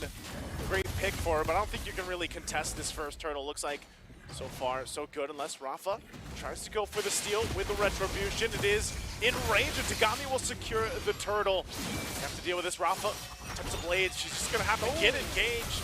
But they drop down the Eternal Guard, still looking for more. Frigid Glacier will be dropped. Lyrics in trouble herself as Tagami picks up a kill. And Cambodia taking back control. Amazing AOG from Moshi in the pit. Stopping Rafa, who was using a Finch Poise. Got a great angle to maybe just possibly get the steal over against Cambodia. But the CC, man, very heavy CC, a lot of prio. This is why we were talking about it. Prio is going to be super prio. And so far, Cambodia does have the lead when it comes to that. They have the advantage. They have 2 concussive blasts. That'll mean they're going to be able to clear out the waves much faster compared to Saudi Arabia. But if Saudi Arabia are able to clear and match up against that aggression, I honestly think they still have a chance, right? As long as they don't play in towards this lane. Don't go for the Herald lane. The Lunox will just deal so much damage on top of the combos that they already have. If they play up top, I think the Phobius will be enough to actually disrupt some of these full all-in kind of combos, and then you have a link to clean up, right? So there is a way to still win out on the brawls. Just stay away from bottom lane, man. But Cambodia, they know that they want to play in the bottom lane. This is really dire right now for Pink and Lunar. There's the jump. Avatar to the Guardian. Drop it down. Salmon forced two. Yui Fendi just unleashing. She'll be able to find Lunar. Navi does go down, and now Rafa jumping into the fight. Tagami has to back off too, and that might be all they get. That's what we were saying. You know, the burst damage from Yui Fendi, and I believe she just rushed Glowing Wand was her first item. She picked it up right away. So that little bit of extra burn, plus that, you know, cutting off some of that healing, some of that shielding that is going to come through in any way, even if it's a brave smite, right, from Lyrics. Later on, she'll have that upper hand, but yeah, that gold lane, I feel like you just kind of ignore it for now and look elsewhere if you're Saudi Arabia. Definitely. Turtle number 2 spawning in the game, Cambodia. This is really, really good for them. The fact that Yui Fendi, not only did she get another kill, she got half of the turret going to the bottom lane, and the Turtle's going to be spawning in the bottom lane. So again, strong side for Cambodia is just playing for Yui Fendi. At this point, it's a Glowing Wand first item, but I think they will be able to actually, if they get a good combo in, Yui Fendi gets the Ruby DD combo, yep. Some HP bars are just going to get absolutely deleted, dropped down. Especially considering now there's not a lot of Purifies, right? Most of them actually did not go for the Purifies. So get caught in the Fissure Glacier, the Implosion, it's going to be really easy. You're all very vulnerable. And that's why Saudi Arabia, they know better than to actually fight this out with having no Purifies. Even with this, I know we've been talking about this ever since we started the tournament for WEC. Man, Suyo's damage, even with the Soul Stuffer, still does so much. I know that hotfix went through, but you just take care of these turtles so quickly that you don't have much of a choice. Pink going to be in trouble here. Just multiple members collapsing down on Pink, and this is why we were talking about it. You see it. The Sky Piercer, second item picked up for Yui Fendi. That's confidence, man. That is crazy. Lunox Sky Piercer, second item. I mean, it's not too crazy after taking a look at the stats, 3-0. We were talking about how Yui Fendi, just having 3 kills alone without the Sky Piercer, you're going to be deadly to Saudi Arabia's composition. Now you add a Sky Piercer in, still 0 stacks by the way, so technically there's still a way for Saudi Arabia to shut her down. Yeah. If you get that shut down and you continue just maybe snowball to snowball. That's what I was going to say. You can win it out. What are the chances of that happening though, knowing that Lunar is that far down in terms of gold? Damage though, she's actually been doing a lot of damage, Lunar. 9.3k, so consistent damage all around, great. But then we take a look at the gold lead, and it's a 1,000 gold lead between the gold laners. Again, I think when you look at that damage dealt, it's almost a little, you know, misconstrued. Decisive. Yeah, it's very deceptive. Yeah, because when you drop down the Zaman Force, you know, you're hitting multiple members, whereas again, Yui Fendi is just, she's bursting at least one person down, especially the way she uses her Chaos Bolts and everything else. But, you know, when you look at this, there's still a tension here on the bottom side. Conceal going to come through from Yui. She's going to force Lyrics back a little bit. Lunar knows that she's in a tough position. Everybody is here, but they might not fully commit to it, so they just go ahead, rotate to this turtle. It is the last one of the game, and if Cambodia gets the 3 for 3, they're going to be in a really good position for that first lore. They already are. 3,000 gold lead up ahead. They can play it slow. They still have very good scaling as they have a Lunox in the gold lane. And now, turtle control again should really go towards Cambodia. The bottom lane should be a turret. At least Saudi Arabia will be getting a trade off the bat. As well, trying to get full 5-man dive. Yeah, Yui, 1 versus 3 at least for now. She's forced off the turret. That was the shortcut drop down too. So Takami gets the turtle. Cambodia now 3 for 3. They're going to force the fight. Implosion won't land who they're looking for. Livin had to burn the flicker. Now Cambodia, with the objectives that they got, they don't have to force a fight. There's a push though from Rafa up top, at least to get the tier 1, but Tagami gets that tier 1 in the mid lane, and now Pink jumps on in. I'm not sure what she was looking for. She'll get taken out, cut off from the team, and now they collapse down Frigid Glacier to follow through. Lunar will be able to escape. Rafa doesn't have the purple buff, so she's thinking about joining the fight.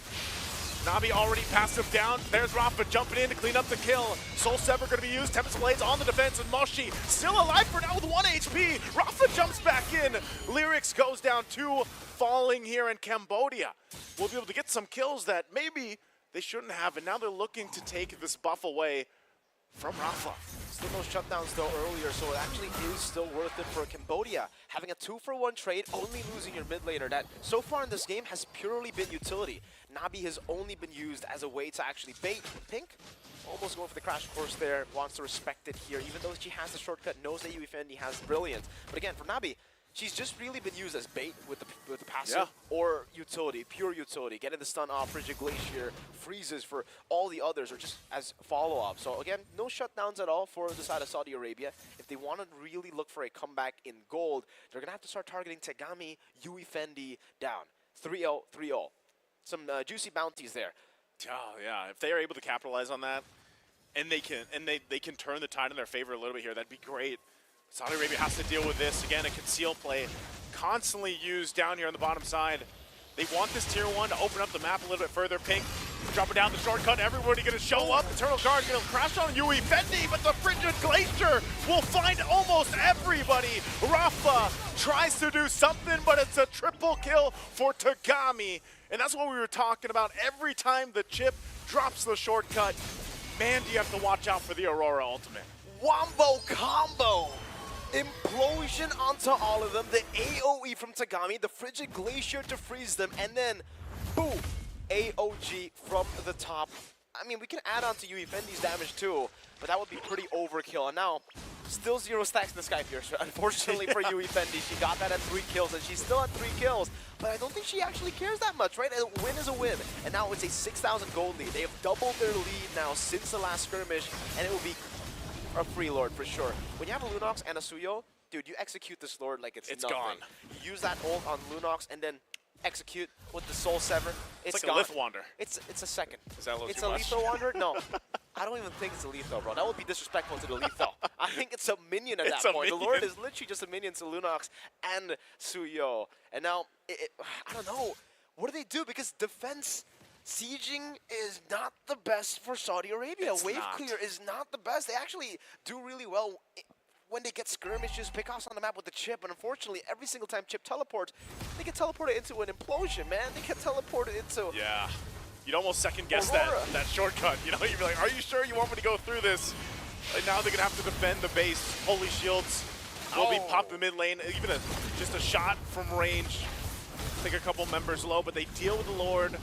Holy Shields are down. Cambodia, what more do they look for? They might want to get that tier 2 in the bottom lane. But Saudi Arabia definitely is just holding out into this game 11 minutes in. Man.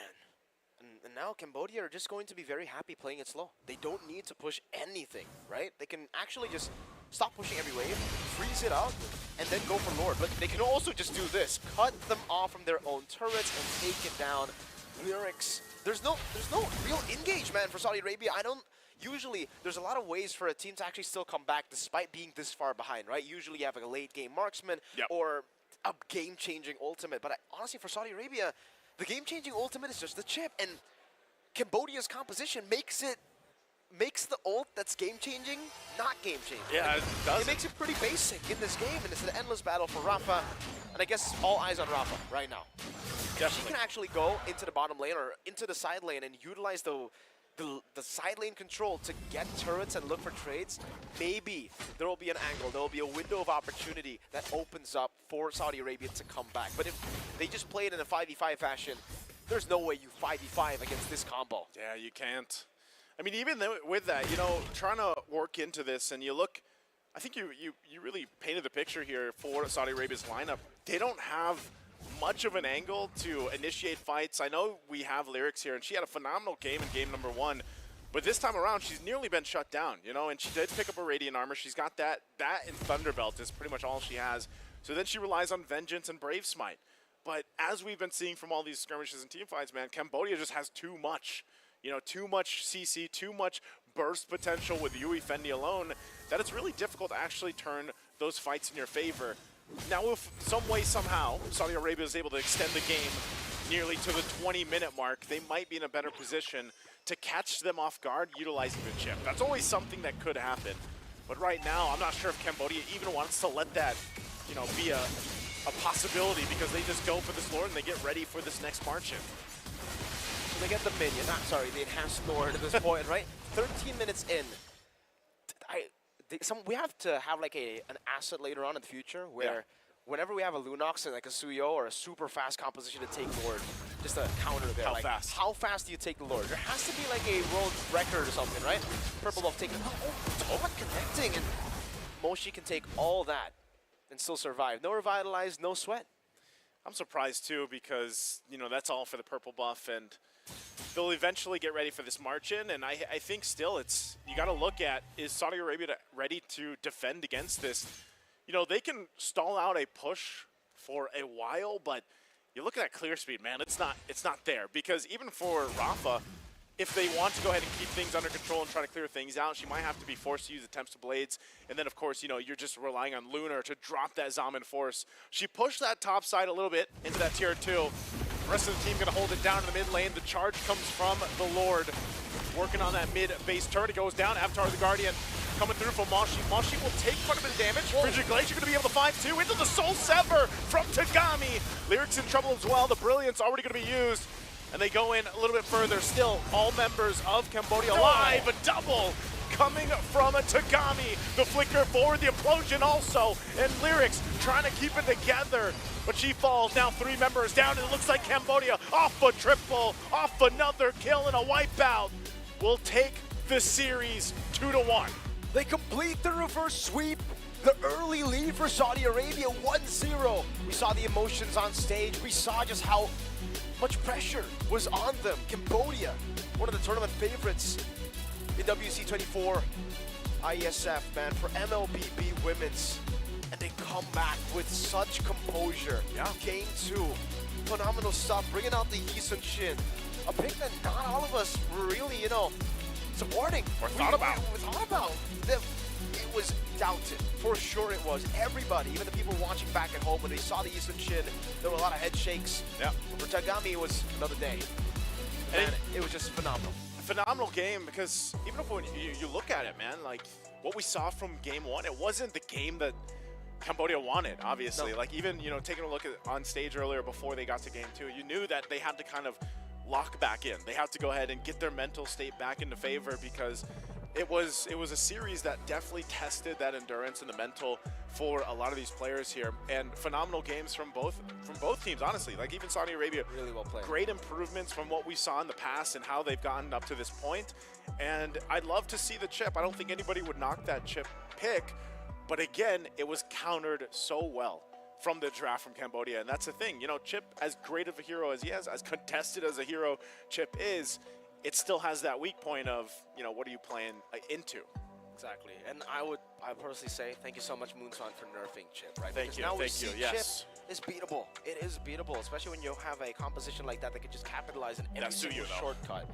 The Suya, on the other hand, when you deal with one, there's another that pops up, right? It's just, it's the nature of the world, not just an MLBB. It's just, it's the world, man. It's life. It's you life. know? Sometimes life is just like that, and we got to see that as well. The ups and downs of life, man. I mean, winning in first game, and then game number 2, the equalization, Cambodia, really well played. They're going to be going up against Ukraine, if you guys want to know, in the next match. It'll be a banger of a match, definitely. Ukraine winning 2-0, so a bit more dominant in their win against Nepal. I was going to say, they played against Nepal. They got the 2-0. This one, but I would almost say, because they are the next match that's on the stream, Yes. right? And I would say, you know, for Cambodia, they've got some momentum in their favor. You know, they went through the reverse sweep. They went through the ringer here, and you know, with Ukraine, they had that. I wish we got to see, you know, all the picks and stuff. I'm sure our analysts and our panelists check things out, but now it makes things really interesting for that next matchup, because I feel like, have we had a Ukraine game on stream? Did we have one on day 1? We had one in day 1. I think it was just one, right? Just one game of Ukraine, so we got a bit of Ukraine, but definitely I like the point. I like the point already. Ukraine has a lot of data on Cambodia. We've seen so many of the drafts of Cambodia. We've seen the Yisun Shin even. Yeah. We've had to bring up a lot of the drafts that maybe they would have wanted to actually save for later stages, but it's all for us here on the stand. We're going to throw it back there onto the stage with Mr. Bara, our host, for an interview. Well, thank you very much, guys, for the amazing performance. I'm here with you, Fendi, and of course, Bob. What a match that was. Pretty much, we've seen you pretty much in the first time. Like, we weren't sure, like, were you, like, trying to know what's happening, even though it went out of your way in the first game, but the second game you had a comeback, and then you won the match. So what can you tell us about what happened in this game?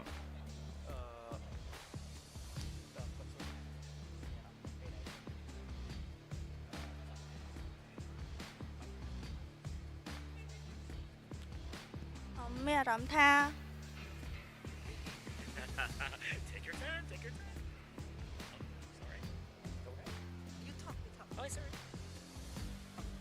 เกมទី1ហ្នឹងមានអារម្មណ៍ថារបៀបយើងលេងរៀងអត់ត្រូវគ្នាហើយបន្ទាប់មកដល់ពេលដល់เกมទី2និងទី3យើងនិយាយភាសាគ្នាថាយើងត្រូវលេងធ្វើម៉េចដើម្បីឈ្នះហើយយើងរកកន្លែងដែលយើងខ្វះខាត What she said was the first game there was some problems, and then after the first game ended, they gathered together and talked on what was the problem, on how could they fix it, and then they just picked themselves back up and then just continued on. Well, that's pretty much what we saw as well. Like, we were wondering, like, what happened in the first game, but apparently you noticed and you picked it up. Now, back-to-back games and heading even to a third one against Ukraine. Are you prepared? How do you feel? And how can you keep up with all that takes place on stage?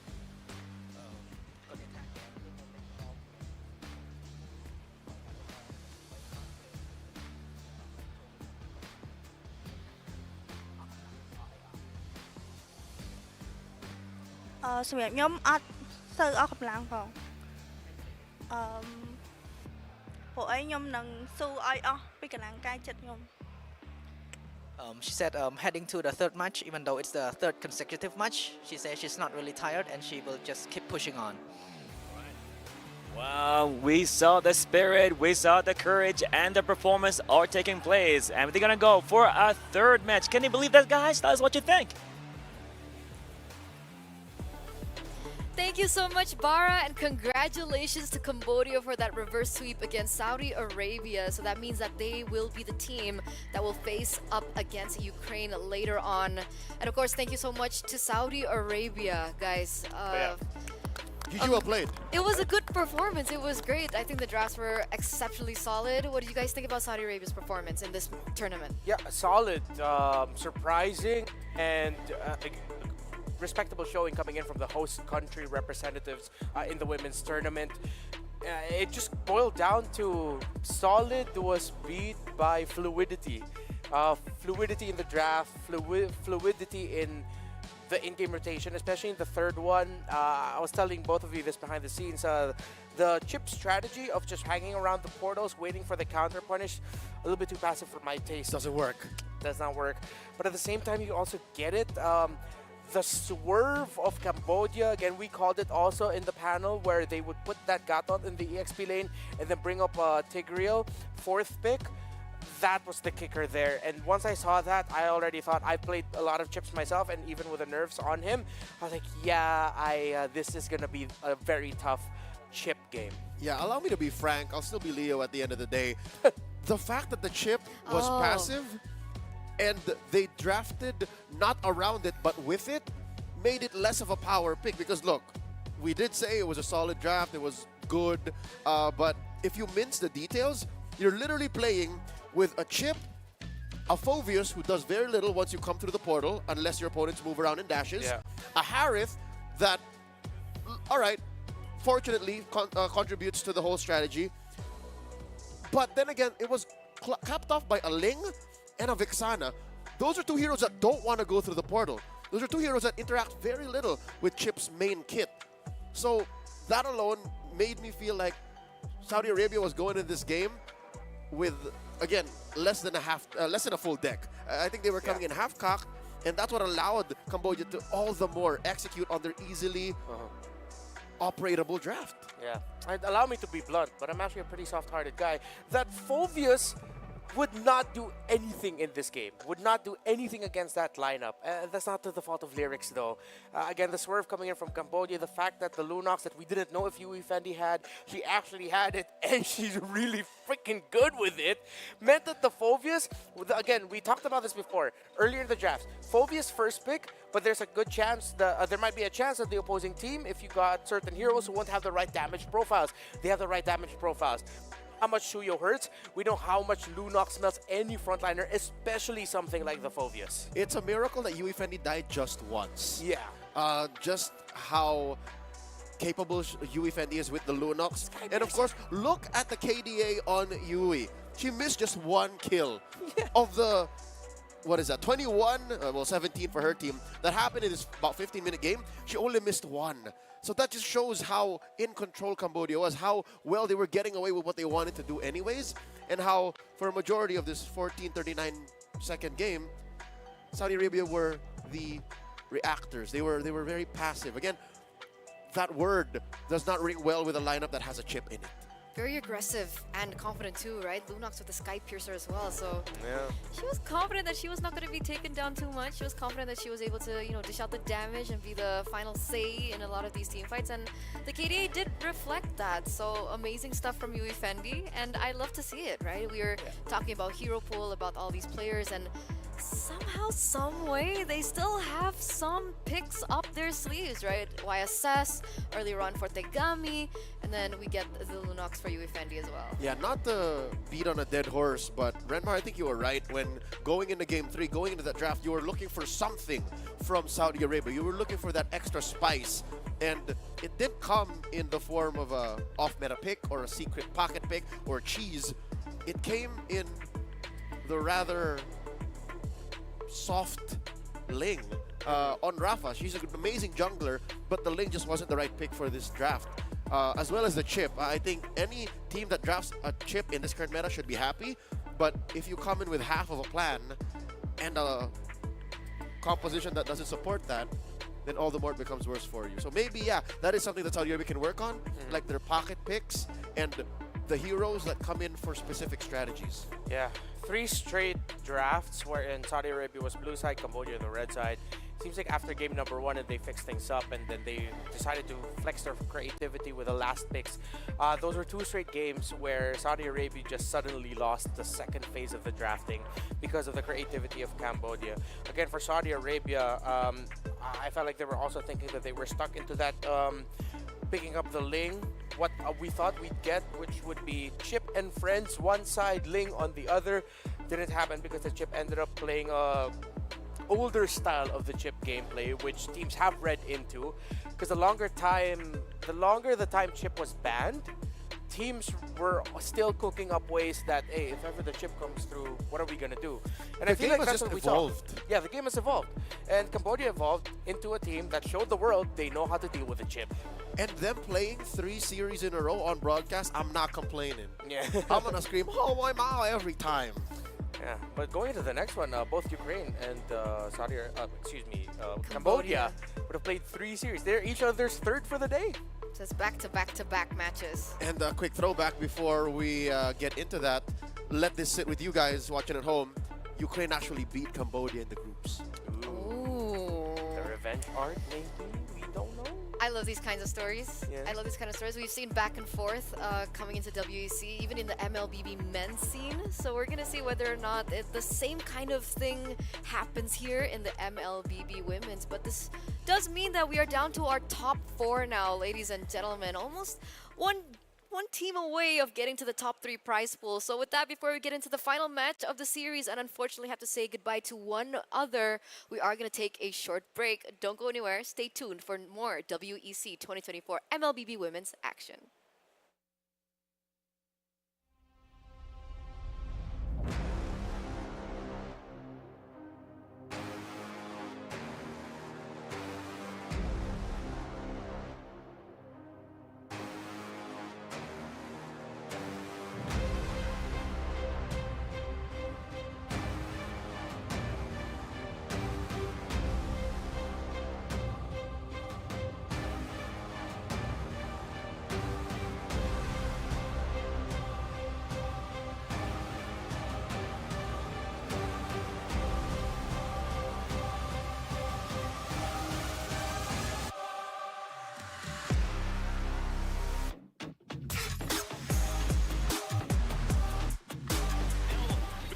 Pursuit, Hanada given the call under the turret.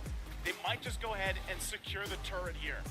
Oh, Cable jumping in, trying to keep the turret alive, trying to pop out the damage on Hanada. Hanada 1 hit away. Wait. Does she stay alive through it? Whoa, she almost got Rafa in the exchange, but finally Hanada goes down. Man, what a drawn-out team fight. Overspace loves us. You're gonna have to clear out the Lord. It's already gonna be used. Space is already at half health. They jump on in. they're still working for it. Avatar the Guardian won't connect, so Pink misses that one. Lord finally goes down. There's the Spear Destruction. Multiple members able to get targeted down, and the face is just...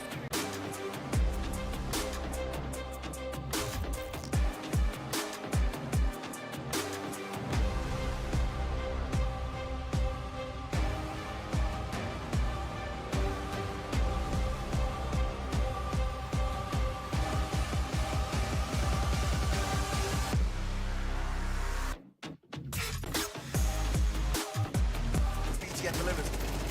Crossfire is so strong. Is very important, and these initial nades also soften up for Snappy, and he'll go to town here. Is it another individual to want to send it to B through the smoke? It's big. A drawn. Oh, Striker falls, but TMKJ is running out of ammo. Final bullet.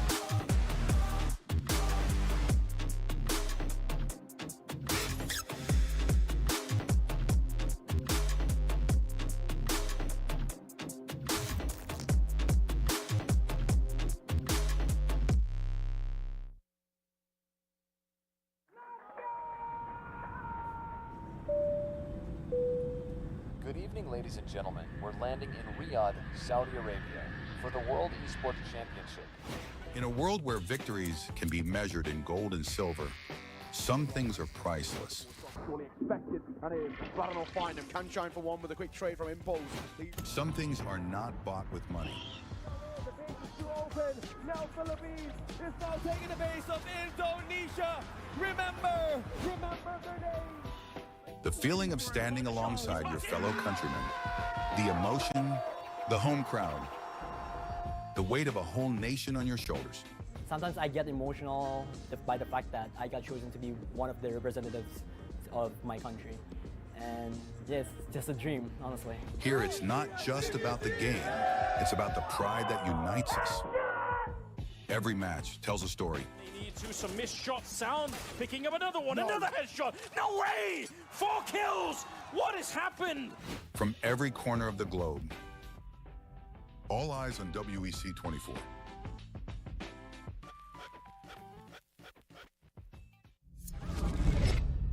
Early 1970s. The world was discovering the boundless possibilities of esports. While esports offered endless enjoyment and addictive allure, it lacked a certain depth and a sense of purpose. It needed something more, something larger than a trophy, something beyond individual gratification. That's when a vision emerged. A vision of uniting the world through esports. The International Esports Federation and the World Esports Championship were born. Its mission was clear: to create a stage where nations could unite and compete for the ultimate title, World Esports Champion. For these athletes and nations, the World Esports Championship was more than just a competition, more than just a game. A chance to make history, to leave a lasting legacy, to inspire a generation, and to represent their nation. Over the years, IESF started achieving greatness, year by year. Korea, Indonesia, Israel, Romania, worldwide. The World Esports capital changed, each year expanding significantly, getting bigger and bigger. Fast forward 15 years, IESF was determined to show the world the most valuable World Esports Championship. 140 nations gathered in Riyadh, Saudi Arabia. The WEC 24 story. 2024. Saudi Arabia prepares to host the 16th World Esports Championship after a spectacle made in Iași, Romania by IESF for WEC 23. New president, new challenges, and quite a bumpy road ahead. As the calendar turned to January, the national qualifiers took place, breaking dozens of records. In a wingspan of 3 months in every nation across the globe, athletes competed to get one step closer to the World Esports Championship and represent their nation on the global stage. However, as fate would have it, the road to WEC 24 was far from smooth. Things went south. 2 out of 3 offline regional qualifiers were forced to go online. Even though that barrier occurred, the online regional qualifiers shattered previous viewership records. The hype for WEC 24 was real. Meanwhile, Africa. ISF showed just how much potential is hidden in Africa. Over 180 athletes, 17 nations, and thousands of fans. All in one place for one specific reason: esports. The bumpy road came to an end. The slots for WEC 24 were secured and everyone was ready. The much anticipated 16th World Esports Championship set sails. WEC 24 Day 1.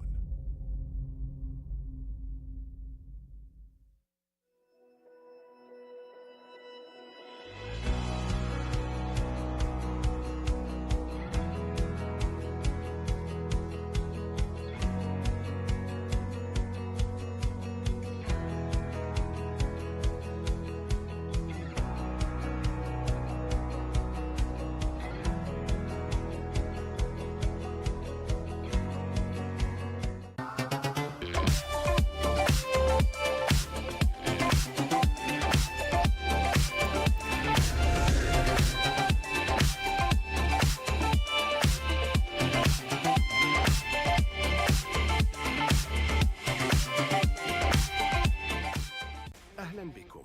Welcome. Bienvenue. Bienvenidos. Willkommen. Benvenuti. Добро пожаловать. Välkommen. Welkom. Bem-vindos. 환영. 요koso. 환영합니다. Hoş geldiniz.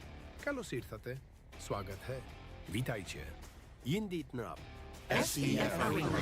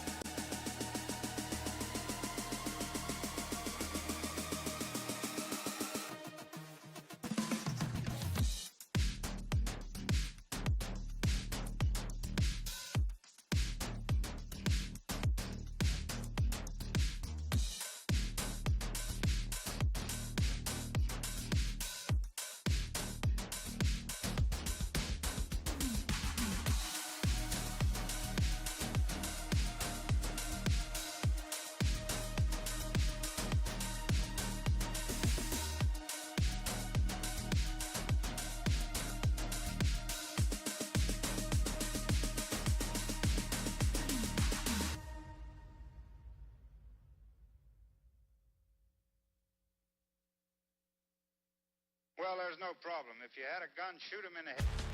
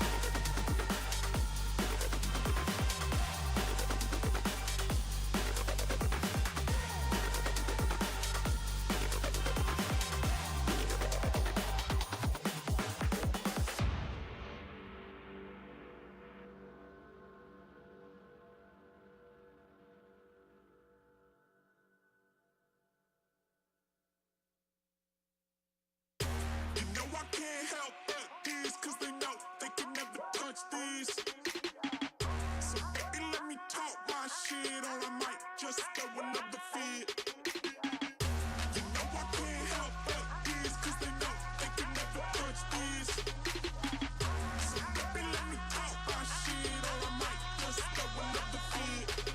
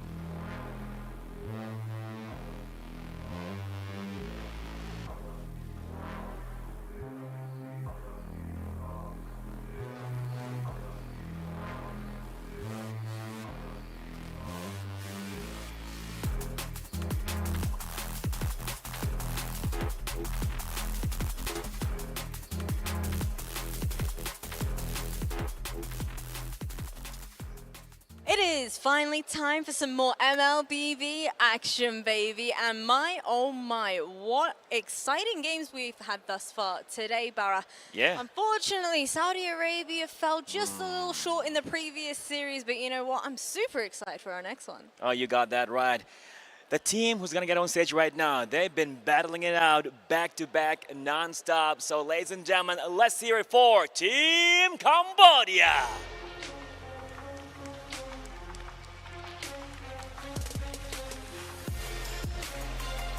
And here they come. Can you believe it, Yasmin? Back-to-back, the best of 3 to the point right now. I think they're going to just play the best of 9 for all collective. It's unbelievable how they are still managing to make it happen. These are Iron Ladies. You know what? The argument should be made. The discussion should be made. Is it better to play back-to-back series? Because at that point, you're warmed up. Nerves are not going to get the better of you. Right. You're pretty comfortable on here, on the big stage, let's say. So let's find out whether or not it's going to be the same for their opposition. Team Ukraine.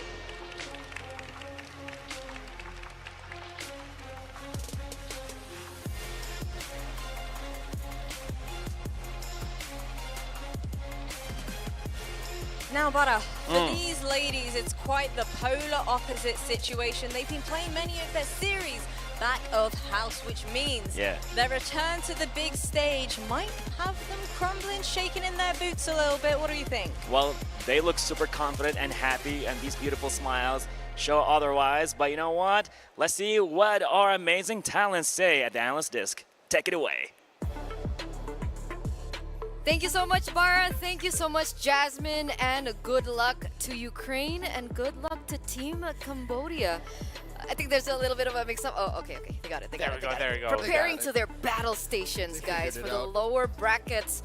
We're getting into the final match for probably one of these teams. No, literally. Literally the final match for it's one not of probably. these teams.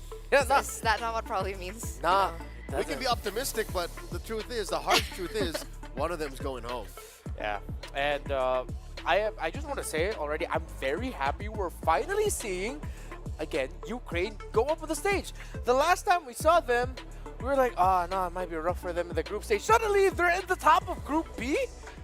It's huge. It's a grudge match is what it is. Yeah. Because they actually gave Cambodia their only loss in the groups, and that's where it mattered, in the head-to-head. That's why they were #1. That's why they were able to dodge the bullet of Indonesia. That's huge. I'm thinking about it. I'm excited to see. I think this is one of my second most anticipated match after the one we saw earlier on the day, I think, for match number 1. This is your second favorite. And yeah. We didn't even think we would see this again. Exactly. Yeah. And we didn't think that Ukraine would pull off all the stops to get to this point, right? We have Molly Sula, Amaterasu, Chaksapok, as well as Asilia back with their main roster. No changes just yet. Yeah. Amaterasu is such a presence. Just seeing her on stage, how she's so ready to go, makes me want to see what she's got on the table, like what she's going to bring. She's got a few solid pocket picks, not to mention Sula's own pocket picks, which I'm, by the way, living for. The fact she loves Bane, she loves Frederick, she loves the more utility-based junglers. That's what I'm looking forward to them taking advantage of, especially against Cambodia, because Cambodia was on stage 3 times today. So there's a lot of history that Team Ukraine can look to. They love the utility junglers more, but they've shown that they can play both. Earlier when they lost their series against Egypt, they played the Fredrin and the Alpha. When they won 2-0 against Nepal, they won it with a Hayabusa and a Suyo. So this shows assassins? Yeah, apparently. Unless I don't think they subbed anyone in. No, it should be the same roster. Sula is Sula. Their only registered substitute is a EXP laner, so she is her. I think that maybe that's something that they prep for. Again, going into the playoffs, we started seeing more things that we've only heard or asked if it was a possibility. So, yeah, now Cambodia, I feel like they might actually be going into this as the team with creative picks, have started showing off some stuff, but now they're going up against a team that, wait a minute, they have Fredrin, they have Xborg, Alpha, and the traditional assassins as well. Also, did you guys touch on Molly yet? No, not yet. Molly? Yet. The XP laner? We mentioned that she's the main. Yeah. Okay. What I wanted to point out is she plays the Benedetta as well as the Uranus. That she does, and as well, the Yuzhong. That's the thing. So there's another layer that we should be looking at when it comes down to that EXP lane that I'm all for. We've seen a lot of Hildas coming through in the EXP lane, and we've seen in the MLBB men's that the Uranus works wonders against this Hilda pick. So let's get into the draft. So ladies and gentlemen, best of 3 between Team Cambodia and Ukraine. We have the Exborg Matilda banned out by Team Cambodia, alongside the Hilda takeaway instantly, and Ukraine follow that up with the Hayabusa and the Aurora.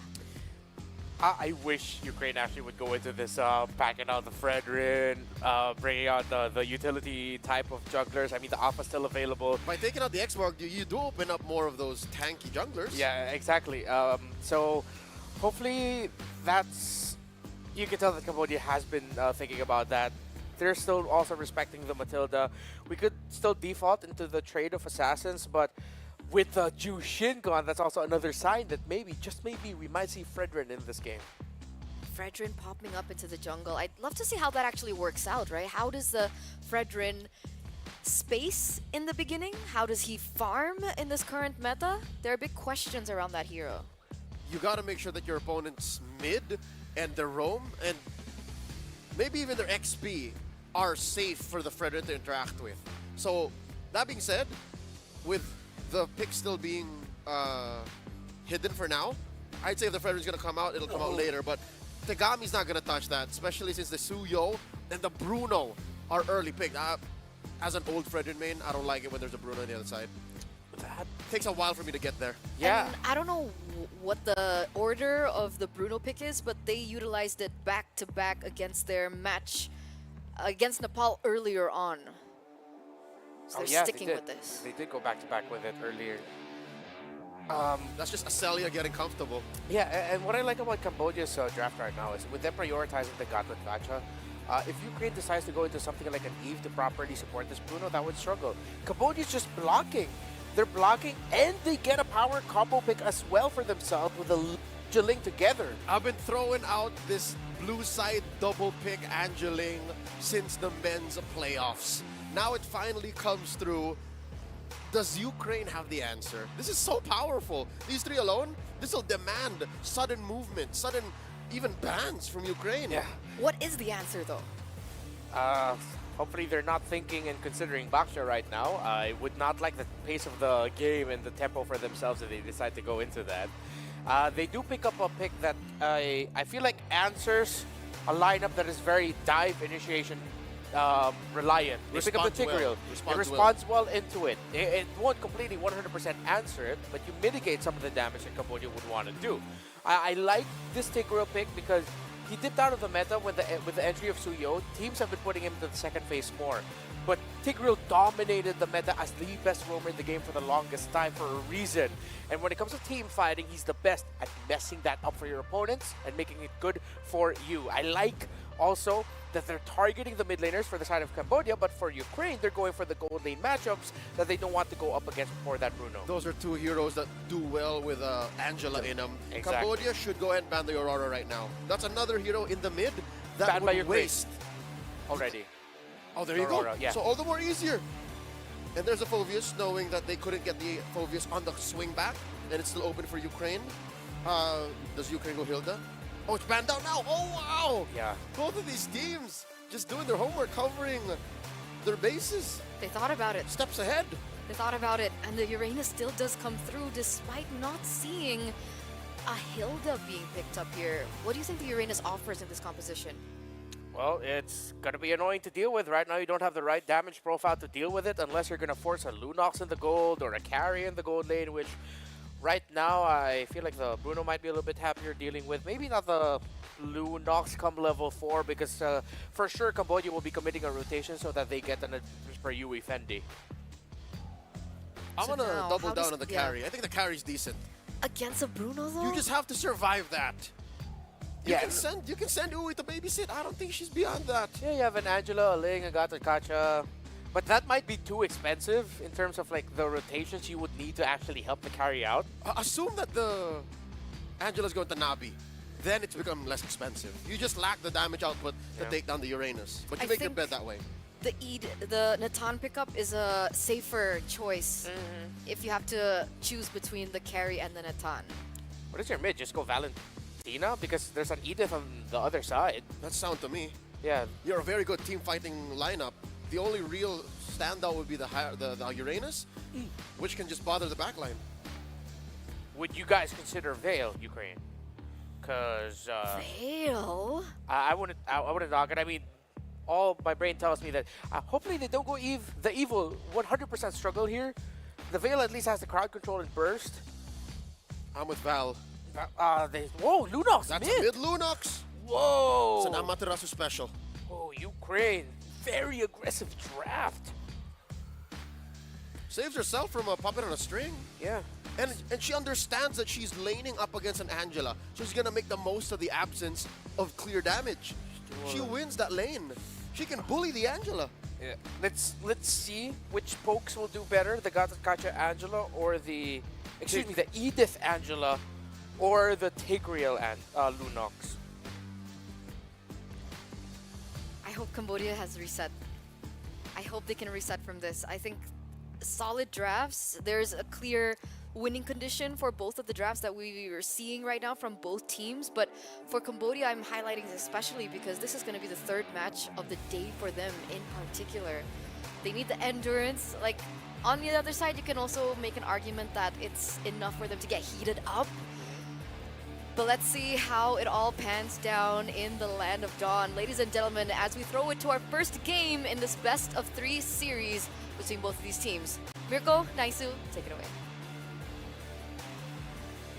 It's our last matchup for the day here. Now, still in the lower bracket of things, we're going to have to find out who moves forward from this. But like our panelists mentioned, they've been playing all day, man. This is what, third game that we've seen also now just here on stream, and then Cambodia has been through it. They went through a reverse sweep just recently, last match, if you missed it. So I would say they've got the momentum here. Their draft is looking good. This is also a classic, you know, the Angeling combination that we're so used to seeing as we jump into the Land of Dawn. Game number 1 here in this best of 3. We'll find out if it's going to be enough. Interesting. What do you see here, Mirko? Pull yourself together for Kaksa here and Tigreal. This is something that we don't usually see for the Tigreal, right? We see the agility, sure. We usually see tenacity sometimes, maybe even vitality. But pull yourself together is definitely a more aggressive take. They did say aggressive, you know, the panel, and we are going to be seeing that. A whole lot of aggression from Kaksa, probably just all in to look for those crazy moments. I think part of this, too, is, you know, if I recall, we saw Ukraine play on stream once, and the team has pretty good synergy. I mean, this is why, you know, they went with this draft. The Uranus was of question, but Molly's going to get taunted here, I think. Okay, the breakable goes backward. Good thing to have some of that support there. And they've showed us that, yeah, they have quite a bit of synergy.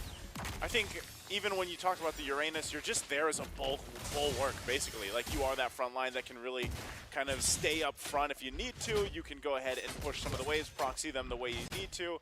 But my ultimate question here for Ukraine, and knowing what we've seen already from Cambodia, is can they deal with that classic combination, you know, having the Heart Guard to play against, and then we know that late game Nathan really comes online. But then you throw in a focusing mark, right? The focusing mark with this Angela is going to help her. A lot of these early skirmishes and fights kind of go in favor of Cambodia if, again, Ukraine is caught off guard. And that's why I also love the fact that they got the Suyo here. Oh, wow, Navi taking a shot. Turtle's going to come up shortly, so Sula will go ahead and get in position. Already knows that Yue is there, so forcing her off. Another shot really on point so far. Yeah, Sula's been really, really on point. And again, for me personally, I really like this Lunox pick. I'm a big fan of the Lunox pick here, especially considering, you know, you're up against an Angela. Usually the Angela does have a lot of ways to actually just bully out the lane. Wow, Brute Turtle, by the way, this is why the Lunox. Just like you asked me earlier, Mirko, you know, can we get a timer for objectives when a Suyo and a Lunox are in the same game? We really should at this point, right? Because, man, it's super quick. And that's the reason I like the Lunox too. But on top of the fact that you take neutral objectives super quick if the enemy team is late to respond, is the fact that in lane against an Angela, usually Angela wins out just through sustain. And you have to sustain with your yellow, that yellow form, right? Yep. So just continue to farm up. Oh, Molly here will just get away with the consecration, not even a purify used up, and it's really, really slow. But in the slow games, Ukraine have been able to get good dubs, man, just through scaling. Scaling's going to be in their favor. I think part of that, too, anytime you have a Lunox on the table, that's really what you're going for. And I almost expect Cambodia to go ahead and just play to the tune of Ukraine until later on. If they can't get, you know, some sort of a secured kill because of the fact that they have Angela with them, then they might as well just wait, pushing, you know, some of the side lanes later on. But I don't really expect them to start fights or even these skirmishes. Every single time they do fight, it's probably going to be around the turtle, you know, or later on the Lord, and then build into that. Now, and that's also what makes me worried, because Tagami, you know, we've seen her back in the last match when game number 1, when she kind of struggled a little bit, especially with pacing. You want to be able to get the snowball going. They're going to go in mid lane. Or Shadow the Flicker with a taunt, and the explosion exactly. Help on Amaterasu. Good brilliance coming down, but the Temple Blaze is right there. Amaterasu with a flicker around, but now the AOG will knock Sula up. A few blades claimed, and Amaterasu will be taken down. Molly still able to survive, but man, crazy mechanics from Tagami. Well, I was just saying, you know, I didn't expect them to actually throw some fists this early on, but hey, they do it. Maybe that's part of, again, why that momentum they had in the previous series, they're really locked in right now. Worldy to just kind of check things out. But those 2 kills and going over here kind of spread up even. You even got a kill there. That's going to help them now possibly secure this turtle. I expect Ukraine still to go ahead and you know, if they're able to rotate fast enough with Sula, because they know that the Ling Tagami, she needs the purple buff, they'll actually go ahead and it looks like get ready to go toe-to-toe for this. The only problem is Coxa doesn't have the flicker. You know, she can't really surprise them. And Yui Fendi will actually give quick work to this. It looks like Ukraine's just going to have to give this one up. But 1-for-1 for the Turtles right now for both teams. Very slow and steady right now. This is a big item pickup, though, for Nabi. Nabi does get the Flask of the Oasis. It looks like they might try to make a play here towards Mashi. 3 members are here, and also Tagami just around the corner, but I don't think you can really do much here. There's a hard guard. Yep, good shove, and the implosion too, but hard guard actually saves her just for a bit here. Coxa will be taken very low. Revitalize gets popped in, and comes the blades as well. Tagami go with the blades in the back, finding the kill. Coxa very low, taken out as well. It's double to Tagami. Looking for Amaterasu, jumps in with the Divine Blade one more time. Amaterasu will probably be slain here again. Tagami very low, will be shut down by Sula. But it's a dive here. Uwe will not go for the flicker. Doesn't even have the flicker at this part of the game, but it's a 3-for-1. Tagami wanted that triple, man. You know, she saw it. She wanted to take that opportunity to clear it in. And this is why, you know, every time we see this combination come up, that hard guard provides so much to the whole game plan when you have a Ling on the table. You can see she's already got that Berserker's Fury, but both junglers, her and Sula, both are actually relatively even across the board. You have some differences here going in the lanes. Even the gold lane, relatively matched up. You know, just 100 gold difference between the two. Conceal, and another Conceal going to be used in response, but Molly just forcing them off. And this is where we see the focus now. Can they get these tier 1s down? Both teams slowly working on them because they don't have any just yet. Yui providing a lot of information on this Edith, and you know, it goes back to the question, when is that timing going to happen here for both these lineups? Acelia?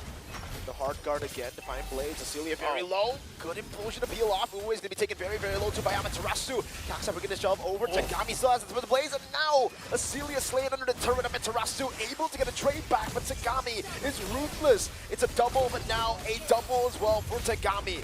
Molly with the consecration still able to survive. Meanwhile, Sula just looking for a trade in the bottom lane. Will be able to get a turret at least for the 2-for-2, making it actually worth it for Ukraine.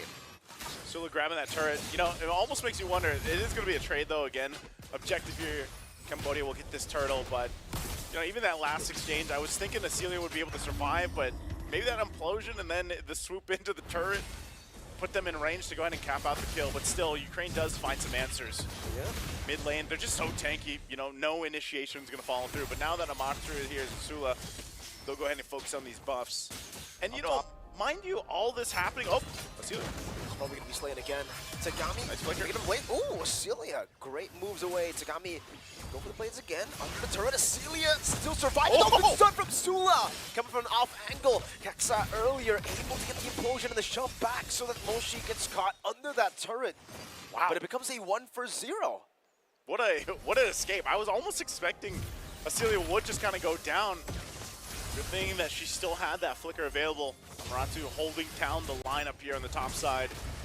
she'll be able to keep it together. So Ukraine, and you know, before that fight broke out, I was saying, yeah, you might see quite a few kills here for Cambodia, but Ukraine has been doing really good in terms of farming across the map where they can, so that even though they might be losing a kill here or there, relatively, the economy is still in their favor. You know, they can still scale up really well. Time in this case is what they have to with the Bruno, even and the Lunox. They'll scale up really well into the mid game, and that's where we are now. This Lord is coming up. I actually think they would be in a good position to win a team fight here. And seeing how they manage these waves pushing in, or the turrets, even these tier 1s. Oh, hold on. Sharon playing now with a hard guard too. That's an AOG to catch Acelia. No flicker, a good taunt over, but Sula was able to blink just in time to escape. Cambodia playing up top now to Finch poise over from Tigami. She has to be careful, there is no hard guard available for her. Coxa tries to read that movement, tries to go in for the shove. Now it's Moshi walking up. Yui Fendi is free hitting with Entropy, and Coxa will be taking a half HP. With the Entropy, Molly picks up the Radiant Armor, and you can see even with the Radiant Armor, Yui Fendi is just melting through that HP bar. I'm surprised, man, because Radiant Armor or not, Uranus or not, you know, even with a Consecration, like, you're just going to be burned to use it. And this is quick work of the Lord happening here. I'm not sure if Ukraine can really do much about this, except for watching it taken. Somali and Coxa, they'll back off. And they got to get ready here. Sula has been doing a good job, you know. If she can't find something to contest, like head-to-head, she'll go and push one of the lanes, get what she can. But now we have to think, you know, defensively, is Ukraine cut out to get through this? You know, the First Lord, I think they've got an okay lineup to get through that. Looking at the items, you know, they're tanky enough. Some of the damage obviously coming into place. You only have you have the Glowing Wand and the Divine Glaive now for Amaratsu, so she's where she needs to be. But Acelia, she's got Berserker's Fury, Haas Claws, and she needs to be able to use that flicker defensively like we've seen her in the past, because this First Lord, you know, it's not going to be doing too much to the base. You might get the tier 2s down unless they force a fight. We've seen Cambodia do this multiple times now. And this whole time, Yui Fendi's just been able to farm up, do her thing. Now they focus on the tier 2. Bottom and top pushed in. Lord finally goes down. So as I expected, as I was thinking, that Lord's going to be taken care of really quickly. And right now, Ukraine doing okay. Great clear. They still have very, very good clear with Lunox, with Suyo even, helping just poking them down. And obviously, Acelia on the Bruno. Even though she's 0-3 and 0 right now. Yeah, if you get all the stacks in, you should be able to clear out the minions really, really well. But if you're just playing to wait, Tagami jumping on top of Tarasu is going to be able to use the Chaos and the Flicker with the Brilliance too. A bit too early, Tagami going in now with Pinch poised to escape. Absolute class as Molly just gets obliterated by Yui Fendi on the Natan as she picks up a Holy Crystal. Not going to lie, man, that was smooth from Tagami. Able to just go from that angle with a Heart Guard and then get enough attention, and then they go and get 2 kills out of it. This is what should have been just a cleared Lord, you know, and then you hold on to maybe even that tier 2 turret in the mid lane, but because of that decision from Tagami and Navi, they were able to get more. You know, the Lord went down so early, but at least for now, Ukraine, they do hold on to the Holy Shields. They still got that. And so when you're looking at it, once again, the goal lead building up a little bit for Cambodia, they might have to really rely on contesting this next Lord here in less than a minute. But Ukraine right now just trying to stay together. You know, they don't want to get caught out. This is the problem when you deal with a Ling and an Angela. You never know. You know, it's almost as bad as when you have a Luyi on the table. Like, they're just going to diversion in. But with a Ling, even if you try to catch them, you have to throw so much, you know, to be able to catch the Ling here. And right now, I just feel like that's one of the weak points of Ukraine's lineup. Trying to catch the Ling, trying to follow a Ling with a Heart Guard is already hard enough. And it kind of just puts you in a very susceptible position to get collapsed down on and forced to fight. Now it's about to set up Sula. They're trying to match the Ling movement, but when you do this in the late game, it's a very big disadvantage for your team if you don't have like a Fanny or someone else, like a Nolan even, right? Someone that can actually match the maneuverability, the mobility of Tagami. Purple buff taken.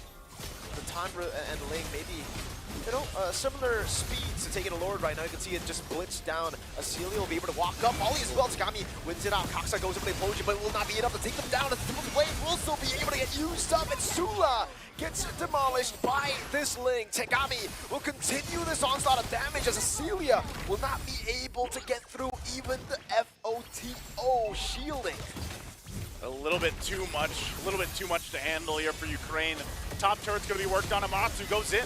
A desperate attempt to try to save the game, but man, Takami is godlike, and they'll secure game number 1 with the momentum after getting the reverse sweep earlier. Nice-u, Cambodia is online.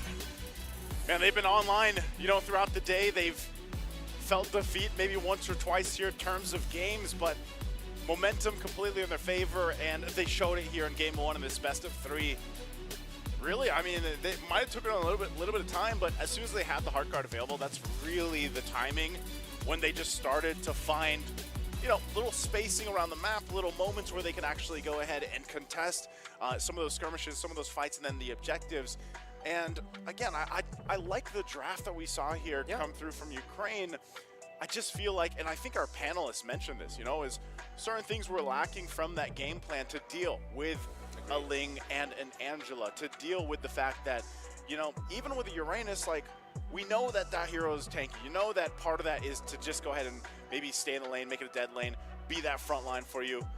And even with a Tigreal, like, it just wasn't enough, I feel like, to deal with how much pacing was set up. And, you know, unfortunate too, because the Bruno, as great as a turret destroyer as Bruno can be, I just feel like there was no room to actually go ahead and utilize this Bruno within the whole, you know, scenario of game 1. So the Bruno was definitely tough. Definitely tough in the matchup against Natan. 100%, and I know our panelists are going to have more to say about this for game number 1. Let's go ahead and pick their brains. Guys, what do you think about game 1? Thanks, Naisu. Thank you, Mirko. We're back on the panel here with me, Eterna, alongside with Renmar, as well as Leo. Now, game number 1 in this best of 3 is now held in by Cambodia. And I don't know, what do you guys think about this match? Bruno was way too early. I'll start with that, but then let you go a little bit deeper. All right. The Bruno to me was A-okay, especially since they could have drafted around it. To me, the real mortal sins came in the second half of the draft. After the 1-1 in Hearth ban, which was a clear read by Team Ukraine. You don't want the Angela jumping into either of those because it allows for the Hearth to just keep dancing. Or the 1-1 to take flight. Even when she's at the brink of death, the Heart Guard does provide a shield. They picked the Uranus. That's the biggest question mark to me. It was mentioned by Joseph right before they threw back to us. It was supposed to do something on the map. And when you watch that game, it wasn't even doing that. Very vocally, while we were watching off stream, we were saying, hey, Molly should stick to the bottom lane. Molly should stick to the top lane. She should keep pushing the map, at least win something for Team Ukraine. But she was, I don't know, uncharacteristically wanting to join certain fights. So already, a wrong pick, in my opinion, played the wrong way. Yeah, when you have the Uranus with you, it's an acceptance of I have one mission, far lane. I don't need to join team fights, but then again, that's one of the problems with that pick. The only thing that they have outside of that,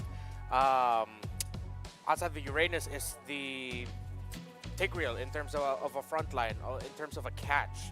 If you look at the 4 members of Ukraine that will most likely be left alone together, there's a lot of lack of crowd control there. Yes, you have the Implosion, you have the Sacred Hammer, but then after that, what's next? You may have the charge first of the Suyo. Charge Queller. No, that's Charge Surge. Charge Surge, yes. Yeah. Hold 1. Then compare that to the long team fight prowess of Angeling, Edith, and Nathan together. It's gonna struggle. You really saw in this draft how Cambodia respected everything Ukraine has done so far in the tournament. We've set up how they like both types of junglers, whether it's tanky, whether it's assassin. They covered their bases. They allowed Tegami to play a game where she's present all throughout. It was just Cambodia looked way more prepared in that game number 1. And more so, they really just built onto their strengths. Yeah. Right, and this was something that we saw that other teams against Cambodia actually respected. There were moments where we saw an Angela ban in the second phase, but Ukraine completely let that just go. This is the purest Angela lineup one could make. Literally everyone from lane to lane could be the recipient of a Hearth Guard and make the most of it. I think I saw, Yui, even the Yui on the Edith as the roamer got a couple of kills, even on some key members of Team Ukraine because of their prowess with the Angela lineup. So I think, yeah, already talking about best practices going into game 2 to force a game 3 possibly, ban out the Angela. I agree. Ban out the Angela. Because I think if we want to go on respect towards Tegami, it's a lot more difficult than we would imagine, right? She has the Fanny, the Hayabusa, she has the Ling now. Yeah. She can play the Suyo, she can play the Alphas. What else can she play? Nolan? Lancelot. Lancelot? There's a wide hero pool. Julian. Yeah, so I agree with that sentiment. Wherein if you want to target Tegami, don't target Tegami specifically. Target the players around her. And to be fair, Ukraine went to that with that relative idea because they took away the comfort pick of Cambodia that Nabi has been shining with all throughout this tournament, the Aurora. Knowing the playstyle of Ukraine, they still respected the Jushin and they took away the Hayabusa. I feel like at the same time though, with the way that Ukraine didn't respect the Angela Ling combo together, or the presence of an Angela, is that they didn't build well for it. In the roam to mid, we did see the interaction that you pointed out. The Tigreal and the Lunox early on was having a better time laning, but the laning phase ended so quick. Once it was level 4, it was Tegami time. It was hard guard time. Not even 5 minutes in. Yeah. They literally, as soon as the hard guard went up, Tegami said, it's go time, home on Mao, let's get this done. And that's why we ended under 15 minutes. Something to note for game number 2, I want Team Ukraine to, this is very weird, all right? Usually when we go into game 2 drafts or we talk about tips on how to improve your draft, we usually say don't be too reactive, don't be passive, don't wait for your opponents to do something. I'll say here, to correct what happened in game 1, watch out for what your opponent does. Watch what Team Cambodia does and adjust. Because I think that's the main problem. Like, macro-wise, big picture, Team Ukraine, they did not at all acknowledge what Cambodia was doing. There was very little interaction. Again, we talked about how the Bruno in the draft would win against a carry, or most anything it lanes against, right? Yeah. The Nate didn't really have that problem because of how fast they went online, because of how fast Nabi got the hard guard.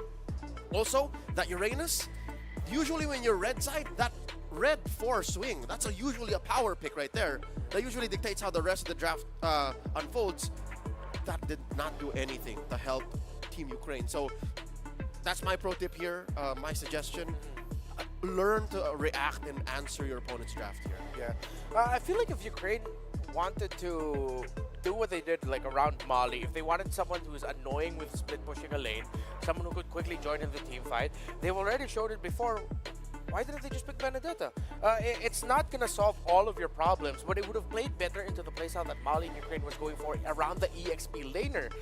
Because, the Uranus didn't get to do what it did. But if, let's say, we changed that hero, instead of Uranus, it was Benedetta, it would make a little bit more sense. The times where she would manage wave and then decide to go to another part of the map to help out, you can do that much faster, react much faster as a Benedetta. And she'd also have a lot more presence in the team fights when she does join, right? Yes. Supposedly she'd go Petrify, so that's another layer that they can actually have utilized in these particular team fights if they went in for the Benedetta. Yeah, Yui Fendi would have had to think twice about it. Even, let's say, best case scenario, you find Nabi before she pops the Heartguard. That's already a huge minus to the Team Cambodia's lineup. So I agree. Again, that pocket Benedetta that she's shown on Mali, that's definitely something they should consider game 2.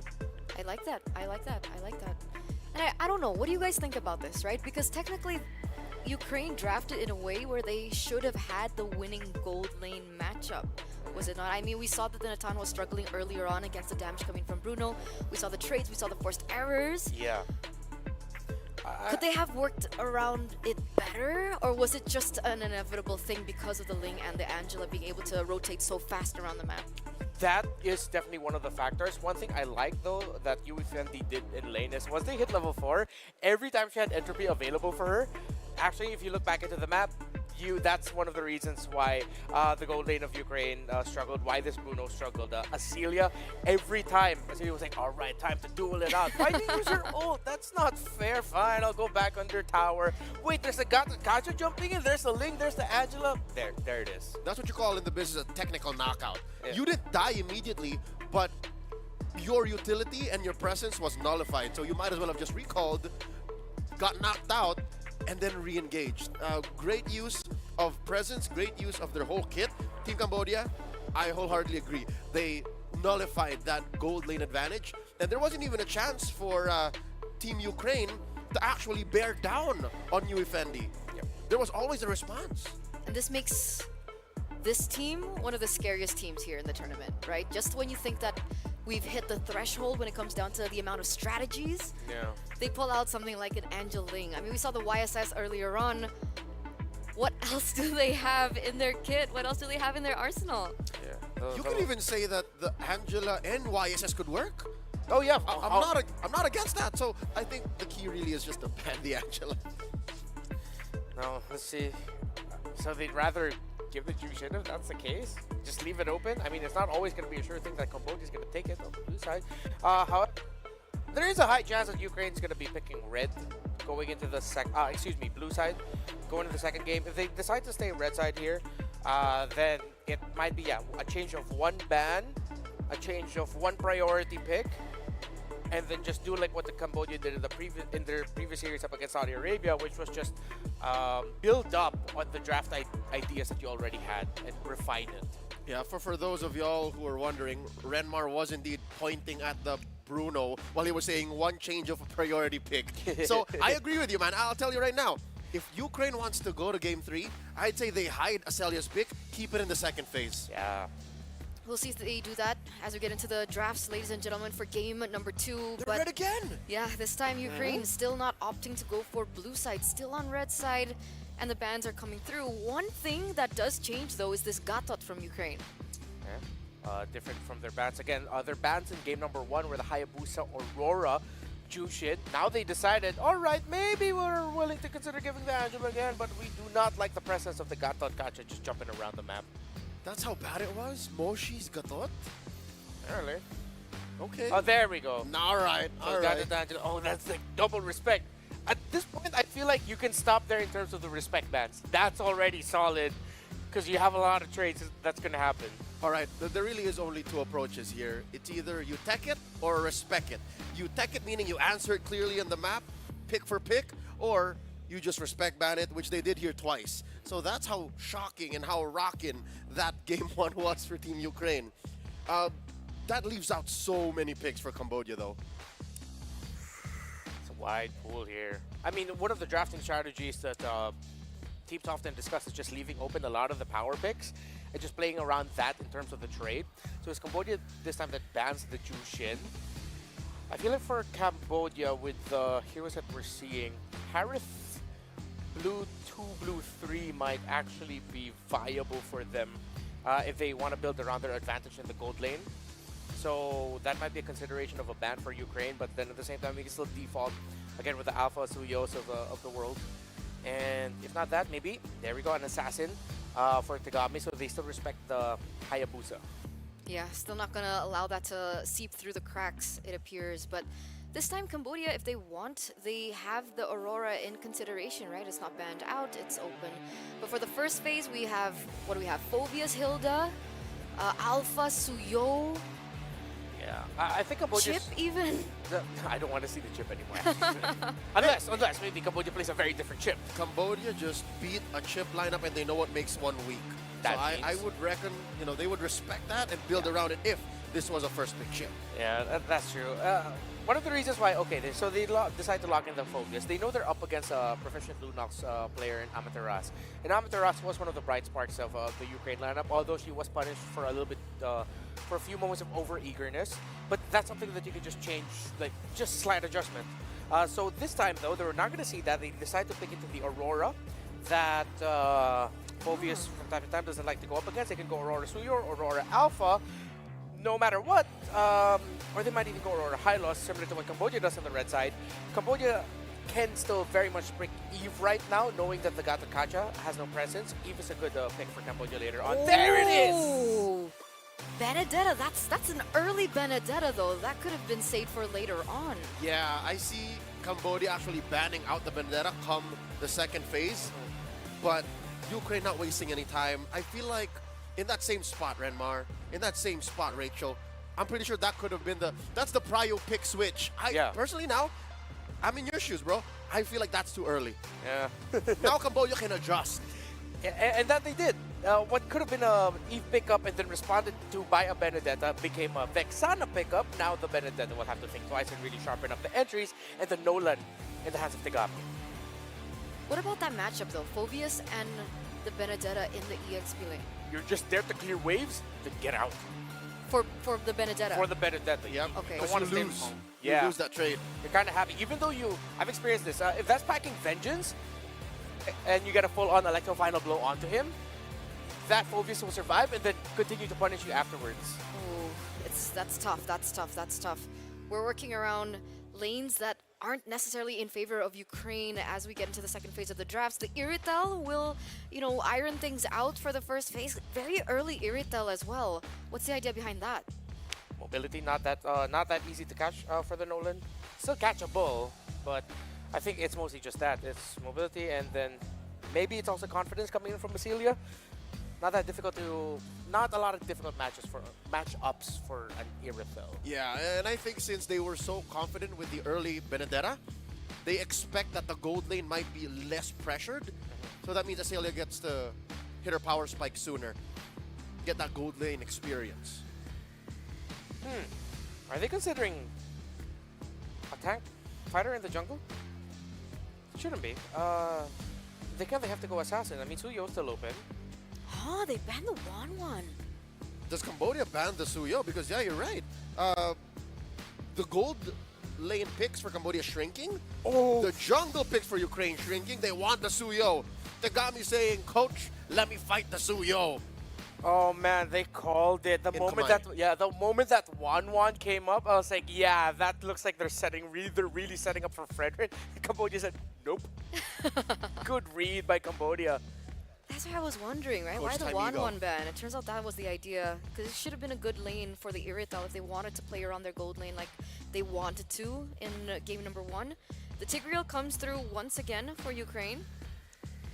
Huh. What if this is another surprise by Ukraine and this Benedetta might actually swing into the jungle? Oh. And then they pick up another lane holder in the EXP. I don't think that against Sula. She could do that. Yeah. Wondering though what's in the gold. What's gonna try and stop Azalea from having such a comfortable time? I think Harith is still viable right now. Harith's open. At the same time, you get to avoid the Electro Final Blow. The singular dash of the Matrix not that good. They can default and go Moscow. Does Yui Edith again? I would have knocked it, yeah. Not a bad pick. Surprised that they suddenly go Akai or something. Oh, there. Edith Moscow. Got the Edith. Got the Moscow. Queen. Yeah. Comfort pick there for Yui. So now lays the big question for Ukraine. Is this Benedetta going to the EXP lane? Are we going to be seeing a different pick in for the jungle matchup for Ukraine? This is a time wherein I would say don't Bane, Sula. Don't Bane. Yeah. Might be a toughie if they decide to go Bane here. I played a mini game where there's a Edith, a Phobius, and a Nolan on the other side. Not fun? Not fun. Oh! Oh! It's Bane. I mean, from one Bane main to another, I support you, but I also wish you well. It's gonna be tough. She has the front line though. She has the Tigreal and the Aurora as a stopper. Yeah. But that's wishful thinking, and I'm being optimistic. Yeah, I'm gonna just say this now. This is a Kaksapak Mali Amaterasu game. It's up to the requirement of the old meta. It's your roam, it's your XP, it's your mid. Up to you guys to carry your team. What about in the objective battles with the Bane? I mean, he does have the deadly catch. Would it work against the Nolan?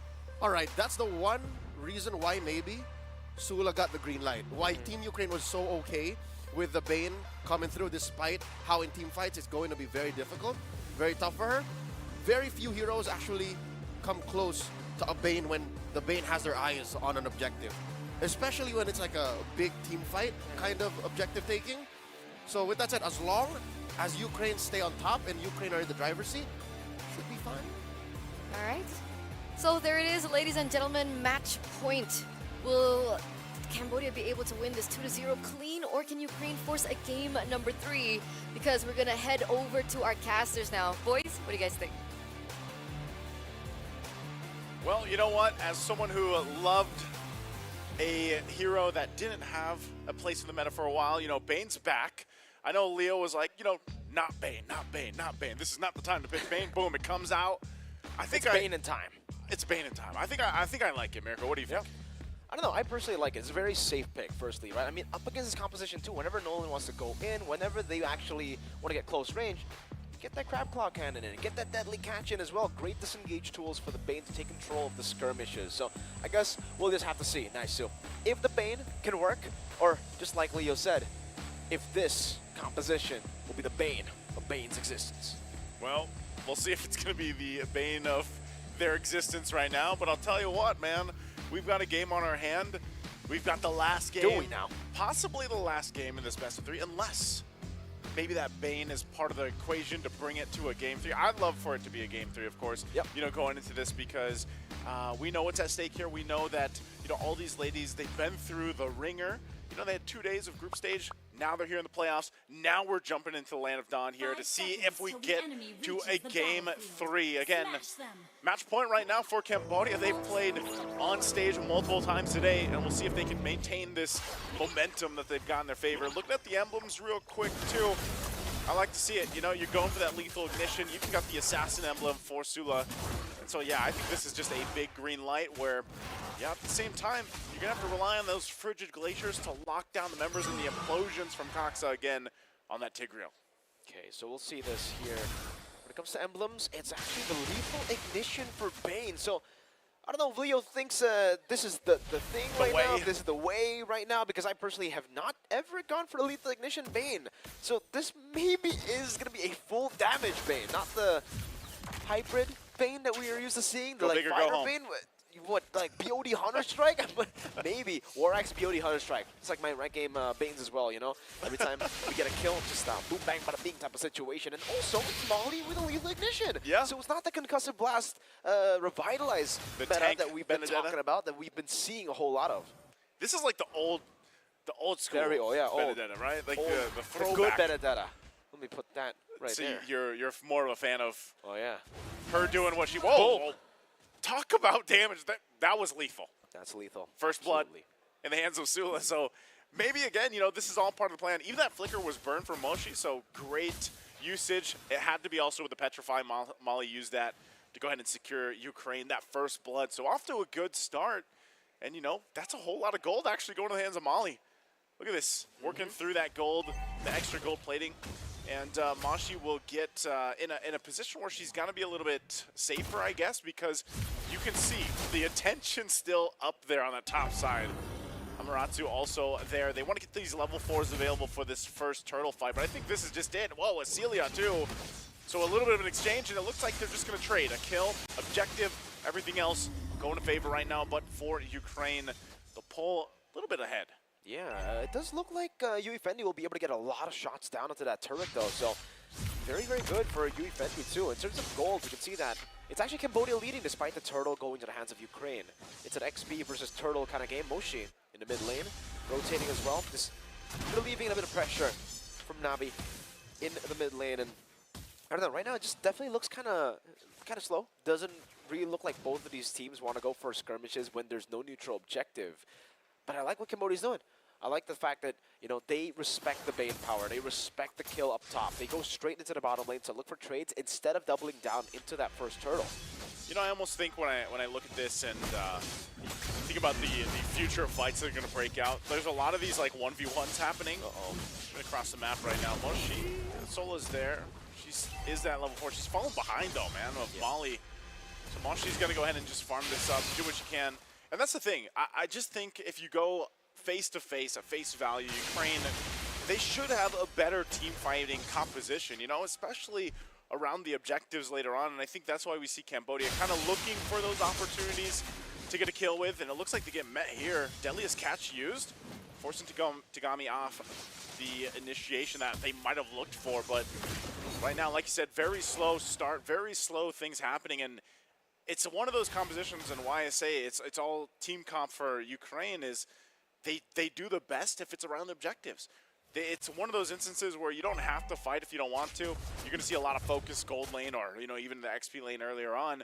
But ultimately, both teams want to just go and duke it out around these turtles and just take their time with it. It's all about the slow macro game for Ukraine, slowing down the tempo of Cambodia, who, like you mentioned, been able to capitalize on a lot of the aggressive fights, super fast-paced tempo games. But I think right now they should be quite comfortable too playing it slow. They have a Moskov that'll be scaling as well. They'll have ways to actually deal with it. And this time it's actually the opposite, right? So Ukraine are in the bottom lane. That's good read. That's Harasu. That gets spread out. Molly is waiting here for a possible steal. Go will get knocked up, forced to dash away. Anyway, to the bottom lane, going to be shoved in. Turtle claimed as well. Eye for an eye used. And now we see some reinforcements in the bottom lane. A shove in from Kaksa. Will be cleared. Oh, good flicker out from Navi. Away from the implosion just in time. See, again, it seems like it's just going to be one of those games where you trade, right? But look at the goal lead. Yeah, you get the information, though, that, you know, they're gathering down here. Ukraine wanted to make a play down at bottom against Unifeni, but it doesn't happen, so they go and convert this turtle. And eventually, like I said, it'll ultimately have to be forced situation where we got to fight for the Lord later on. Molly picking up the Sea Halberd, she's got that available. Wow. But good push. Yeah. After After all that time that Fendi was dealing with multiple members, you know, staring her down, she's able to go and grab that first turn of the game. So Ukraine, you're wondering, right? Because, yeah, you pointed out the gold lead here. You're wondering if they can't get a pick-off they're looking for. They can't lose this macro game too much because they start to fall behind. And although it is just 2,000 gold at this point, you continue to play like this, and Fendi goes and rotates, especially up top, and she can just join the fight with the Spirit Destruction later on. That's gonna be a lot of trouble for Ukraine. So they got to make this work right now, and right now it doesn't seem like they're really taking that opportunity to go and look for something. You know, it's more so just farm up, do what we need to do. They're definitely getting all macroed right now. Ukraine haven't been able to really match that side lane pressure, and it's really interesting to see that Bane, well, composition with the Aurora, Tegriel, and also the Bane, has opted to go to the bottom lane to trade instead of contest for the second turtle, especially considering they got first turtle, right? So now they're finally playing into the turtle again. That's why Cambodia are actually posturing towards the bottom side. So I think it'll be actually worth it if they trade up a tier 1 in the mid lane or a tier 2 down bot for this third turtle. We've seen that the first turtle was already kind of neutralized that gold lead just from a few shots at the turret gold down below in the mid lane. It's just implosion flicker from Kaksa into the capsule, fracture from Tegami, finding the back there, and then they catch to try to save them, and it will get UA down, but Acelia was the one taken down. It's a gold lane for a roll right now as Moshi jumps in front of pursuit. Kaksa very low, Eye for an Eye coming out with Eternal Guard as well. Tegami's to be frozen down, but still is able to dash away as Fendi, all in that time, was able to get the turret down below. Talk about the targeting from Tegami, you know, right on the mark. Finding Acelia on the backside, very close with the turtle, she will be able to secure it. But still, right mark, your right target. But not only that, they force a fight, like I was saying from Ukraine, they are going to want to fight. But then this whole time, Cambodia has always been very proactive. If they see a fight happening in Fendi, you know, she did throw the spear, but when it didn't land and she knew that, all right, my team's all right, I'll go ahead and take the tier 2 turret. And now she is demolishing tier 1 up top. So Cambodia, this is what we're talking about when we say the macro that they're doing here against Ukraine, it's heavily in their favor, and so Ukraine is constantly trying to catch up on this side. Eternal Guard's not going to land looking for Kaksa here, so they'll just try to hold down the mid lane for now. You know, Ukraine, even despite this difference in gold, they can actually still convert kills if they're able to find a favorable setup, but right now it's just kind of holding and hunkering down and trying to get things to set up. They can even hold these turrets. Conceal, going to be used though on the backside. Over the Earth Shatter, good deadly cash out place her now. Here it comes the pretty glacier, unable to get the primal rat down. Moshi dashing forward to Acelia, a tier 1 traded for the Edith. Again, Cambodia playing that macro game. They just get the turret, they get out of there. You know, she tries to set something up, and honestly, at this point, it's okay. Even if she goes down in the exchange, it's actually just an attempt to go ahead and force a turret down or force an interaction from Ukraine, because right now, Ukraine's being a little bit passive. They're going to just kind of wait for the power spikes, wait for that advantage on their team fighting. If they can get there, Kaksa going to use the implosion. Best target they can find, Kaksa getting the implosion onto Tegami.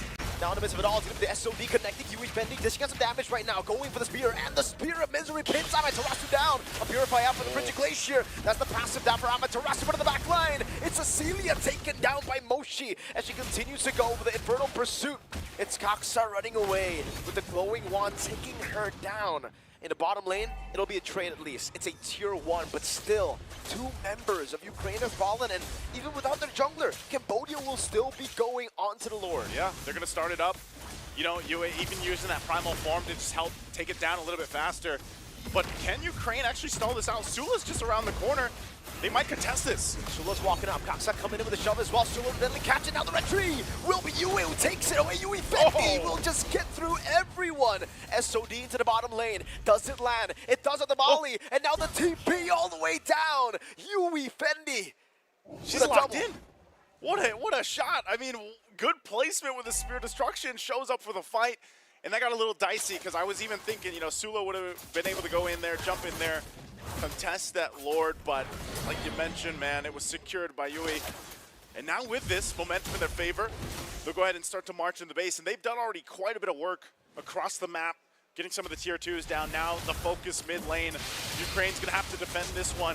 They've got the ultimates available, but might be waiting for that implosion to come up from Kaksa. They'll clear out the lanes the best they can.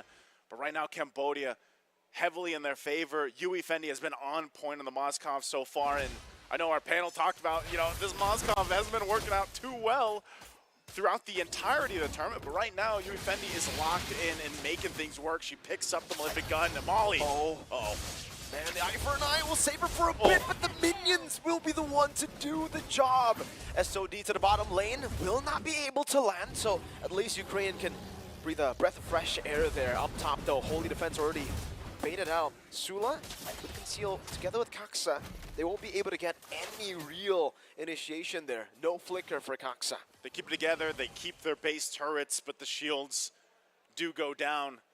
You know, Molly goes down, but she at least kind of stalls things out a little bit. They cleared out the waves, they cleared out the Lord. They're going to be fine. Ultimately, Ukraine bought themselves more time in the game because with that momentum that Cambodia had, if they wanted to force a fight and then Ukraine oversteps a little bit, they possibly could have ended the game there, ended the series. But Cambodia, taking a look at the items, how they have too, you know, the jungle is the biggest difference here that I'm seeing really in the itemization. Oh, Molly. Very low, good flickering implosion, but that is the Purify with the Spear of Misery, the Vinner down, Celia in the back still running away, she's got some damage, and Deadly Catch will connect, but the SOD will too!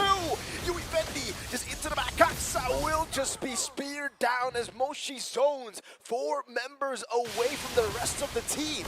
They don't have any waves pushing in, so even with that kill, Ukraine, again, still going to be okay. 40 seconds away from that Lord. Yeah, that fracture is not going to land. So that's the one thing I wanted to point out, though. You know, when we got to look at the items, as we get a look at the that good old mode.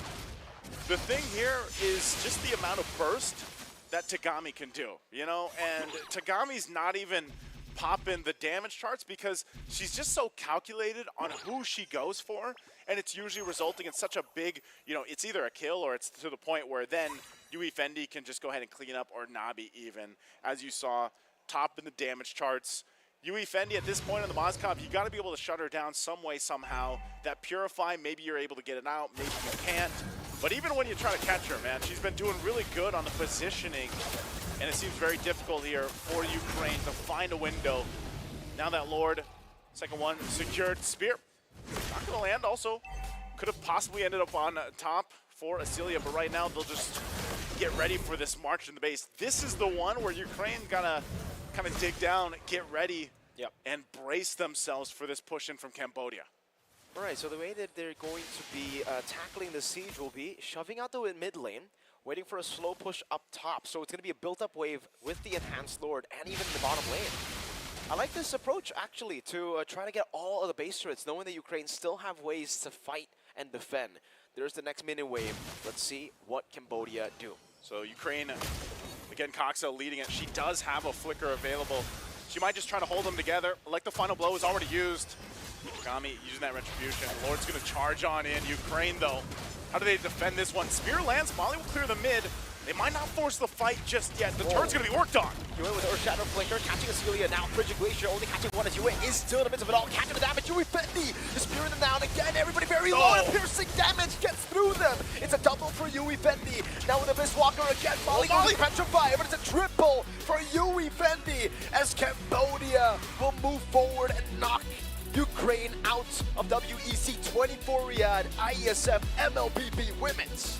Talk about a story of endurance and perseverance here, because Cambodia, man, what they have been through just today alone, you know, they looked defeated earlier on when they had their taste of defeat just in game 1 in the previous series, but they adjusted. I feel like really the staff behind them, right, the coaching staff and everyone really supporting these ladies here helped them kind of lock in and get to the point where they needed to be, because they went through that reverse sweep last match. They come in here swinging, they get a sweep themselves against Ukraine, and Ukraine, they've done great things over from the group stage to where they are now too, but Cambodia has just shown us they're a contender, and honestly, they're looking really good to a point where maybe we see them eventually make their way to the grand final. You know, they still have a couple steps to go, but the way they looked from last series to now, they're locked in, man, and I think this was an amazing game even for Yui Fendi. She just played the Moskov, who, mind you, has been a hero that didn't work out too well for a lot of teams, you know, throughout the tournament. But Yui Fendi, alongside with the team, were really able to lock in and make this game too just such a decisive win, I'd say, for them. It was a very decisive win, right? All the way from the early game, we were talking about Ukraine trying to play their game, playing it slow tempo, not letting Cambodia's aggressive team fighting style get to them. But in the end, Cambodia showed a different style, a different shade of Cambodia's playstyle that we actually haven't seen before, man. The macro, very slow tempo gameplay, they were the ones who were out macroing Ukraine. Ukraine, they were trying their best to actually trade, make some moments on the map, but every time they did that, they obviously always lost out on these trades. It's because of Cambodia's, I would say, Nolan and Moskov. Moskov with the teleport, the side lane control, and that mobility on the Nolan, always being able to just react on the go to whatever adaptive move that Ukraine was making. Tagami's really an assassin specialist, you know. She really is. She showed us so many different heroes, you know, throughout their time playing so far. And Haya, Nolan, Suyo, obviously Alpha too, but Fanny Ling. I was gonna say Fanny Ling, and she just really, like, she's such a threat. And even if she's not joining every single team fight, like I said, it's that the ability to go ahead and lock down the right target, get in, get out, and then let the team do the rest, you know, from there. That's what makes her such a threat, I feel like, when it comes to, you know, those assassin picks. So I know we just mentioned Tagami, so I believe we are going to be hearing from her on stage. She is there, I believe, with Jasmine. So that's going to be it for us here on the caster stand. Me and Isu, Mirko, let's go ahead and throw it over to the stage. Thanks very much for that, guys. I've got to admit, I'm a little bit sad you didn't literally throw it over to the stage, but it's okay. I'll let it go on this occasion. Tagami, another victory for yourself and the team. Coming into this, though, we heard the boys mention it earlier on, a range of heroes being utilized by you, and you've had so much success with every single one of them. To what do you owe the amount of success that you've had so far this event?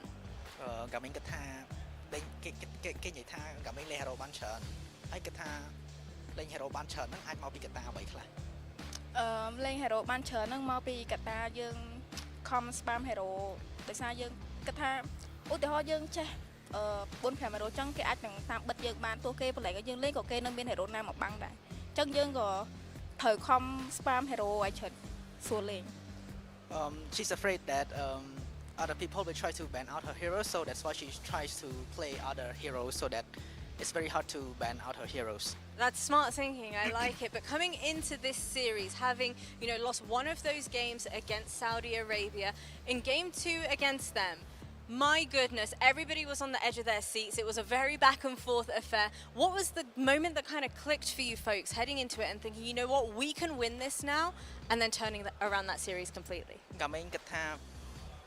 ចំណុចណាដែលយើងចាញ់មួយហ្គេមមួយហើយអាចធ្វើឲ្យយើងឈ្នះមកវិញបានទេថាពេលណាដែលគិតថាអូខេយើងអាចធ្វើវាបានដោយសារយើងមានគោលដៅ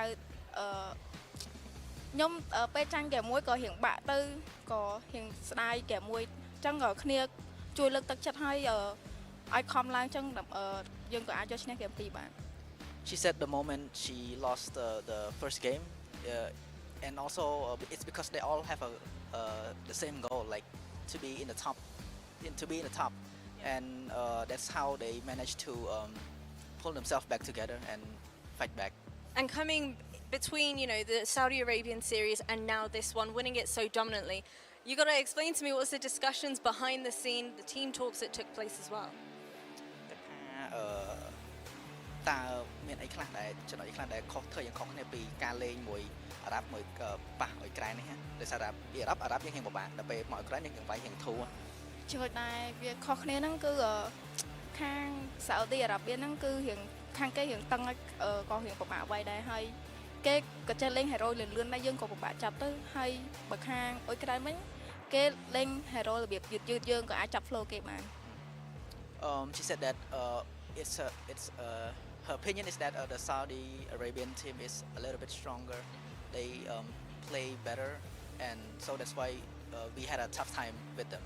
And my final question for you, you're going to be facing off against either the losing team of Indonesia or Egypt tomorrow. Which of those two teams do you think you're going to go up against? Gatas ai pas nak ke Indonesia or Egypt? Egypt.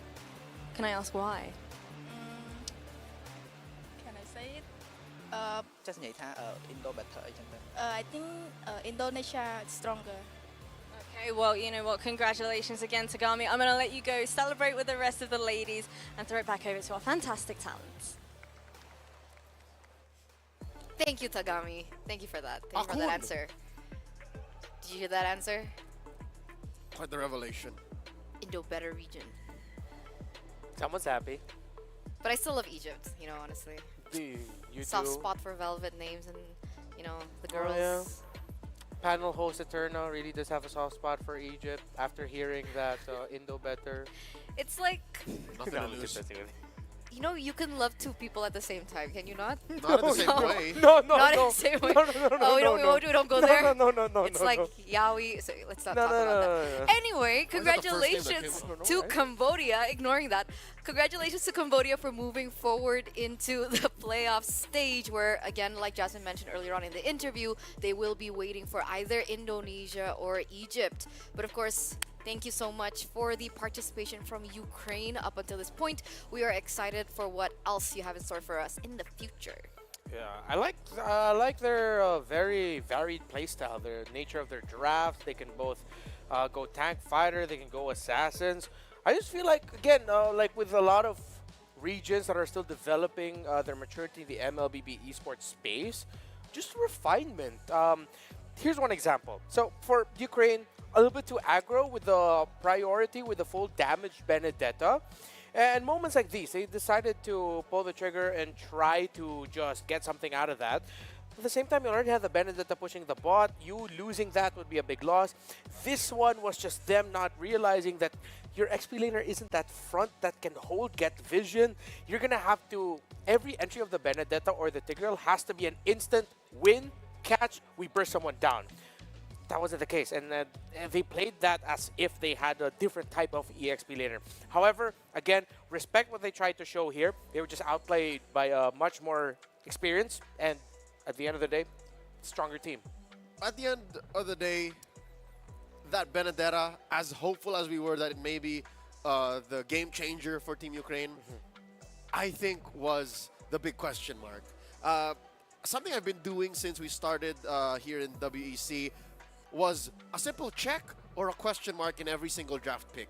So far, just as you put that question mark on the Bruno earlier, Renmar, the question mark came up for me for the Benedetta. And I think the fact that it was all the more enforced by its choice of emblem, by its build, and the way Molly played it, that spelled doom for the rest of what Team Ukraine was planning for this game number 2, their campaign for game number 3. As mentioned, it's not the kind of Benedetta that can actually cut through the lineup and sustain and bother Cambodia into the point of where they can divide and conquer, take over with the Bane, take over with the Irithel. Just the same, Team Cambodia, this is a draft that they're so comfortable with. Yeah. Every single pick was a comfort. I found it hard to question mark anything from Team Cambodia.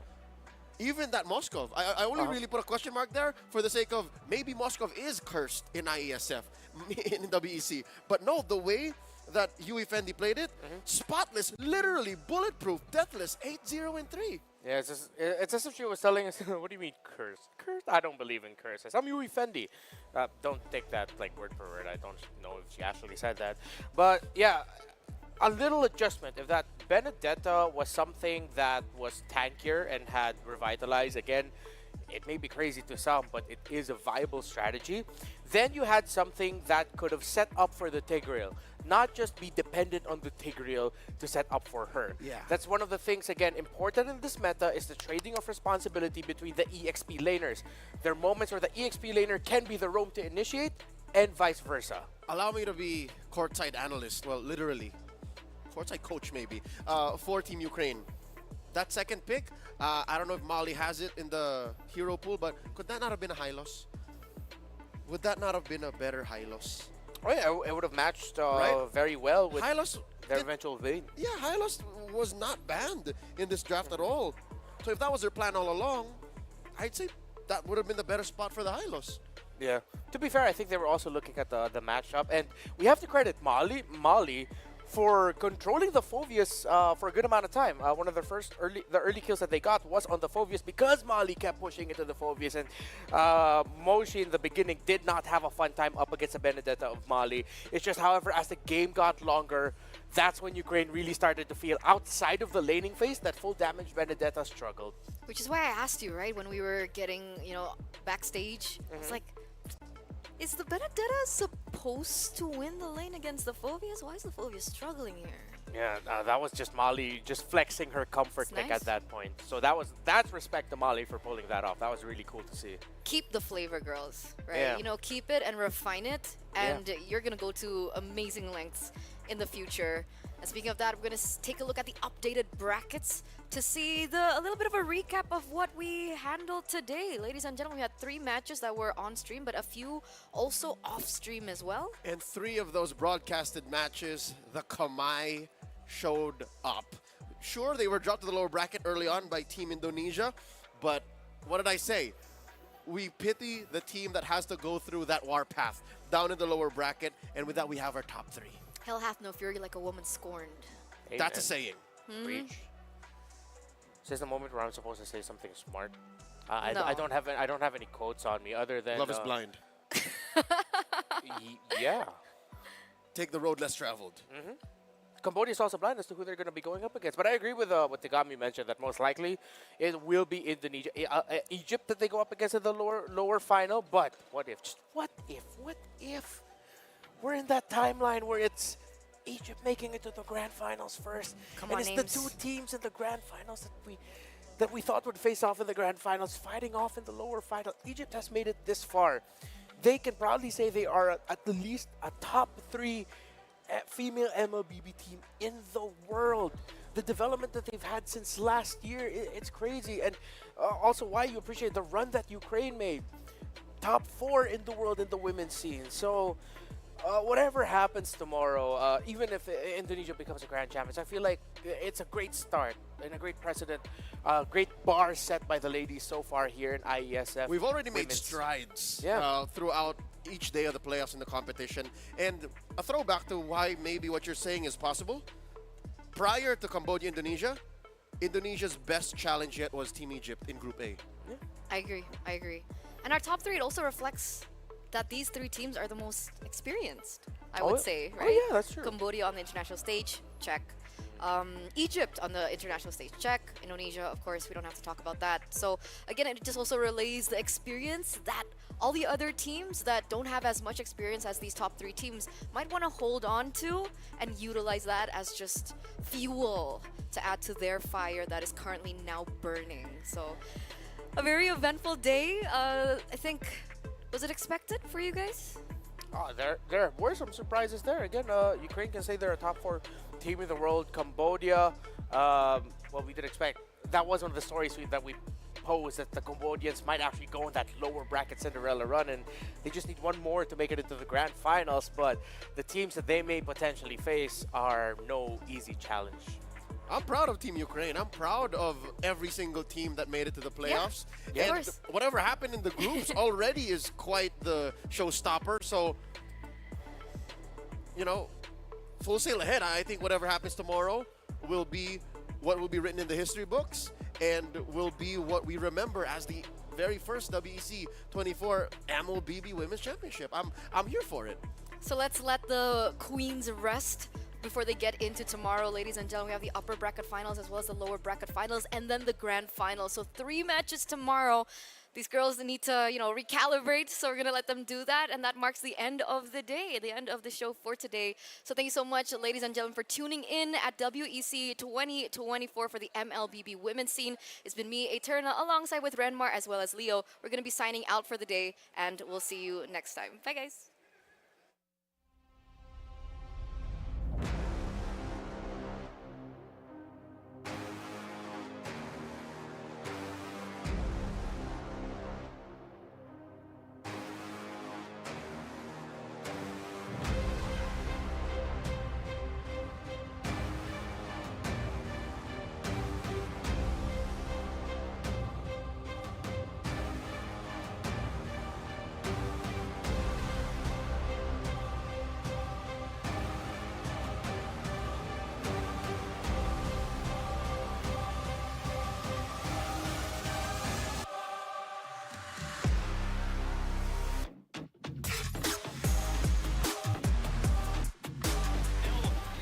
Pursuit, Hanada given the call under the turret. They might just go ahead and secure the turret here. Oh, Cable jumping in, trying to keep the turret alive, trying to pop out the damage on Hanada. Hanada one hit away. Wait, does she stay alive through it? Whoa, she almost got Rafa in the exchange, but finally Hanada goes down. Man, what a drawn-out team fight. Over Space loves us. You're gonna have to clear out the Lord. It's already gonna be used. Space is already a half health. They jump on in. They're still working for it. Avatar the Guardian won't connect, so Pink misses that one. Lord finally goes down. There's the Spear Destruction. Multiple members able to get targeted down, and the base is just...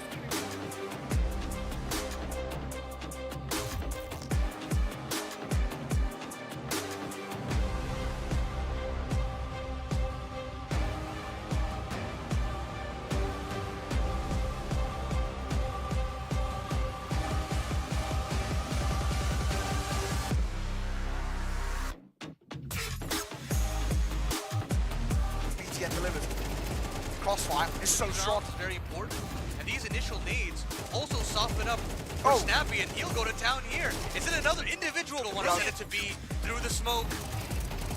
It's big. A shot. Oh, Striker falls, but TMKJ is running out of ammo. Final